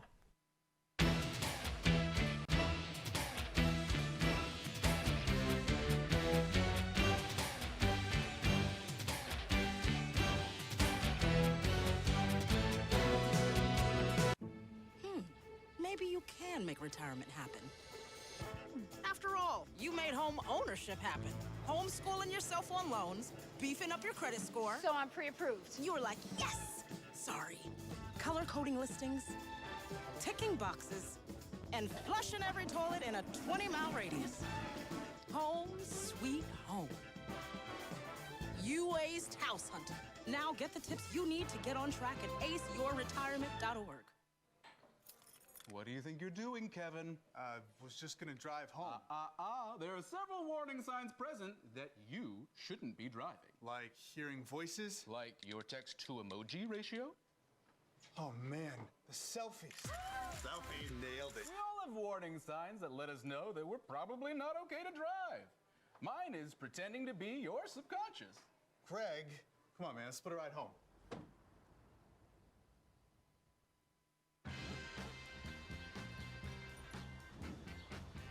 When we adopt a shelter pet, we discover they're a unique mix of all kinds of things. Come on, Joe, spot on this last one. There it is.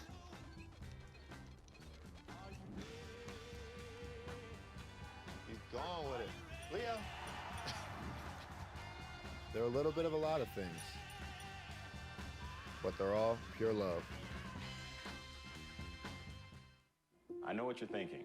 I need a job. I need a new career. Well, I've been there. I've been there. I've been there. I wasn't happy with what I was doing. After high school, I didn't have a plan. I just wanted to start working. I got laid off twice, but you gotta keep You going. just need the right skills. Find an apprenticeship. I found a 2-year IT program. I found a medical course online. I'm now a consultant in the tech space. You have more options than you think. You can do this. You will find something. You will find something new. Thanks for sticking with us on Bobcat Breakdown. We're in the home stretch for tonight's show, so it's time to see which Bobcat stood out as our QBSN Player of the Week. The QBSN Player of the Week is graduate forward Mary Baskerville from women's basketball. She had a blockbuster performance in Quinnipiac's beatdown of Siena. On Saturday, she posted her first double-double as a Bobcat with 16 points and 20 rebounds to lead her team to a 68-63 win over the Saints. A graduate transfer from Providence, Baskerville has helped the Bobcats win 5 of their last 6 in MAC play and a winning streak of 4 straight games. Baskerville will look to stay hot on Thursday when Quinnipiac faces off with Ryder. Before we throw in the towel on tonight's show, we've got some final roars for you. Tino, kick us off. Thanks, Clever. So we've seen some big changes in college sports over the past few years, including the rule change in 2021 that finally gave college athletes the ability to make money off of their name and likeness. Now, while that rule change has had a major impact on college athletics, I'd like to focus on another change that has directly affected the Quinnipiac men's soccer team this very offseason. And that, my friends, is the transfer portal. The use of the transfer portal by college athletes has increased significantly across all sports. This includes the likes of college basketball, college football, and yes, even now, college soccer. Heck, in just this one offseason alone, we've seen 3 players leave the Quinnipiac men's soccer team and 2 new players join the team via the transfer portal. The NCAA has had control over college athletes for as long as I can remember, but thankfully, the times are changing. The increased and frequent use of the transfer portal shows us that college athletes are finally being given the freedom to make decisions that are best for them and their future careers. Love it, Tino. And by the way, transfer this man to the Super Bowl. Is Rand Pecknold's squad the real deal? Reporting for the men's ice hockey team, it felt like the inertia of the season came to a screeching halt on a road trip against Cornell and Colgate. Recently, Quinnipiac University had the honor of hosting the CT Ice tournament where they routed SHU and won the championship game over a formidable UConn unit. A response? Yes. But why did those 2 losses stick out? I argued just now how they will be back in their winning ways. In hockey, parity is more prevalent, and the hero can certainly be anyone on any night. Jake Johnson. Enter. We see more underdogs. There's no such thing as perfect, but it's become clear that the number 2 team in the nation can lose. Beware. The Bobcats enter a loaded tournament. They have one last ranked bout against ECAC rival, the Harvard Crimson, on Friday, and then a few more light games before the ECAC playoff. And if they keep pace, national tournament. Will a less challenging schedule lead to another season of major successes, high expectations, and ultimately defeat? I beg you to ask yourself this question. Mull it over. Let it sink in. Count sheep before you sleep. By no means do I want to assume the role of Debbie Downer. I sought this opportunity to express how those two losses certainly have implications on the rest of the season. All right, well, that is going to do it for this Bobcat Breakdown episode. Thank you so much for tuning in. Be sure to follow us on Twitter at Q30 Sports, and to also check out our website, Q30TV.com, and check out the Q30 app available on the App Store and Google Play. For reporters Matthew Mugno, David Marr, and Gage Kilborn, who's ready to break down the road to Lake Placid? You know, I'm really looking forward to it, David. Clever. Sorry about that. It's been a fun season covering the team with you guys, so a nice bumpy road to the finish, and we're getting right to the finish line. Yeah, I am too, and I'm most excited that Matt Mugno has come off the IR to join us, and glad to have you back, Matt, and let's have a good show. It's great to be back, guys. I love being with you guys. It's nice to be all in the same spot as once with Clever here, so I'm ready to go. Let's break it down. All right, the men's ice hockey team and the men's ice hockey bracket is still in flux with one weekend remaining in ECAC play, but the Bobcats have clinched the top seed. Let's review the current ECAC bracket. And we'll see that here. We have RPI and Union in the first round, St. Lawrence and Dartmouth, Clarkson and Yale, Princeton and Brown, and the top 4 seeds advancing to the quarterfinals, Quinnipiac, Colgate, Cornell, Harvard, Quinnipiac winning the Cleary Cup. Which series will stand out the most if the playoffs were to begin right now? Gage, you can answer that. All right, so normally you would think of the Capital Series because it's an 8-9 matchup, but I'm going down to the 7-10 between Princeton and Brown. I really like Brown a lot. I mean, Matthew Caron has been a fantastic goaltender. If he's able to come back and play for the Bears, I can see Brown going in and probably making a battle with Quinnipiac in the quarterfinals. I'm going to disagree with you, Gage, right off the top. I think this 6 versus 11 matchup, Clarkson versus Yale, you know that Yale is 2-0 against Clarkson in the season? They've just been dominant. Luke Pearson at goaltender gives the Bulldogs an excellent chance to win every single night. And Clarkson's been kind of up and down. You just don't know what you're going to get from them. They've been so inconsistent offensively. Yale's got a really good chance to steal that, a one-game knockout. Wouldn't be surprised if Keith Lane has his squad ready to play. Yeah, and I think, you know what, David, you guys brought up 2 great matchups, and I think the Clarkson-Yale matchup's in there. And I think what would be interesting to see is Clarkson style playing Cornell against each other. They both play a defensive style, gritty style play. And I think the series that I look to the most is, I agree with you, Gage. I think the Princeton Tigers, they play a tough game they play up to their opponents. So I think it would be interesting to see, and that's probably one of the tighter matchups. I think all of us brought up the tightest matchups that are in the first round.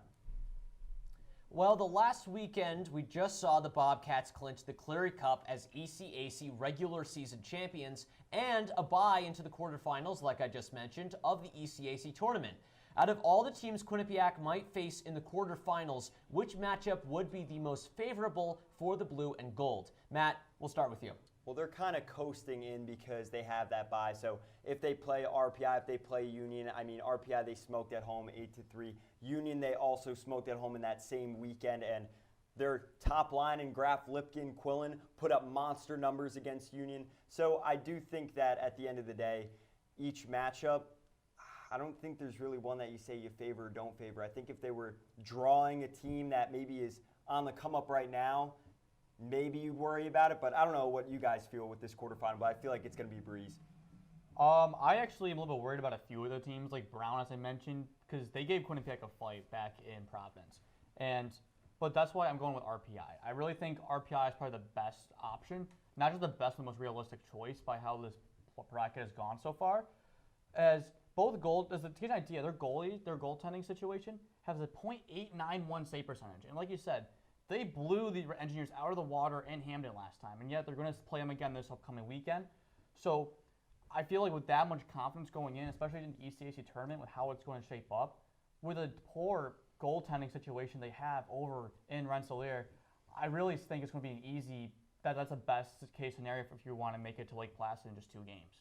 Yeah, Gage, I'm going to agree with you on a slightly different way, but RPI does play Union in the first round. I think Union is the best team in that one-game knockout, and I think Union has the best chance to win, and that I think is the favorable matchup for the Bobcats. You look at game 1 between these 2 teams Friday night up in the Capital Region, but the Bobcats hung 8 goals on Union in their first meeting. They outscored them 8-1 in game 1. Union also has one of the worst goals per game against ratios in the ECAC, And Quinnipiac, that's an all-you-can-eat buffet for this offense. They can eat that Union defense up. They score a ton of goals. Their speed against Union's young defense is just too much. I think that's the favorable matchup for the Bobcats in their quest to go back to Lake Placid. Well, we'll see which team the Bobcats are going to end up drawing. They'll get the lowest remaining seed out of those first-round teams. Rand Pecknold's squad may be one of the top teams in the ECAC Hockey Conference, but how do they stack up compared to the other teams around the nation? David, what do you think? I think they're well deserving of the number 2 ranking. Obviously, they've been a steady team all year long. 3 losses in some close fashion. They did get shut out twice by Cornell and Maine, and they lost a tough one in Colgate. I think Quinnipiac is good against teams that have good defense and have an average offense at best, like the ECAC. They haven't gone up against too many high-powered offenses in the ECAC, but just really good defenses. Now, I am concerned about what happens moving forward if they have to play a team that falls out of bed scoring a ton of goals, like Western Michigan, Minnesota, Boston University, Michigan, to name a few. Those teams not only play really good defense and they've got a good backbone and goaltender, but those teams can score a ton of goals. How will the Bobcats defense be able to go up against those teams that can score a ton of goals at will? All right, that's a good take. I mean, number 2, I see them as a top 5, but I don't know about 2 because we're going to remember some numbers. ECAC hockey, out of all the teams in ECAC hockey, they're currently in 5th in the conference out of the pairwise rankings out of all 6 conferences, with an average pairwise ranking of 34.67, which compared to a couple of the other schools, Big Ten conferences leading it with 11.83. So that pretty much means that majority of their teams in that conference have been up near the top level of the country. So the matchups that Quinnipiac has had throughout the season has been near the middle of the pack towards near the bottom of the pack, with LIU in there as well as Holy Cross. So their out-of-conference schedule has not been the greatest. I feel like going into the NCAA tournament where anything can happen, it's not going to go in there. Not going to go right for them because of how the NCHC is really competitive, and as well as the Big Ten and the CCHA, to name a few other conferences. All the Midwest schools have been very competitive this season compared to the Eastern Coast, I feel. Yeah, only a couple of non-conference games in the Hockey East. UMass, for example, at the Friendship 4, a couple of games with Maine. Mugno, how can the Bobcats get ready for non-conference opponents in the NCAA tournament, potentially? I think it's relying on kind of that veteran leadership because they've played in games against out-of-conference teams. They've played in odd situations when they played Minnesota State in the COVID bubble year. I think what will be interesting to see, as you guys have brought up, is that there's different pockets and corners in the nation right now that have those powerhouses. Beanpot, right? We see the Minnesota teams are always on fire. I think to prepare, it's knowing that the level of competition you're playing is not teams that you face like Union, RPI, Dartmouth, Brown, Princeton. They're higher level teams. You have to think about how you prepped, where your mentality was and where you were at mentally as an athlete against teams like Harvard, the tougher competition within your conference. I think that's how you go into those games. I'll admit, I'm impressed. They played up to those matches, like you said, with Harvard and the UConn game. They were down 3-2 going into the third period. I was a bit worried. I'll be honest, a bit worried about seeing how that was going to shape up. But they came from behind and won. That's that resiliency is what they need, I think, to help out along the run, and that's what they were able to show, the consistency throughout the season. To kind of add on to Gage's point, early in the season, they went to North Dakota. They had a big lead in game 1, lost it. Then they tied that game. Huge tie for the Bobcats. Then they beat North Dakota the next day. So I think they do have the compete level as those other teams in the Midwest and out west. You can't really use North Dakota as an explanation because they're top 25 in the pairwise right but now. Where have they gone? They've been going down. So you can't go with North Dakota as an option. But they did well in North Dakota, but they've been dropping like a rock this season. It's not like last season North Dakota. But they play in a really difficult conference that features a lot of top 10, top 15 teams like St. Cloud State, Western Michigan, Denver. They competed with them last season. This season they're dropping like a rock. They can score a ton of goals. That's just my point. They can score goals, but they give up a lot of goals. They were number 3 in the nation at the time, and if you look at it, they had to fight back to tie the game. That was a high-scoring game, and since then we don't really have a measuring stick for where to put the who the Bobcats could face. That's the toughest opponent they faced, number 3 team in the nation at the time. Happy to have you back, Mugno. I asked this question to the women's beat reporting team, and there seems to be some bad blood between the men's team right now. But with the first round and quarterfinals coming up soon for Quinnipiac, what are your predictions for the ECAC hockey tournament on the men's side? Gage, you're up. All right, so I was flipping through a couple of teams. I had like 5 or 6 teams I was running through that could possibly make it to Lake Placid. And one of them was actually Clarkson. I felt like that Clarkson, if they really get on the roll right, like I know Luke Pearson and Yale, but they don't have an offense. Yale doesn't have an offense. They can probably squeeze through with a little more offense for Clarkson. And then if they play probably Cornell in the quarterfinals, well, they beat Cornell about a week or 2 ago, so I'm not going to have much confidence. I mean, they'll probably go to 3 games and then maybe have them go to Lake Placid, pull off an upset over Cornell, but I then thought over it's probably not going to happen. My Final Four is Quinnipiac, Cornell, Harvard, and St. Lawrence. I think St. Lawrence will be the 5th seed of the tournament, but they'll come away and take down Colgate in 3 games in Hamilton. But in the ECAC title game, I have Cornell taking down Quinnipiac to win the Whitelaw. And the reason why is if Ian Shane can produce, and usually Ian Shane in the postseason is very scary to watch. And I know that they don't have much of an offense, but defense wins championships. I'm going to go with that same mantra here. Yeah, Gage, I do see what you're saying. I think there will be some teams that might surprise us. That's the nature of the conference, right? There's a clear divide between the top, what I see as the top 3 teams, and then those that are in the middle, and then there's really the low end of the RPI, the Union. Prediction, listen, I think it's really between QU, 3-horse race, Harvard, Cornell. I think those are the top teams, and we'll probably see a 3-peat between the Bobcats and the Crimson again. David, I don't know what you think. I'm interested to hear. I have the similar Final Four as you, Mugno. I have Quinnipiac, I have Cornell, I have Harvard, and I have Colgate. I think Colgate is a team that the Bobcats are going to narrowly escape. I really think Colgate is a team that is really on the cusp of getting right to the Bobcats compete level. They're young, they're physical, they've got a great goaltender in Carter Geilander. The Bobcats will escape Colgate in the semifinal, and then Cornell will beat Harvard just because, as what Gage you just mentioned, Ian Shane having what could be the game of his life against the Crimson. ECAC final, I talked to Jacob Quillen after the Brown game. He told me that this mindset is not to, keep winning these trophies and think, the season's over after that. It's to get right back to Lake Placid and to finish what they started last year. They have that championship mindset. They are coming for it all. And I think that leadership that you talked about with the veterans on this team, with the offense that they have, and the missing links they have on special teams, Quinnipiac will take the trophy from Cornell, and they will become ECAC champions in 2023. Didn't they say that last season, though? That they're going to try to win the Whitelaw? Didn't they say it last season? It's a new year, Gage. I'm just saying. All right. Did they say it last season? What happened last year? Yeah. Did they win the Whitelaw last They season? want to correct the mistakes of not winning the Whitelaw Cup from last year. That's why I think that their mindset, they're built to win the big games. I think that they will just beat Cornell in what should be a classic ECAC title game. Well, provided that they don't go to overtime, they have a better shot than they have had the last 2 years. This year, the NCAA parity has been the name of the game. The mantle of the #1 team in the country has been up for grabs, and it seems like Minnesota and Quinnipiac are neck and neck for the top of the USCHO polls. David, can you compare and contrast the Bobcats and the Golden Gophers after a poll where they split first place votes evenly, 25-25, and were only separated by 3 points, as you see right there? It's really tough. These two teams are so evenly matched. They have a ton of offense. They have also really good defenses as well. There's 2 matchups here. There's the one on the ice, and I think that's Minnesota. They're so balanced on offense and defensively, and they have so much NHL caliber talent on this offense that they just come at you at will. They're so aggressive offensively. But the one edge that I think Quinnipiac has, if they were to go up against Minnesota, is coaching. I've watched Minnesota a couple times, especially in the last game of the season of a series against a Big Ten team.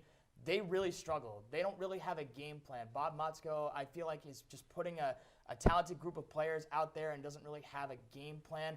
Rand Pecknold is like Bill Belichick. He takes away what you do best, and I think that's the one matchup I could see Quinnipiac having over the edge over the Golden Gophers. I think is coaching, and it comes from the bench. Yeah, you know what, David? I actually 1,000% agree with you. You look at Minnesota's top players. You look at Snuggerud, Nice, Faber, right? Some really talented players. Didn't even mention Logan Cooley there, who won the World Junior bronze medal with Sam Lipkin. I think something that's notable is the fact that the Bobcats this season have scoring threats. They have 4 lines. They have 3 D pairings that you could put out there safely. Last season, I think what happened was there was a little bit of brand. Wyatt Bongiovanni was not playing to the level that I thought he could.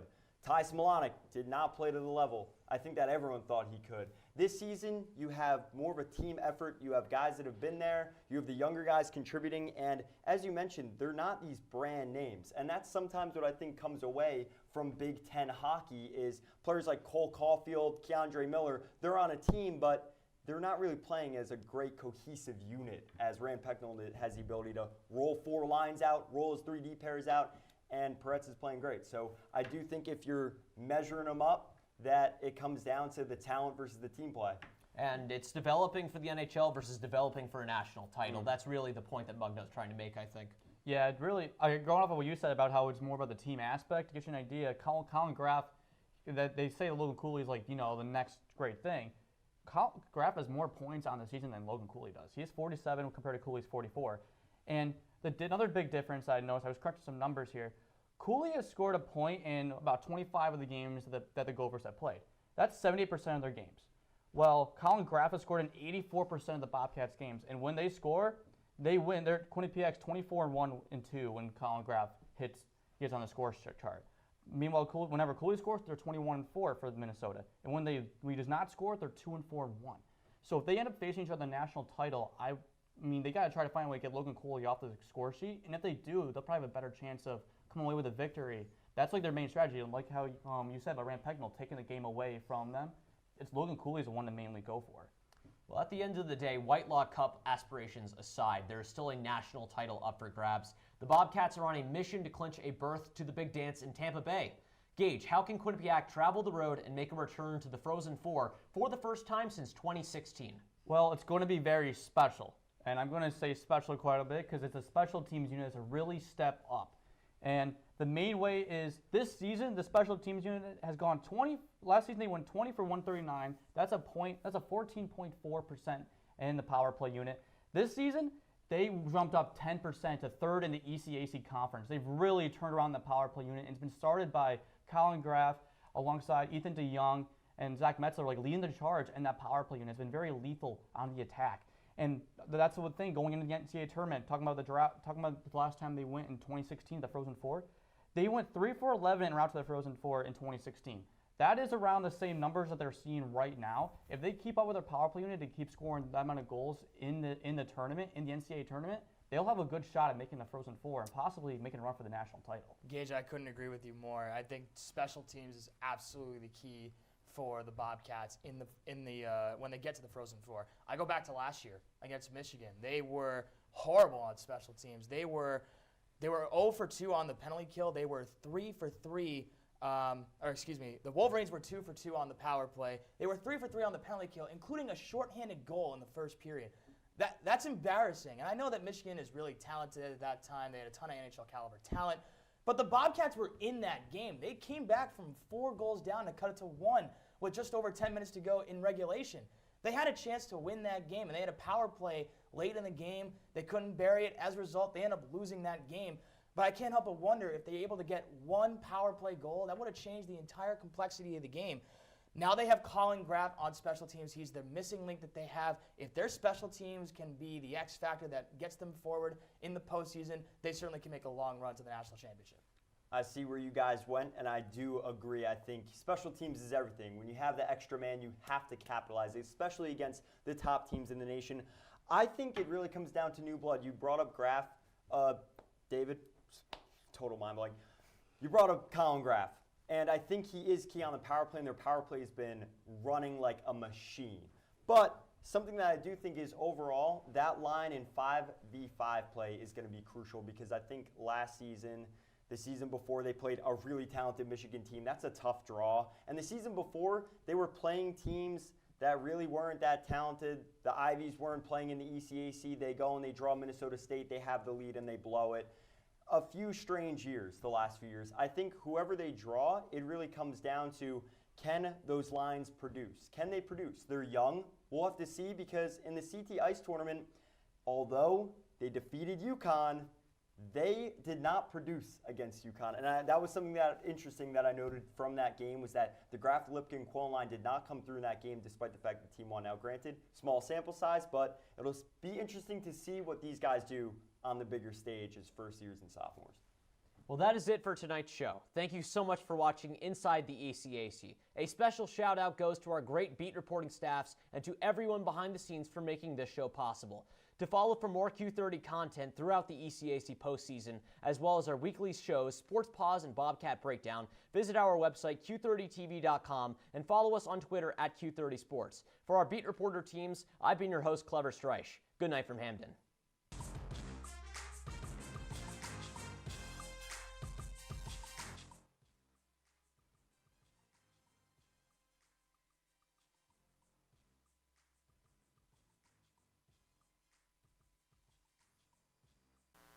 I'm Matthew Mugnow. And I'm Connor Core. We're here in Lake Placid, New York, covering the ECAC Men's Ice Hockey Championship. We'll also be recapping the men's and women's basketball programs down in Atlantic City. What happened with the women's ice hockey team and the NCAA tournament? All this and more on Sports Pod, starting right now.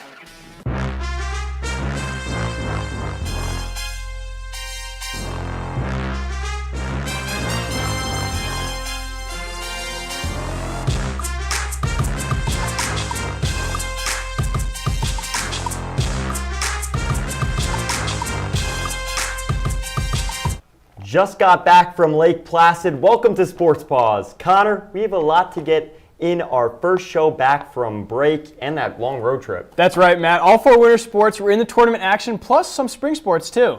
Yes, back over spring break, the Quinnipiac women's ice hockey team played in a marathon match against Penn State in the NCAA tournament. Roll the highlight.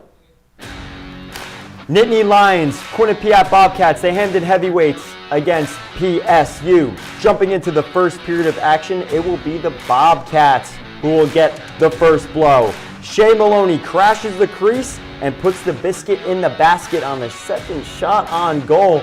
Bobcats strike first on the Nittany Lions.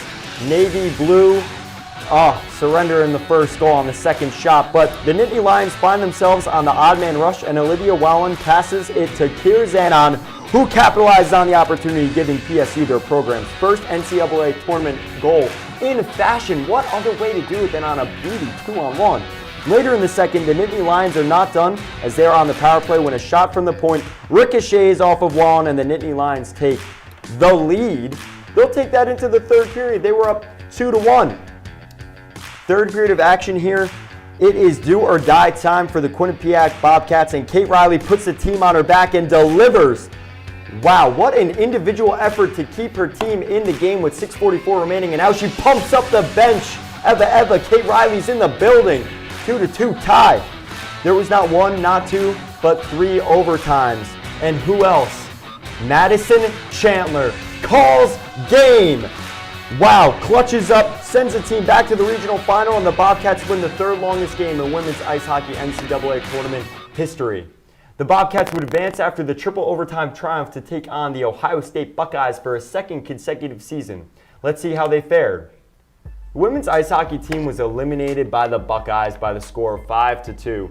The Bobcats started strong after taking a 1-goal lead on the power play, but the heavy legs from the marathon triple overtime game we just saw, man, really took it to them against Ohio State. And Ohio State took advantage of that. 4 straight to move on to the Frozen Four, where they eventually fell to Wisconsin in the national title game. This marks the second year in a row where the women's ice hockey team has been eliminated by the Buckeyes in the NCAA tournament. A season of success came to an end in Columbus, Ohio.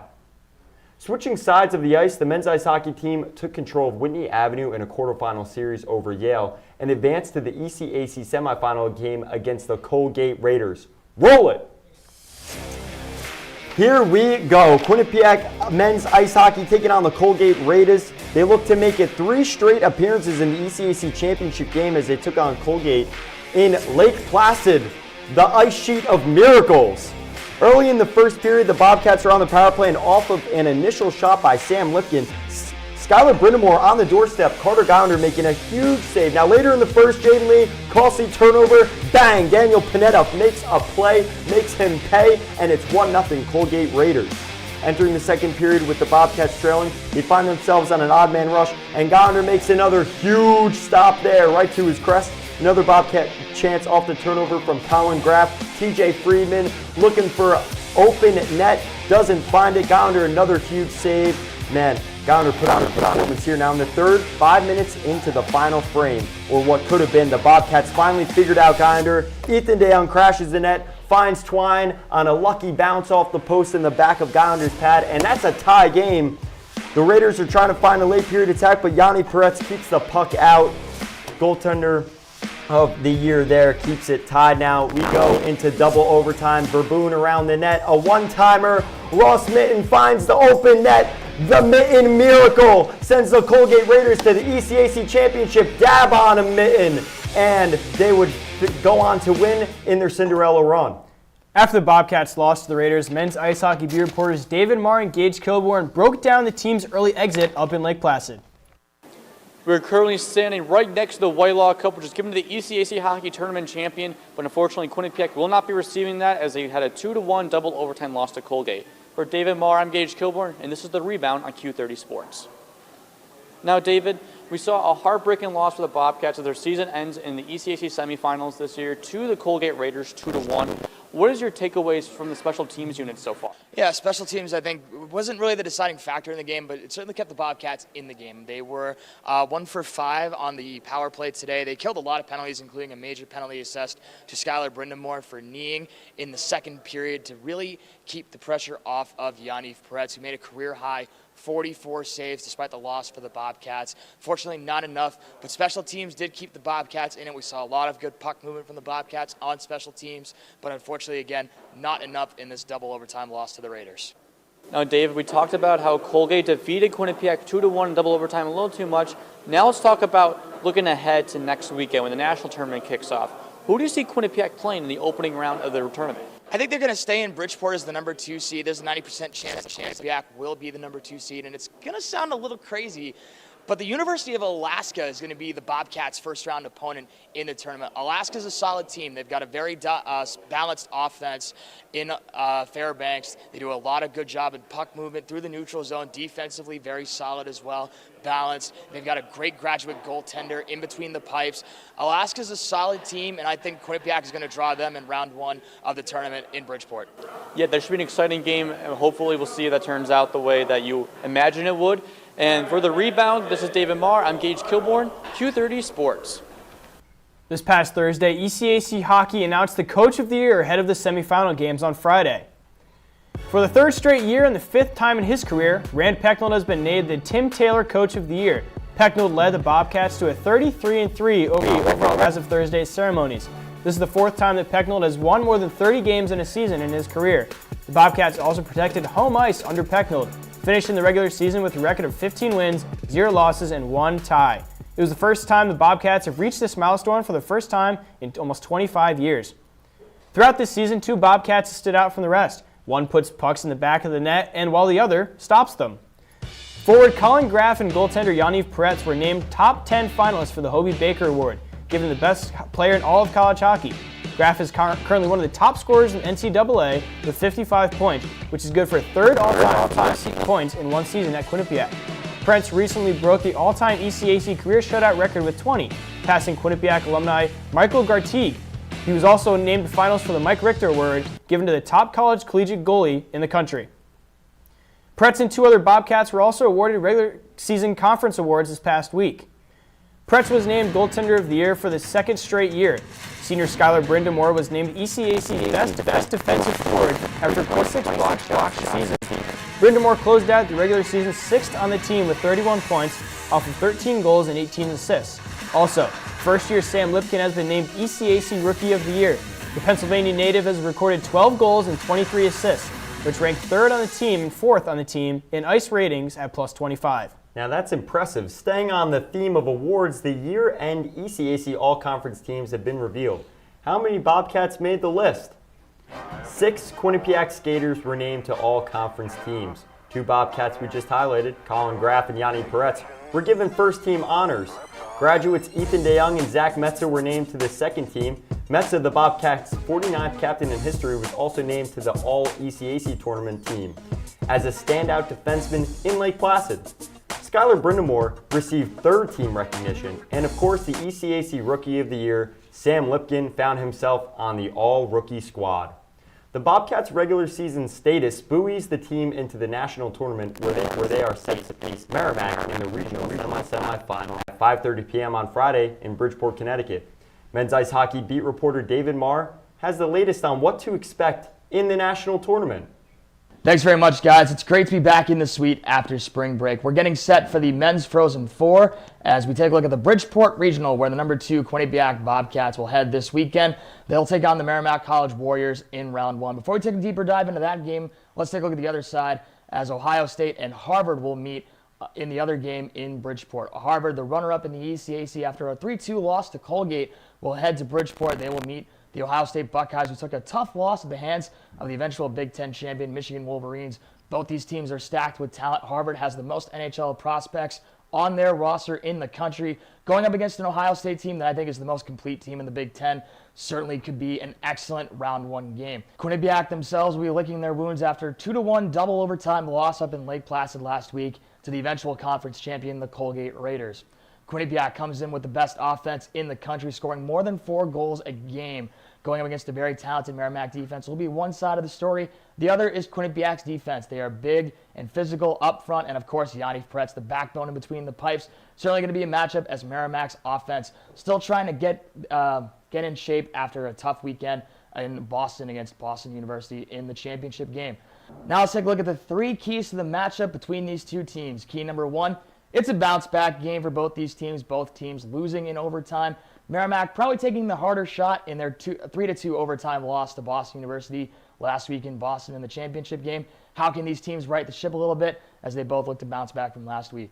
The other key to this game is Quinnipiac's offense. Can they produce against a Merrimack defense that is much like Colgate? They do not allow clean entries into the offensive zone. That's going to be the key. Can that top line of Graff, Quillen, and Lipkin produce and get the offense going, keeping the Bobcats in the game? Key number 3 to this matchup will be special teams. Quinnipiac last year against Michigan couldn't stop the Wolverines on the penalty kill, couldn't produce on the power play. If special teams can get going like they did last week out in Lake Placid when they went 1 for 5 on special teams, that could be the deciding factor in this matchup.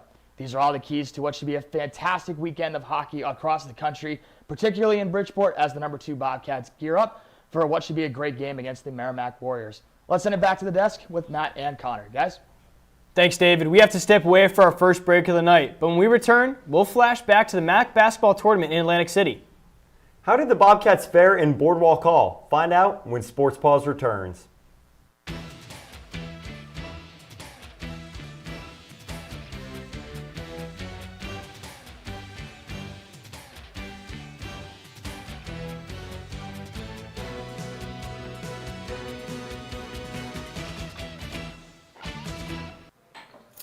What do you think you're doing, Kevin? Was just gonna drive home. There are several warning signs present that you shouldn't be driving. Like hearing voices? Like your text-to-emoji ratio? Oh man, the selfies.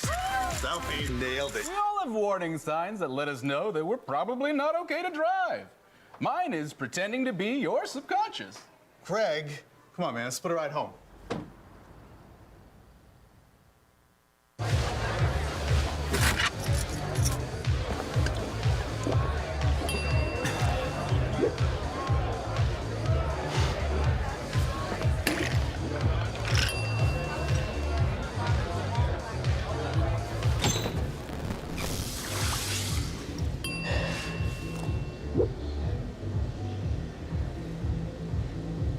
If you need to do something to feel okay to drive, you're not okay to drive. Don't drive buzzed. Multiple studies have shown that marijuana can slow both driver reaction and response time, which can be really dangerous. It's here. It's here. Wait. What? I can't drive. Why? My. Oh.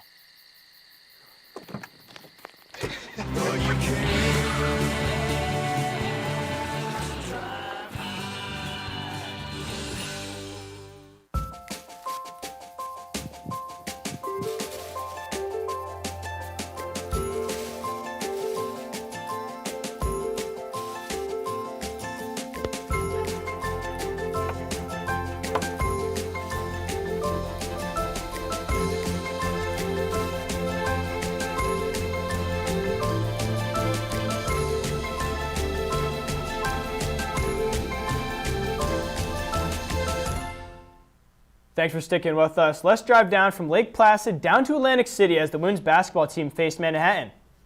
Let's take that highlight. Quinnipiac got the best of the Jaspers in the regular season, winning both contests. Each team held up before the game to this very important MAC matchup. A chance to move on to the semifinal round at stake in that first quarter. Let's get right into it. Michaela Morris, known as a scorer, but this time will find Grace LaBarge on the wing, and she'll pull up and she'll drain it. Bobcats getting off to a hot start in the first quarter. Still in the first quarter, ball find Mackenzie DeWeese driving in, getting the defender off guard, making her bite, and with the scoop layup for 2. Manhattan will still lead 14-10 heading into the second quarter. Second quarter will be Manhattan striking right away as Brazil Harvey Carr nails the three-pointer, that lefty stroke from the wing, a lot like Grace LaBarge in the first quarter. Still in that second quarter, Quinnipiac will respond. Bobcats going off. Mary Baskerville will find Rose Caverly eventually. She'll drain it. That would make it 26-23 Quinnipiac lead at the half. Three-point shooting the theme of this first half. We'll see about the second. 20 minutes down, 20 minutes to go. Coming out of half, it was Manhattan's Dee Dee Davis driving in with a tough finish past Grisdale and Haywood. Moments later, once again, it'll be Davis in transition. She'll go with the left and right through Mackenzie Helms. It'll be 39-37 Jaspers in the last quarter of play. Bobcats down, starting with Rose Caverly turnover. Ella O'Donnell will get out in transition. She'll scoop it in for the layup, but it won't be enough as the Jaspers continue to go on their run to a MAC title. They win 50-43 over the Bobcats. After the loss, women's basketball bureau reporter Keenan Mills put the bow on the season that was for the Bobcats. The Quinnipiac women's basketball team entered Thursday with hope. A 49-43 loss to Manhattan and 22 turnovers later, the Bobcats are headed home. Manhattan had their number all afternoon and are headed to another semifinal. For Quinnipiac, they're going to take this time to reflect on their time at the university and the season as a whole. We didn't get off to a good start, and I think that just really snowballed. We were not in any type of flow, and we missed some shots that we typically do make, and we got behind the 8 ball, and we were a little tense. After a seasoned sweep of the Jaspers, the Bobcats looked completely unprepared for Manhattan's March schemes. We don't want it to feel like one person's guarding them. The thing we talk about is we want it to feel like 2-on-1 because they know the next person's ready to go get them if they try to put the ball on the floor. Despite the loss, the 6 seniors and graduate students walk away learning a lot from their time at Quinnipiac. That they're just helping me grow up as a person, as a player, and just getting me ready for the real world. And I'm just going to take this moment right here with all these great people and just move forward from it, just knowing that we can get through it, knowing if you surround yourself with the right people that you'll be fine. The upperclassmen believe the program is in good hands and hope that they have taught the younger players something along the way. And I've already seen them all grow up so much. But yeah, just to never give less than what you have in the tank and to always pick each other up. The next time the Bobcats step into Atlantic City, they'll look to continue their championship legacy. For Q30 Sports, I'm Keenan Mills. Looking forward to the offseason, the head coach Trish Fabry's squad is going to look a little bit different come tip-off next season. Graduate student Rose Caverly and senior Michaela Morris both announced that they will be entering their names in the transfer portal for their final year of NCAA eligibility. Caverly finished her Bobcats career averaging 8.9 points per game. She's also started every game her entire career for the Bobcats. Morris finished her Bobcats career averaging 11.7 points per game. Morris also became the second player in the Bobcats Division I history to earn all MAC awards every year in a Bobcats uniform. The men's basketball team was also down in Atlantic taking on the Marist Red Foxes. The winner advanced to face the St. Peter's Peacocks in the semifinal game. Let's take that highlight. It's the MAC quarterfinals with a chance to extend the Bobcats season, but the Marist Red Foxes stand in their way.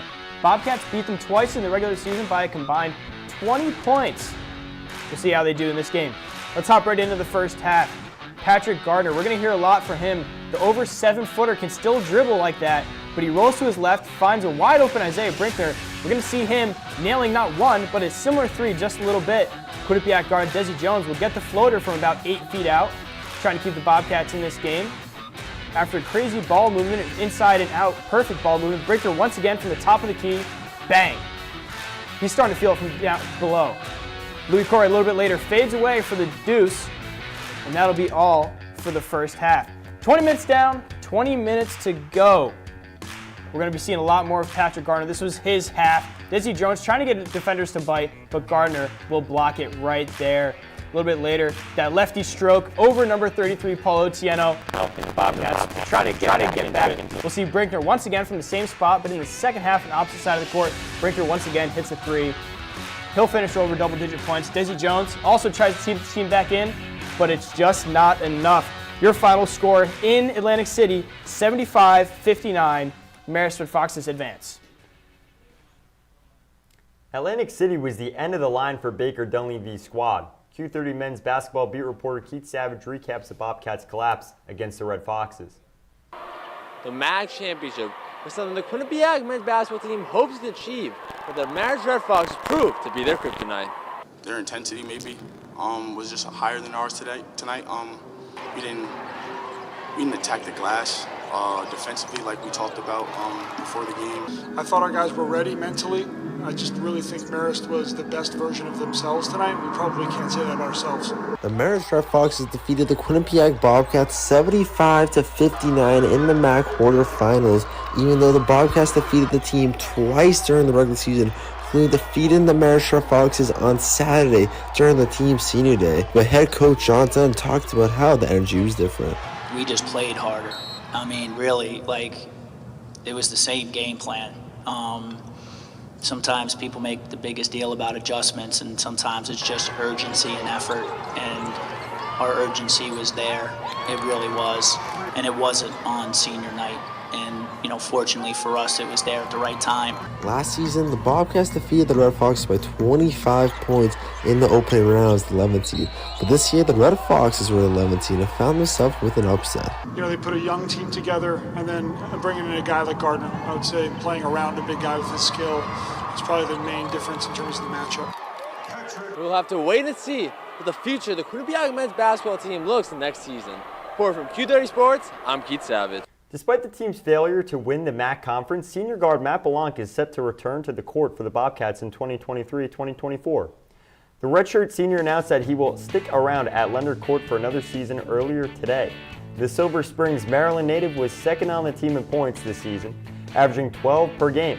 The man wearing number 2 was also third on the team in steals with 25 and third in rebounding with an average of 4.6 a game.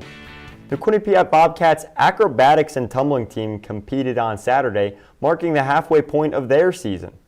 The Quinnipiac Bobcats took home the victory against Presbyterian College by a final score of 271-255 on Saturday in North Carolina. The Bobcats did not lose in a single category out of the 6 events in contention.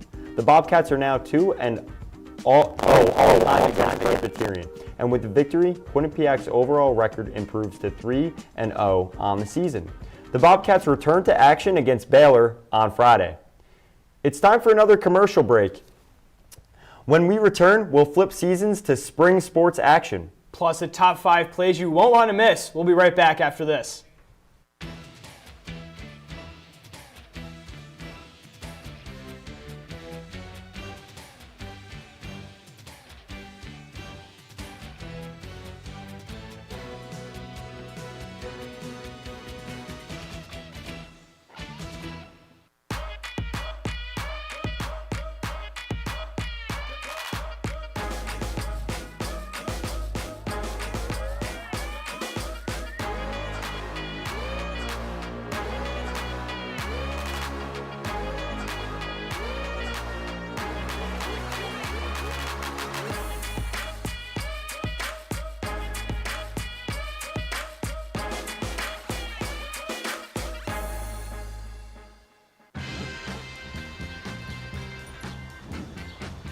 When we adopt a shelter pet, we discover they're a unique mix of all kinds of things. Come on, Jules, spot on this last one.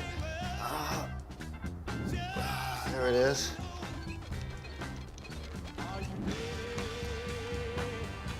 Keep going with it. Leo! They're a little bit of a lot of things, but they're all pure love. I know what you're thinking. I need a job. I need a new career. Well, I've been there. I've been there. I've been there. I wasn't happy with what I was doing. After high school, I didn't have a plan. I just wanted to start working. I got laid off twice, but you gotta keep going. You just need the right skills. Find an apprenticeship. I found a 2-year IT program. I found a medical course online. I'm now a consultant in the tech space. You have more options than you think. You can do this. You will find something. You will find something new.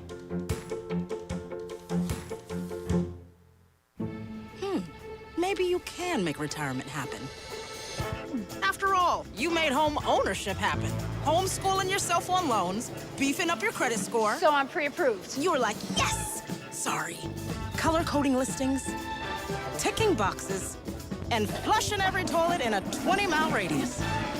Home sweet home. You aced House Hunter. Now get the tips you need to get on track at aceyourretirement.org. We have hit the home stretch of our show. Taking the drive down from York Hill and back outside from baseball, let's take a look at this past weekend series against St. John's. Game 1 took place at St. John's and the home field advantage was in the Red Storm's favor as they handled the Bobcats with ease, winning 8-1. The Red Storm stormed out to an early lead and never gave it up, scoring 4 runs in the first inning. The lone run from Quinnipiac came from catcher Keegan O'Connor in the top of the 5th inning, thanks to a Kyle Maves double to left center field. Friday's game was the 8th time this season that the Bobcats have given up more than 6 runs in a game, playing a total of 16 games so far. The Bobcats returned to Hamden on Saturday as they look to get back in the win column. Take that highlight. The Quinnipiac baseball team had their home opener on Saturday afternoon as they welcomed in the St. John's Red Storm. The Bobcats will have Tim Blasdale starting for them. There's number 1-2 in navy blue warming up. All right, as we jump to the top of the 2nd inning, the Red Storm get on the board early as infielder Aaron Mann hits a rocket to left field for a home run. That puts St. John's up 1-0. Blast that all the way to the sleeping giant. Now we move to the top of the 4th inning as the Red Storm get more runs in by this no-doubt home run by infielder Marty Higgins to left field. Same spot, 4-0 St. John's. Now we go to the bottom of the 6th. The Bobcats down 7-0, but Sean Swenson gets the Bobcats on the board for the first time this game with a 2-run single. That'll cut the deficit to 5. And still at the top of the 7th, we're going to the, we're going to the top of the 7th now as the Red Storm add more support with another run batted in by Marty Higgins with this double to deep right field. 8-2 St. John's. All the way back at the fence. Now let's just head to the bottom of the 9th inning. With the Bobcats down 15-4, John Heitzman adds in with a single, and that adds to the Bobcats total, but it's not enough to come back. That would not be enough as the Red Storm defeat the Bobcats by a final score of 15-5. And they struggled this weekend as they had an away, home, and away. They got swept in that series, Connor, and they'll have to try and get things back together as the season moves along into some nicer weather. Still reeling from the home opener loss, Quinnipiac took the trip back to Queens to face St. John's for a 3rd time on Sunday. The outcome remained the same in the 3rd straight matchup. The Bobcats were blown away by the Red Storm again as John Delaney's team fell 13-4. Quinnipiac could not find answers for St. John's pitcher Sonny Fauci, who struck out 8 in 6 innings on the bump for the win. Anthony D'Onofrio is the hottest bat for the Bobcats, going 2 for 2. Quinnipiac will take a trip to New Haven on Wednesday for a clash with Yale. The Quinnipiac softball squad took on the Winthrop Eagles for a 3-game set last week in Rock Hill, South Carolina. The Bobcats dropped 2 of 3 in a series that featured a doubleheader last Wednesday and a 3rd game on Thursday. The Bobcats won 1-0, the single run scored on a homer by Hannah Davis. The Bobcats would then drop the next games by a combined score of 10-4. The Bobcats came into the series having played the South Carolina program once before in 2011. Quinnipiac will host Holy Cross in a doubleheader at home tomorrow. Connor Core, is it that time? I believe it is that time. Top 5 plays right here, right now. Let's get into it. All right. It's top 5. Sean Swenson ropes it to left field for the 2-run base hit, and the Bobcats dropped that game 15-5, but boy, oh boy, way to get the Bobcats on the board with that Bambino slam. Now, Matt, what's better than 5? Number 4, women's lacrosse at Villanova. Desiree Kleberg gets the lob pass right here and buries it with one hand. Bobcats would eventually lose this game 16-12 against Villanova. Desi Pop with a nice goal. Play 3, men's lacrosse at Wagner. Nick DiMuccio from point blank range keeps the game alive, clutches up with the same in overtime, but the Bobcats will lose that heartbreaker in triple overtime.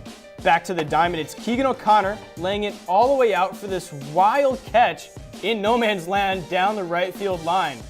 Complete effort and focus. Well, we're going from spring fields to cold ice in Lake Placid for the semis. Ethan DeYoung puts it past Carter Geilander in an elite goaltender performance. DeYoung was able to break that and get the Bobcats on the board. The Quinnipiac Bobcats will lose that game. We're all out of time for tonight. Thanks for watching, and thanks to everyone behind the scenes. To stay up to date with the latest content, follow us on Q30 Sports on Twitter, and check us out on our website, Q30TV.com. And download the Q30 app from the Play Store and Google Play. For Matt Mugno, I'm Connor Core. Have a great night, Bobcats.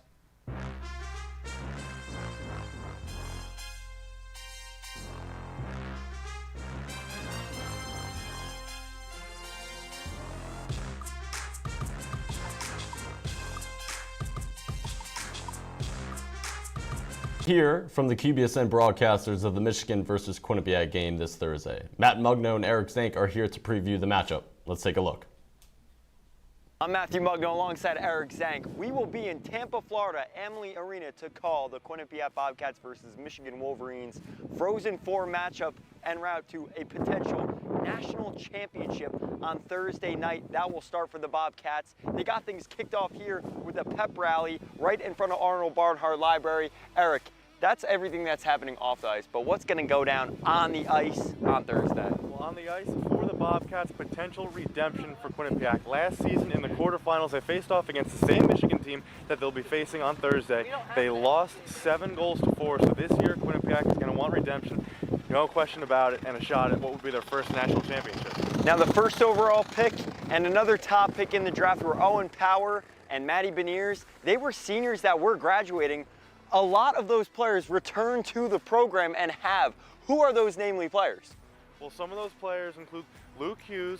He's a sophomore, but he's had a great year for Michigan. And as I mentioned earlier, he is a prospect. He's been drafted 4th overall 2 years ago by the New Jersey Devils. And at season's end, whether it's elimination or a national championship for Michigan, he will head to New Jersey to play for the Devils. So there's no shortage. There's 8 other players on Michigan's team that have been drafted by an NHL franchise. There's no shortage of talent on the Michigan Wolverines. Now, the Quinnipiac Bobcats are a buy-in culture. They don't have a lot of these NHL draft picks, but who should we watch out for? Who should our listeners watch out for on Thursday? For me, I'm looking at Colin Graff. He's had an excellent year. He's really filled the shoes nicely as well as Sam Lipkin has of some of the departed players from last season. Colin Graff, 56 points in just 39 games. He's had an excellent season, number 11 has. So I'm really looking at him as someone to make a difference against Michigan. Got the York Hill boys on, the Sherbrooke boys, Yanni Peretz in net, Zach Metzer returning, the captain, the 5th year, leading his team to a potential national championship. We will be in Tampa covering the game. Listen to us live on QBSN/listen. So after listening to Matt and Eric, what do the Bobcats need to do in order to beat Michigan? Comeback victory. Tino and Clever, I'm here at M&T Bank Arena, home of the national championships, except they were in Tampa, Florida to deliver and take on the Michigan Wolverines and the Minnesota Golden Gophers en route to that victory. How did things shake out? On Saturday night, it was championship eve. Nearly 20,000 fans and 818,000 viewers witnessed hockey history. Bob Motzko referred to the Bobcats as Big Ten killers, having faith in his talented Gopher squad featuring the best line in college hockey. NHL signee Yanni Peretz surrendered a goal following a Jamie turnover, and Jackson Nelson scored off an end-board bounce to put the Gophers up 2-0. Rand then took the risk of pulling his goaltender north of 3 minutes remaining, leading to what would become history for the Bobcats, a 6-on-4 goal to tie things up off the stick of Colin Graff. Overtime for the national championship. Blink and you'll miss it. Meta hits Lipkin in stride to break in 2-on-1, feeding a cutting Quillen, who delivers the university's first NCAA championship in its history. Rand Pecknold finally secures a championship after 29 years of pioneering the program. Behind me here at M&T Bank Arena, the scoreboard showing the final tally and a graphic that says 2023 National Champions. Thank you, Matt. It was an unforgettable weekend of hockey and many could have. Men's basketball coach Baker Dunleavy has decided to step down from his position and return back to Villanova. What does this change mean for the Bobcats? And we went out and asked Quinnipiac students who their favorite athlete is. All this and more on Bobcat Breakdown starting right now.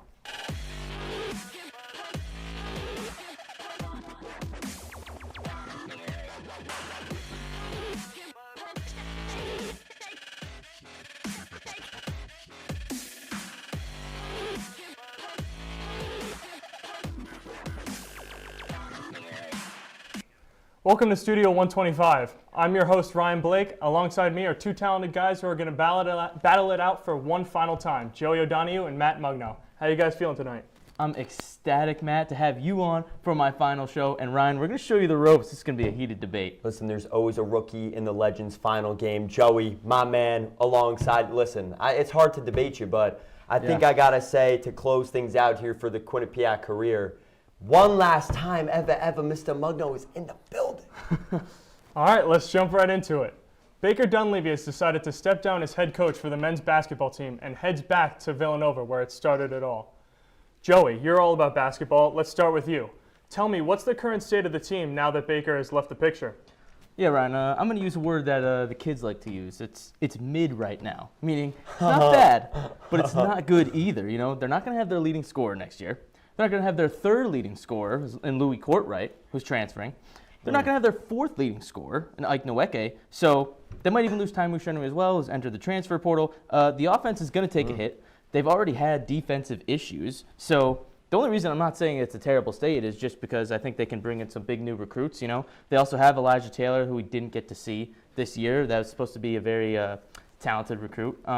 You know, look at who they brought in this year for recruits, right? They brought in Otieno. They brought in Nweke. Those two were integral parts of the team's success. That's why they got the 3 seed. Those two were a big part of it. So I trust that Quinnipiac can bring in some big recruits. But if I'm looking at the state right now, you know, I'm not too optimistic about where the state of Quinnipiac men's basketball is. Now, Joe, there's no doubt. Listen, I may have won the 2022 co-ed intramural championship as a roster player, but I do not know basketball. I don't have the intellect that you have. I do know some, right? But Quinnipiac, what gives you faith about bringing recruits? Now, Ike Nweke was him this season, right? But another failure in the postseason. Now, talking about like where the state it's at, definitely not good, mid, but they're not a team that's making a run in the NCAA tournament, right? So what gets them there? Are they mid for the MAC, or are they mid in the grand sphere of college basketball?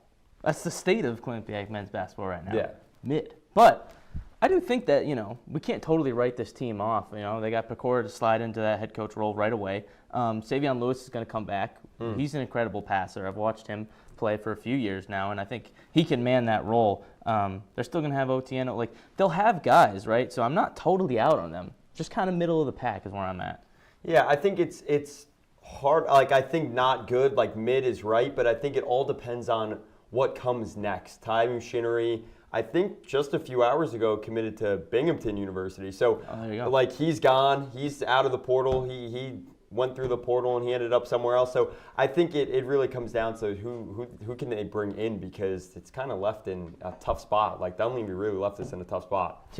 Yeah, there's no doubt they're definitely in an interesting spot. Former Hofstra and Fordham head coach Tom Pecora has been named the next head coach for the men's basketball team.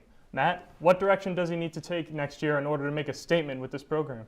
Listen, you saw how the New York Knicks are constructed, right? It's team play. Like, Julius Randle's no star. Now, granted, we're comparing apples and oranges with professional ball and college ball, but you got to build culture. You got to have discipline. You have to have a team emphasis and recruit like heck in the offseason. We just mentioned recruit like heck. You need to bring assets in. You need to build a culture, and it starts day one. It starts every practice.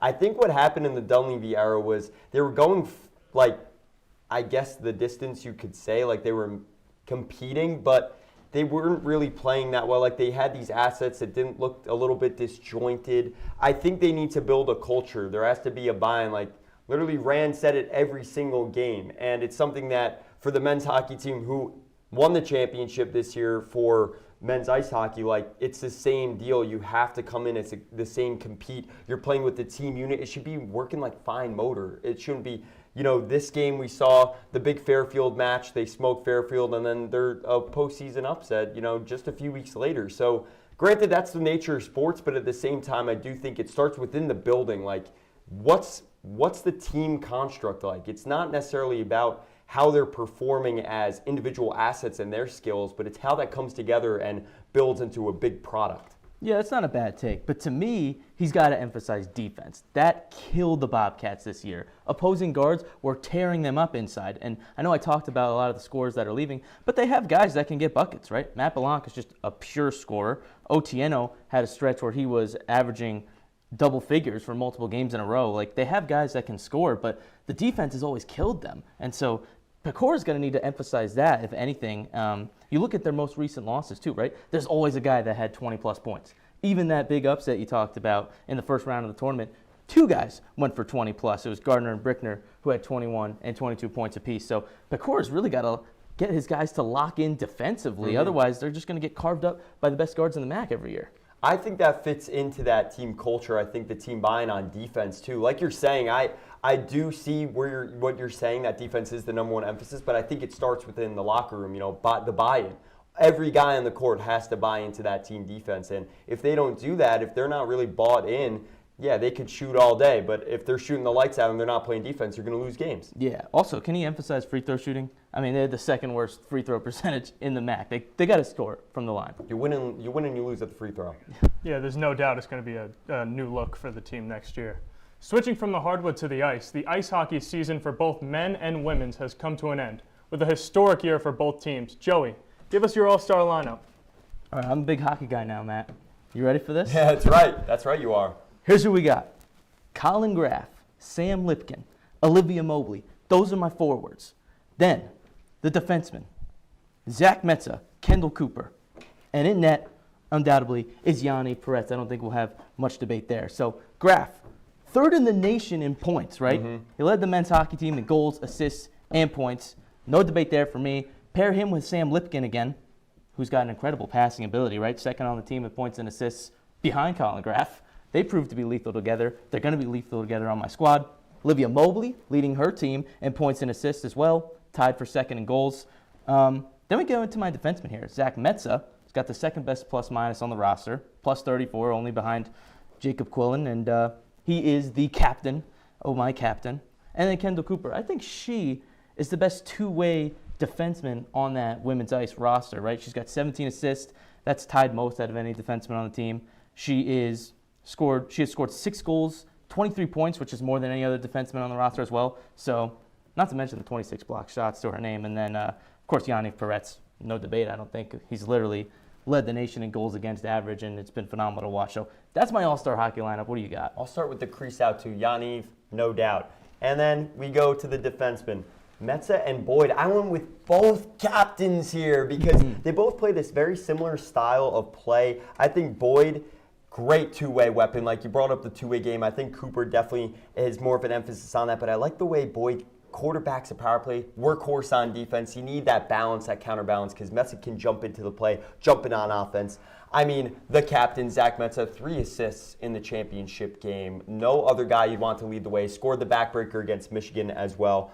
I have Graff and Mobley as well. You brought up all the accolades Graff picked up this year. I think what I want to add to that is how he jumped from 22 points as a Union Dutchman and lost in the quarterfinal the year before. And then he's a national champion the next year.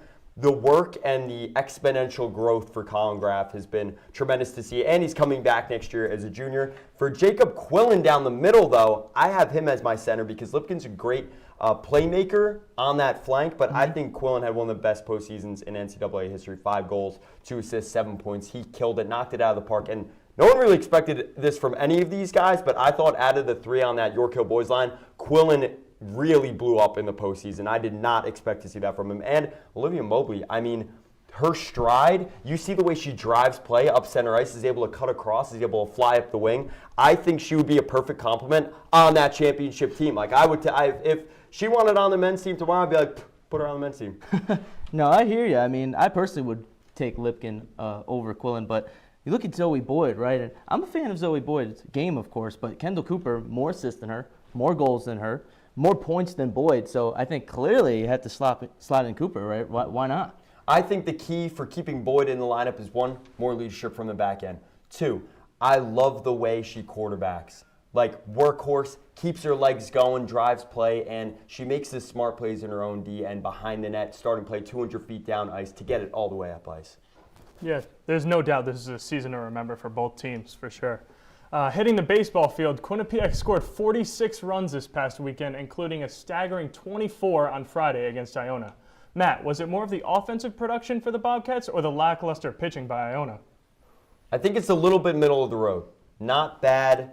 I think the last 10 scores versus opponents, they're up 99-75. Iona pitching isn't great. They gave up 46 runs, but QU stats at the bat. 783 team OPS, 194 runs, 28 homers, 5th in the MAC in hits, 4th in the MAC in home runs. So I think the Quinnipiac baseball team is benefiting from hot bats, but I also think their pitching has been the reason that they have a losing record. Like, I think the bats are there, the offense, they're very similar to the basketball team. But I do think that their pitching has caused the team to struggle a little bit. Matt, to me, this is all on Iona. You know, Quinnipiac has scored 15-plus runs one time outside of the series on the season, right? All of a sudden, they do that twice in 3 games. So, to me, that says that Iona has terrible pitching, right? And they had a lot of pitching woes. You look at the game on Friday where Quinnipiac scored 27. Iona rotated through 7 different pitchers in that game, and all of them were pretty poor. I mean, it wasn't too impressive to me. Obviously, credit to the Bobcats for scoring as much as they did, but I think a lot of teams in the MAC would have been knocking those baseballs out of the park. And even John Delaney, after the game in the press conference, he was unhappy with the pitching, which you sort of talked about, right? Like, Bobcats still gave up 10 runs in that blowout victory. So it wasn't like the most impressive series that I've seen out of them. And then they drop game 2 to one of the bottom teams in the MAC. And that, to me, kind of shows, right? Like, Iona's pitching was better in that game. All of a sudden, they limit Quinnipiac to 6 runs, and they win the game. So, to me, this offensive outburst was just about Iona having such poor pitchers. And, you know, even the game they mercy ruled Iona. But the 4 pitchers Iona used, let me read off some of their ERAs. So one of them, Alex Hunt, his ERA on the season is about 9. Tyler Lender, his ERA on the season is about 11.74. And then Gavin Bates has a whopping 108 earned run average on the season. I mean, that's incredibly bad. So Iona's pitching woes, they just kept rotating and rotating through these guys. And to me, it says more about the Gales than it did the Bobcats in that series. Yeah, for sure. It was a chaotic baseball weekend. It's time to take our first break of the night, but don't go anywhere as Joey, Matt, and myself hit the quad and ask Quinnipiac students who their favorite athlete on campus is. We'll be right back.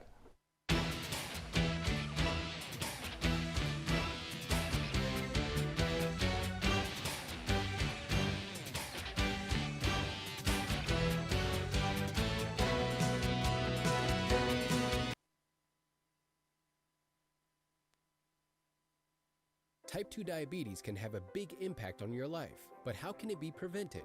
Well, the first step is knowing if you have prediabetes, a serious medical condition that puts you at high risk for type 2 diabetes. 1 in 3 American adults has prediabetes, but more than 80% don't know they have it. The good news is, prediabetes can be reversed, and for many people, healthy changes in their daily routine can make a big difference. Take the 1-minute risk test today at doihaveprediabetes.org.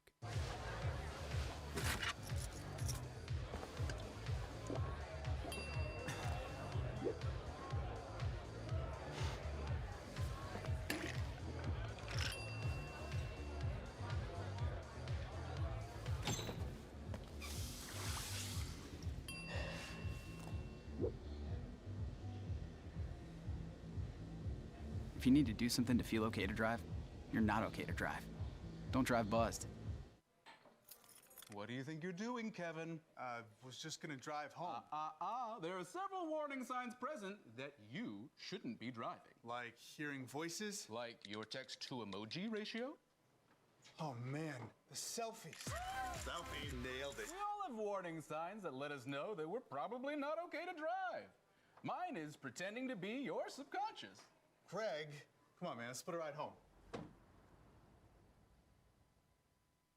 I don't think that many kids in my son's school even do it. He makes fun of his friend who vapes. He would never try it. She's into soccer. She's on the honor roll. She's just not the type. No way. No way. No way. No way, my kid would never vape. Get your head out of the cloud. Today, nearly 8,000 kids will start vaping. Maybe even yours. Learn about the dangers at talkaboutvaping.org. Welcome back, everyone. It has been an all-time year for Bobcat Athletics, and today, the three of us hit the quad and asked Quinnipiac students who the best athlete is and why. Roll the tape. What's going on, everyone? I'm Ryan alongside Matt and Joey, and today we hit the quad to ask our fellow students who the best athlete on campus is. Let's get to it. I'm here with Sam, and I got a question for you. Who is the best athlete on campus this year? Jacob Quillen. I actually think Colin Graff was the best overall athlete out of all our athletics. He transferred from Union and set school records that will probably hold for a very long time. Right, all-timer. He tied the points record, right? I mean, baller.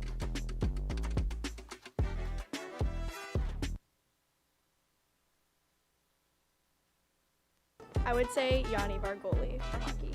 Jaden Lee with his amazing defensive skill. Now we're here in the Student Center to find out who people thought the best athlete on campus was this year. The best player for me to watch on campus this year was women's soccer player Rebecca Cook. Rebecca let her cook. That's right. Yanni Peretz, undoubtedly. I mean, leading the nation in goals against average, but a close runner-up, I'd say, is Rebecca Cook. She led the nation in goals, led Quinnipiac to a MAC title, and to the NCAA tournament. All right, thank you so much. After hearing what everyone had to say, Joey, who is the best player you had the opportunity to cover on campus this year? All right, let me preface this with one thing. So I was talking to producers before the show, right? And I said, I want to talk soccer on my final show. They said, Joey, you can't talk soccer. It's spring, no one cares about it. Well, I'm going to talk soccer because the obvious answer to this question is Rebecca Cook. She led the nation in goals. She led the nation in points. 22 goals this year, 51 points. That's remarkable. And she might not even be a forward naturally. I saw her play right back this year too. I mean, you talk about a soccer player that can literally play all the way up the pitch or all the way back on defense. That's versatility. That's a once-in-a-lifetime talent to watch. And so getting to cover her this year was just an unbelievable experience. And literally every single women's soccer program in America, Matt, she scored more goals than every other player out there. That, to me, was the best I saw all year. You know what, Joey? Rebecca let her cook. Good take. I went with a completely different angle. I won't preface nothing, though. Christophe Tellier. Oh, You're boy. probably wondering, wow, where did that one come from? 8 goals on the season? Well, this is a player that last season only had 3 assists. He was virtually a nobody on the Quinnipiac men's ice hockey roster. And yet, he scores in the national title game. This is a guy coming into the season that's playing with one of his best buddies on the team, speaks French, didn't mold right away in the locker room, and now he steps in, scoring in the biggest moments for the team on their way to a national championship. Rebecca Cook moved from positions right, was an absolute horse, but at the same time, when that clutch play needed to happen, was Rebecca Cook there at Penn State? I don't think so. So I'm going to go with Christophe Tellier. A third liner on that Sherbrooke boys line with Chinesky in there. They were some grinders. They were like the Mario Brothers, their own little thing. But every time there was a big moment and they needed him, he stepped up, and that came out of the blue. So I think best, I'm going to go Christophe Tellier. Matthew Mugno. He's not even the best player on the team. Never mind. Never mind the best athlete you saw all listen, year. What did I say? Rebecca Cook, where was she against Penn State? Mugno, you tried playing one of the best women's college soccer programs in the entire nation. That's what Tellier did 3 times. He played Michigan with Adam Fantilli, Minnesota with the top line in college hockey, you know? That's the difference, though. Cook was carrying her squad, leading the entire nation in goals, right? You have to play one of the best programs. But hold on, we got to talk about this just real quick. at least pick like Yanni Peretz, like some of our faithful Bobcat students had said, right? Listen, Yanni is for another answer. Now, Matt, you've had the opportunity, and Joey as well. You've been here for 4 years, so you've got the experience. Who's the best player that you've had the opportunity to cover here at your time at Quinnipiac? I think it's Yanni Peretz. Wow, what a surprise. Listen, Christophe Tellier, I'm going to say the best this year, Joe. I'm going to look you dead in the eyes when I say that. But Yanni Peretz all time, I mean, this stat line is absolutely insane. Career record, 56, 9, and 5. I mean, That's like 5 times the amount of losses and wins.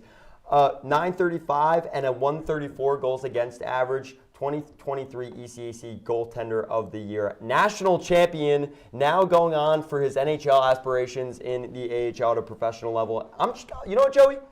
I know you have an answer, so I'm going to follow up with my next one, but I want to know another question quick. So, all right.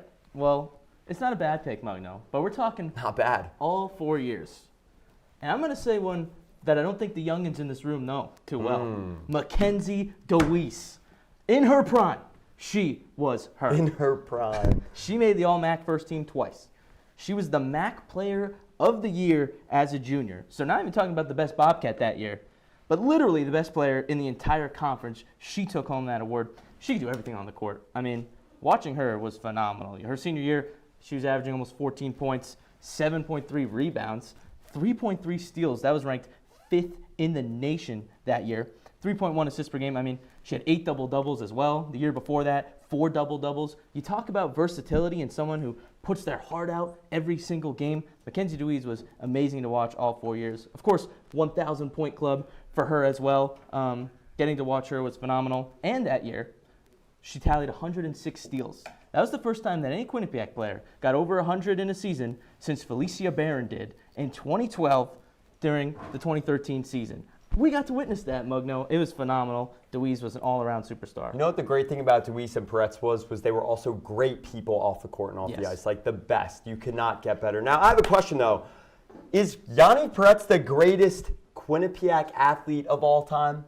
The greatest. You look at the accolades, you look at the statistics, great guy off the ice. I mean, DeWeese we could argue as well, but she doesn't have the ring, right? So, do you think he might be the greatest Quinnipiac athlete of all time? He's phenomenal, but I couldn't say all time. You know, we got a lot of guys that went far. Obviously, Cam Young going to the G League. That's pretty impressive. Odin Tufto, little hockey guy for you too. You know, there's a lot of Bobcats that have gone further and further. I don't think we could call Peretz all time. I mean, what do you think? Out of not all time, not even top 5, not even top 3. Oh, he's top, but he's not the GOAT. He's top. I think he's the GOAT. I'm gonna go and say he's the GOAT now before anyone else does. Well, maybe he will be. Both fantastic picks. It's time to take our final break of the night. But when we return, Joey and Matt will give their final roars. We'll be right back.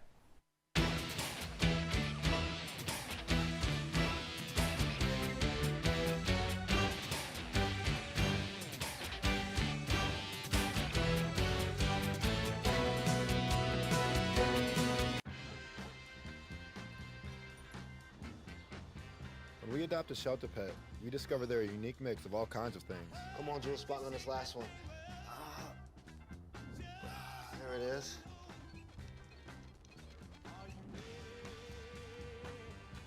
Keep going with it. Leo! They're a little bit of a lot of things, but they're all pure love. I know what you're thinking. I need a job. I need a new career. Well, I've been there. I've been there. I've been there. I wasn't happy with what I was doing. After high school, I didn't have a plan. I just wanted to start working. I got laid off twice, but you gotta keep going. You just need the right skills. Find an apprenticeship. I found a 2-year IT program. I found a medical course online. I'm now a consultant in the tech space. You have more options than you think. You can do this. You will find something. You will find something new.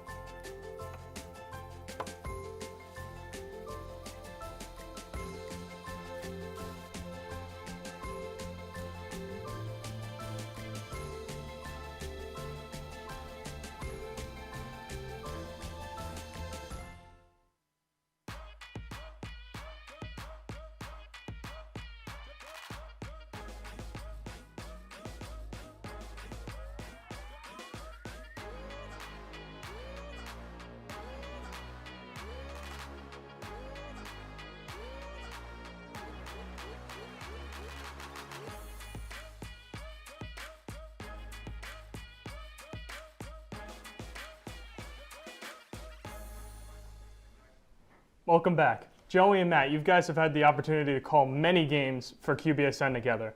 With your time in student media coming to an end, let's take a listen to one of your electric calls. Dominant victory by the Bobcats today. They pulled away. They really won the shots on goal battle 36-15, and they finished this one a 5-2 victory. But as you said, bigger things on the rise for this Bobcats team.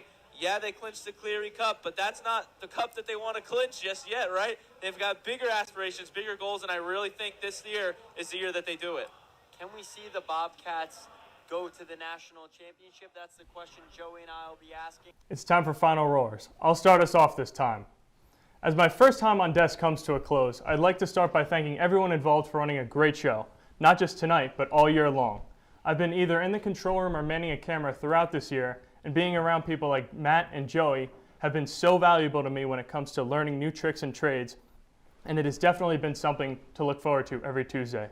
And what better time to be involved in right now? Athletics are obviously hotter than they have ever been, and Quinnipiac's media department is on fire when it comes to content. It is time to hop on the bandwagon if you haven't already and get involved in student media organizations on campus. And for the 2 stars of the show, Joey, I'd like to thank you for all the help and tips you've given me in the control room. I'm sure whatever comes next will be a home run. And shout out to Matt on all your success through your time here, and for providing a hockey call that will be replayed long after you've walked the stage on graduation day. There aren't too many people that are better to look to in terms of taking advantage of opportunities here at Quinnipiac than you guys. Congrats. Thank you, thank you, thank you. I wanted to reflect on what student media has meant to me. I committed to Quinnipiac amidst a polar time in my life. Graduating high school, my father was very sickly from cancer. My decision hung on 2 simple interests: the school and a D1 hockey team and a film program. That was it. As a freshman, it was a lot easier to be amongst this new social frontier. I was caught in that lifestyle hook, line, and sinker. I attended nearly every home hockey game as a fan, and part of me desired to pursue opportunities with that. Instead, I declared a film major, and just when I acted on the aspirations to cover the hockey team, the pandemic happens. That wiped out the next year too. Last fall, I faced mental health issues and wasn't sure what was next for me. As the last kick of the can, I found my way to Q30 and QBSM meetings. They changed my career path. I met people with the same goals and passion. In a time where I had no belief in myself, others saw my potential. I thought the time sacrifice meant my friends wouldn't be around, that I couldn't partake as a fan, or have time to go on a date. Since I began in student media, I realized how separate those identities were. This is me. I've always been a late bloomer. I couldn't speak until I was 3. I couldn't read until the end of the 1st grade. I didn't start skating until I was in the 6th grade. I wasn't over 100 pounds until I was a freshman in high school. Yet, I write a piece a day for QBSN, and I called the national championship in Tampa. It took a lot of work to climb to the summit. The vision I see is sitting myself down as a child, and myself last year, and telling them where I've gone and what I've accomplished. None of that is achieved without the people here who have helped the work of fellow students to run these organizations arguably provided more positive experiences at Quinnipiac than the classroom. It has been a great pleasure this year to be in the position to help the next guys in line. Their energy and the excitement they bring, coupled with positive experiences and guidance, is what sets them up to take over. Someone's got to take the throne. Thank you to everyone here and my family who supported me. It was a short run, and I wish I had more time now. It's an honor to see the lives I've touched and for those that have impacted mine. Farewell, Q30. For my final roar, it's time to reflect on all the great memories over the years in student media and what it's meant to me. I had always wanted to be a sports commentator. When I found out about QBSN, I met with Hannah Smith, executive producer of this very show, and she talked to me for hours about what I was getting into. I asked so many questions. I didn't want it to be too big of a commitment, but I went for it. And it ended up being the biggest commitment of my college experience. Fast forward to my first ever broadcast. I was by myself. It was a women's soccer game that I called alone in the media suite for my first ever call. My heart was racing when the broadcast manager, Jonathan Banks, told me I'd be alone. It felt like the biggest deal in the world to me, and I had a blast. Banks checked in with me during and after the call, which meant so much to me at the time. I'll never take those moments for granted. And it made me strive to have an impact on everyone I could. After doing multimedia for tennis that year and broadcasting from the media suite, I later found myself traveling to upstate New York to commentate the volleyball playoffs. I've done play-by-play on ESPN+, I've conducted live interviews on ESPN+, I traveled up to Vermont to call a soccer NCAA tournament game, and I called the eventual National Hockey Championships with the guy to my left, Matt Mugno. And this year, I served as QBSN's broadcast manager. I hope I made everyone feel good this year. If I could shine a positive light or build you up one day, then I feel my job was done right. And though my experiences have been amazing, the best part of it all has truly been the people. Walking into the media suite every day and seeing my friends' faces light up, sharing laughs and moments that we'll never forget, this place feels like home. But now I have to move. I'll miss everyone dearly. I'll cherish the memories I've made with all of you, and I want to stay in touch and come back one day to visit. I hope everyone I've met here does amazing things. You're all so talented, and I thank you for embracing me and making my college experience better. Sincerely, Joey O.